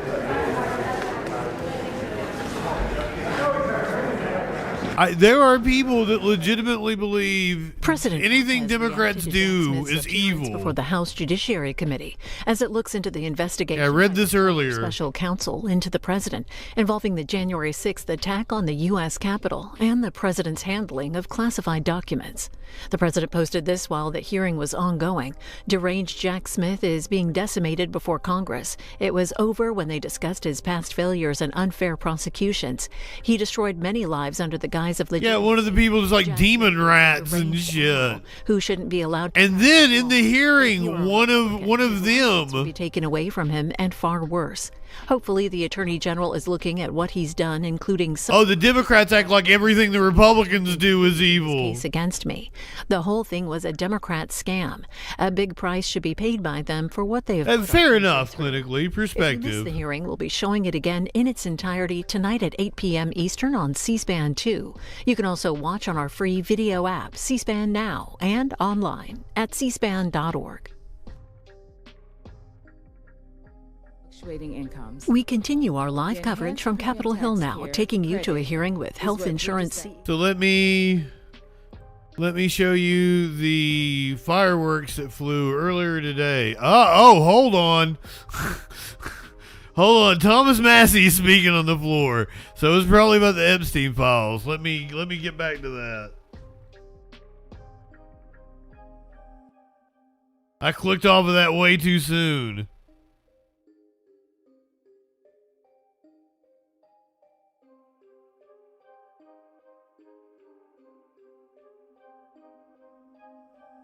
Oh, I think he just wrapped up.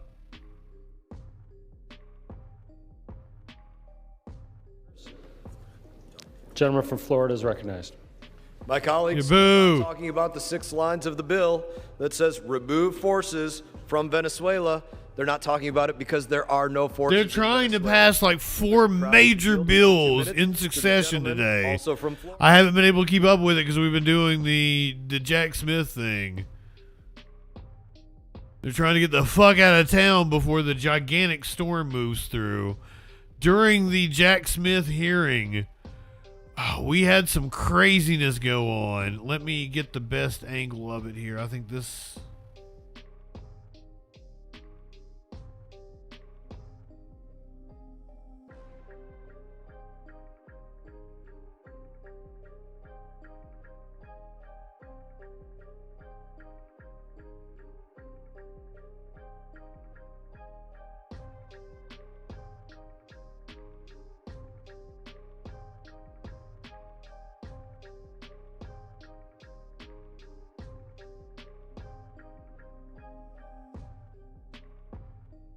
Okay, this is Fanon getting into it with the Nazi that was sitting in the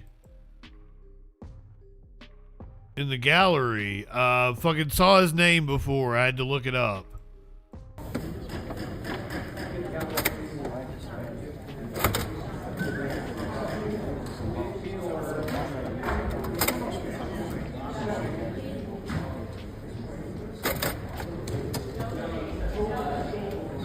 Ivan Racklin.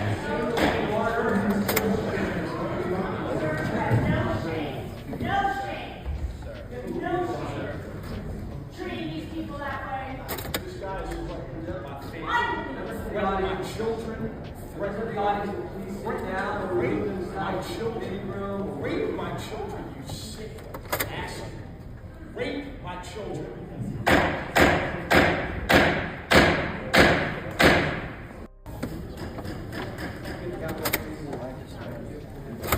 I think he's saying, so this dude is like a MAGA right-wing influencer, dumb fuck Nazi, and I think he called for somebody to rape Fanon's kids.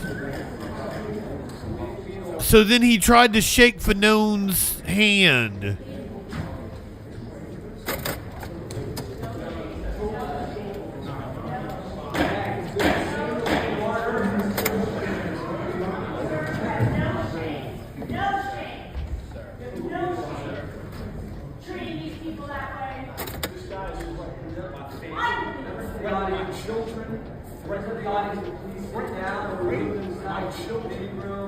Yeah, he said that he threatened my children. Rape my children.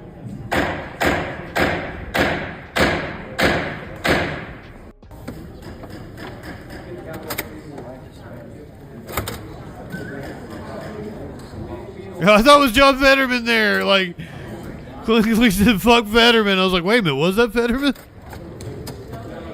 Yeah, Harry Dunn was that dude's name.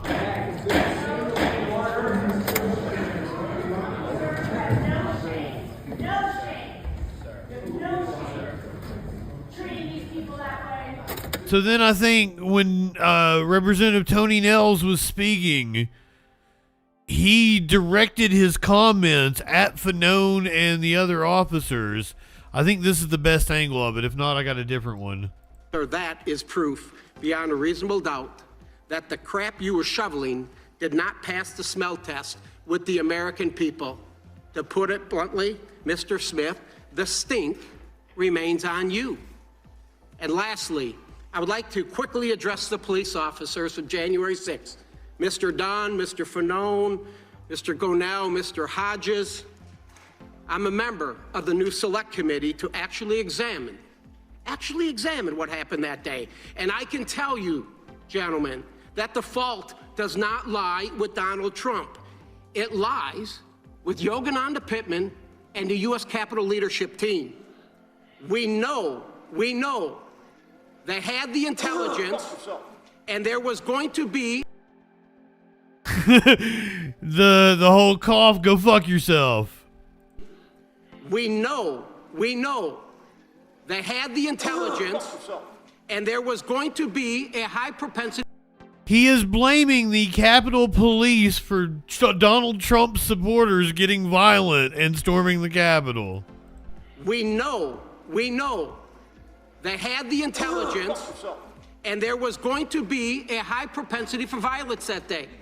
Claim my time, yeah. You will be in order. The time belongs to the gentleman from Texas. We've had some disruptions already. We don't need that. Let the gentleman may continue. No, it cut away, and you couldn't see it from that angle, but Fanone actually flipped him off.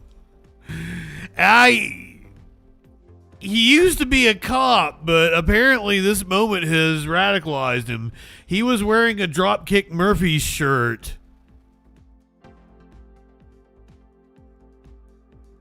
So he's sitting in front of this Nazi with a shirt that says fighting Nazis since 1996. That's kind of cool.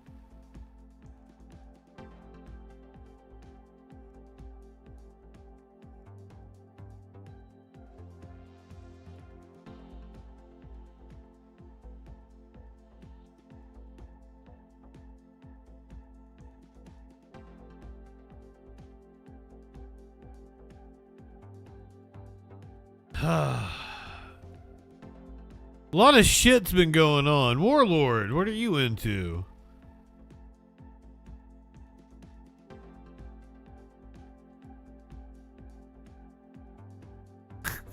Here, like a warlord. That's the name of this video. Like a warlord.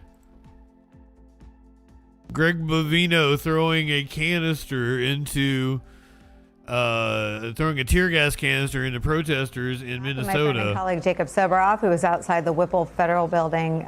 Jacob, what are you seeing? Nicole, it's unbelievable what's happened on the ground here today. And even as the snow has picked up, the forces of Greg Bovino are out in a way that I think we're now used to seeing on the streets of Minneapolis. A guy who just said he was a veteran of the war in Afghanistan walked by me and said he's driving around town like an Afghan warlord. He's never seen anything like it. And I want to show you some video of Greg like a warlord up on this scene in South Minneapolis moments after he was there, himself personally throwing canisters of some type of chemical agent. Watch this.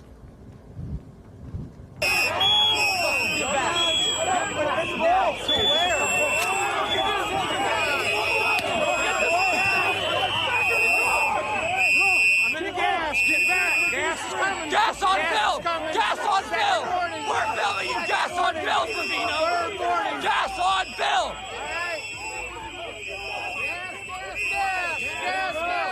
Fucking piece of shit! You just gassed and we had it!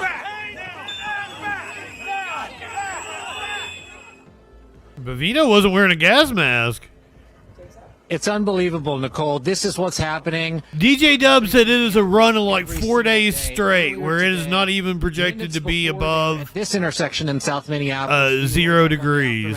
Of yet another apprehension by federal agents. They smashed the sub-zero temperatures. Vehicle pulled multiple days in a row in Minneapolis. Car and left behind at the scene when we arrived were dozens of ICE watchers who were on the scene, as well as the purse of the person in the vehicle, the cell phone of the person. There's the vehicle. Once again, clinically, I would like you to be just a little bit more coy. How about saying, left everything behind? As you give them the Mussolini treatment. Scene. I like that. That's what I use. On about why they're stopping anybody. I don't want to see you get banned anymore. Stops. You and I have been. I don't want to see you get a knock at your door. 6 months right now, but it's unbelievable again. Just but I don't want to curb your speech either. You know, temperatures right now in this type of an atmosphere, they are furious. They remain furious, and with Vice President J.D. Vance, yeah, but just be a little more coy about how you fuck them. Rest assured, this is going to continue. I'm sorry. You're fucking the dog. I'm just holding its head. The people of Minnesota and these federal agents, thousands of them, who are here on the streets of Minneapolis. Jacob, when it feels like 7 degrees there. See, that's the thing I wish you wouldn't say, just because, like, you might get me in some trouble on Greg that. Bovino throwing gas at? It looked like Be just a little more coy about it. That I saw. Bingo. that's exactly what he was doing. And we have been in the vicinity of those people all day long. Originally, they surrounded the vehicles when they pulled into a gas station earlier today. And there was which one, Avalon? That sounds pretty familiar. They smashed and grabbed. I mean, fucking Gaddafi. They sodomized him. Explicitly, the third one that I know about. Like marched his corpse through the street. People who consider themselves ICE watchers, civilians, citizens. Give them the Gaddafi. Day jobs coming. We've got plenty of examples of how we can deal with our out of Minnesota, and that is basically the altercation that you're watching play out on your. Our out-of-hand politicians. It's time for guillotine. Who are coming out. It's time to raise the board. Their families, in order to stand up to the federal, mass armed federal agents that are here against their wishes on the streets of Minnesota. God damn, it looks cold there. Tomorrow, please bring us any reporting on what happened to the person who was taken out of the car without their purse or their phone. Or do you know where that person is?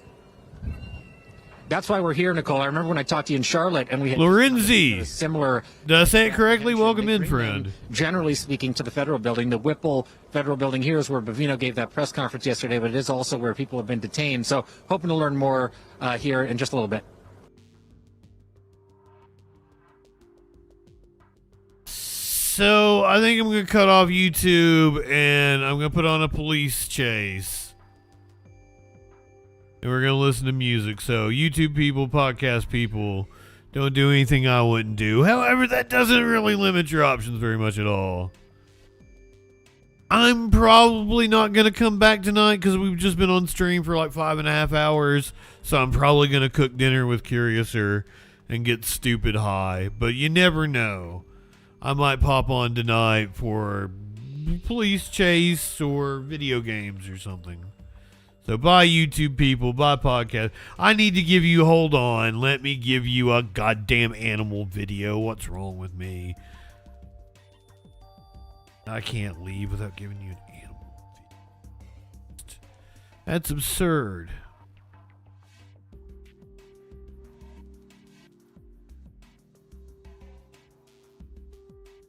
Let me find a good one here.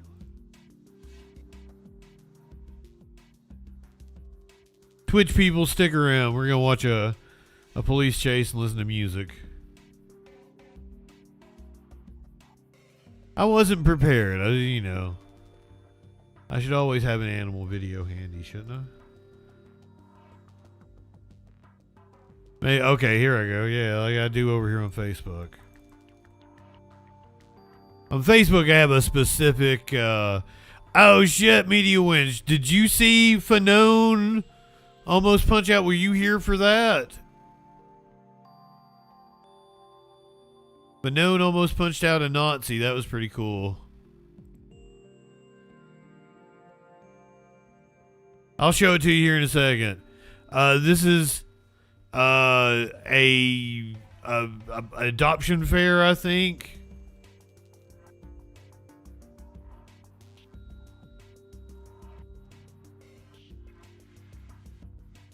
Hold on, let me see what the caption was on this. Lets dogs pick their forever homes. The adoption center is flipping the script and letting the dogs choose their humans. These are dogs choosing their humans.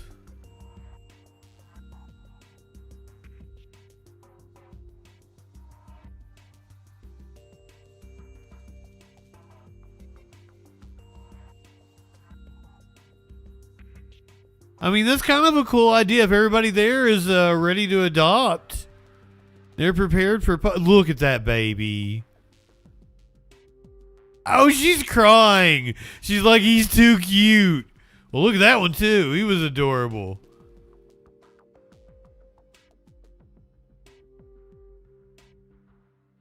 Oh.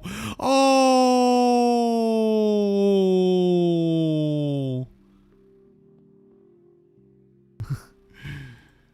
I like all puppies. Well, all puppies are kind of hyper.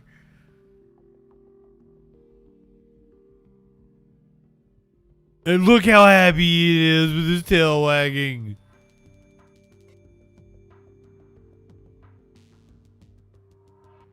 I'm open to the, if I ever get a house, I absolutely will have a puppy.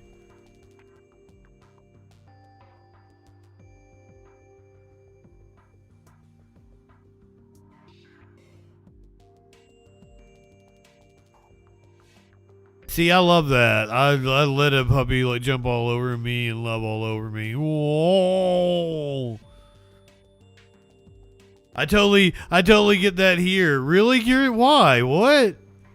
You don't think I'd like to have a puppy? Look at that face. I'd love a puppy like that. Sparkles asked me one time why I don't have a puppy, because she's like, you try to force your cats to love on you all the time. You wouldn't have to force a puppy. A puppy will just constantly be in your lap. I love a puppy. They do. They require constant care. That's why I don't have one. I can't afford that care for them. If I had a house and, you know, I had a backyard they can roam around in and shit.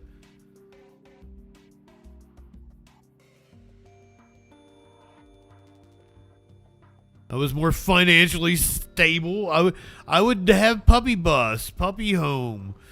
I'd have fucking cameras making money off of that sweet fucking face. Look at that.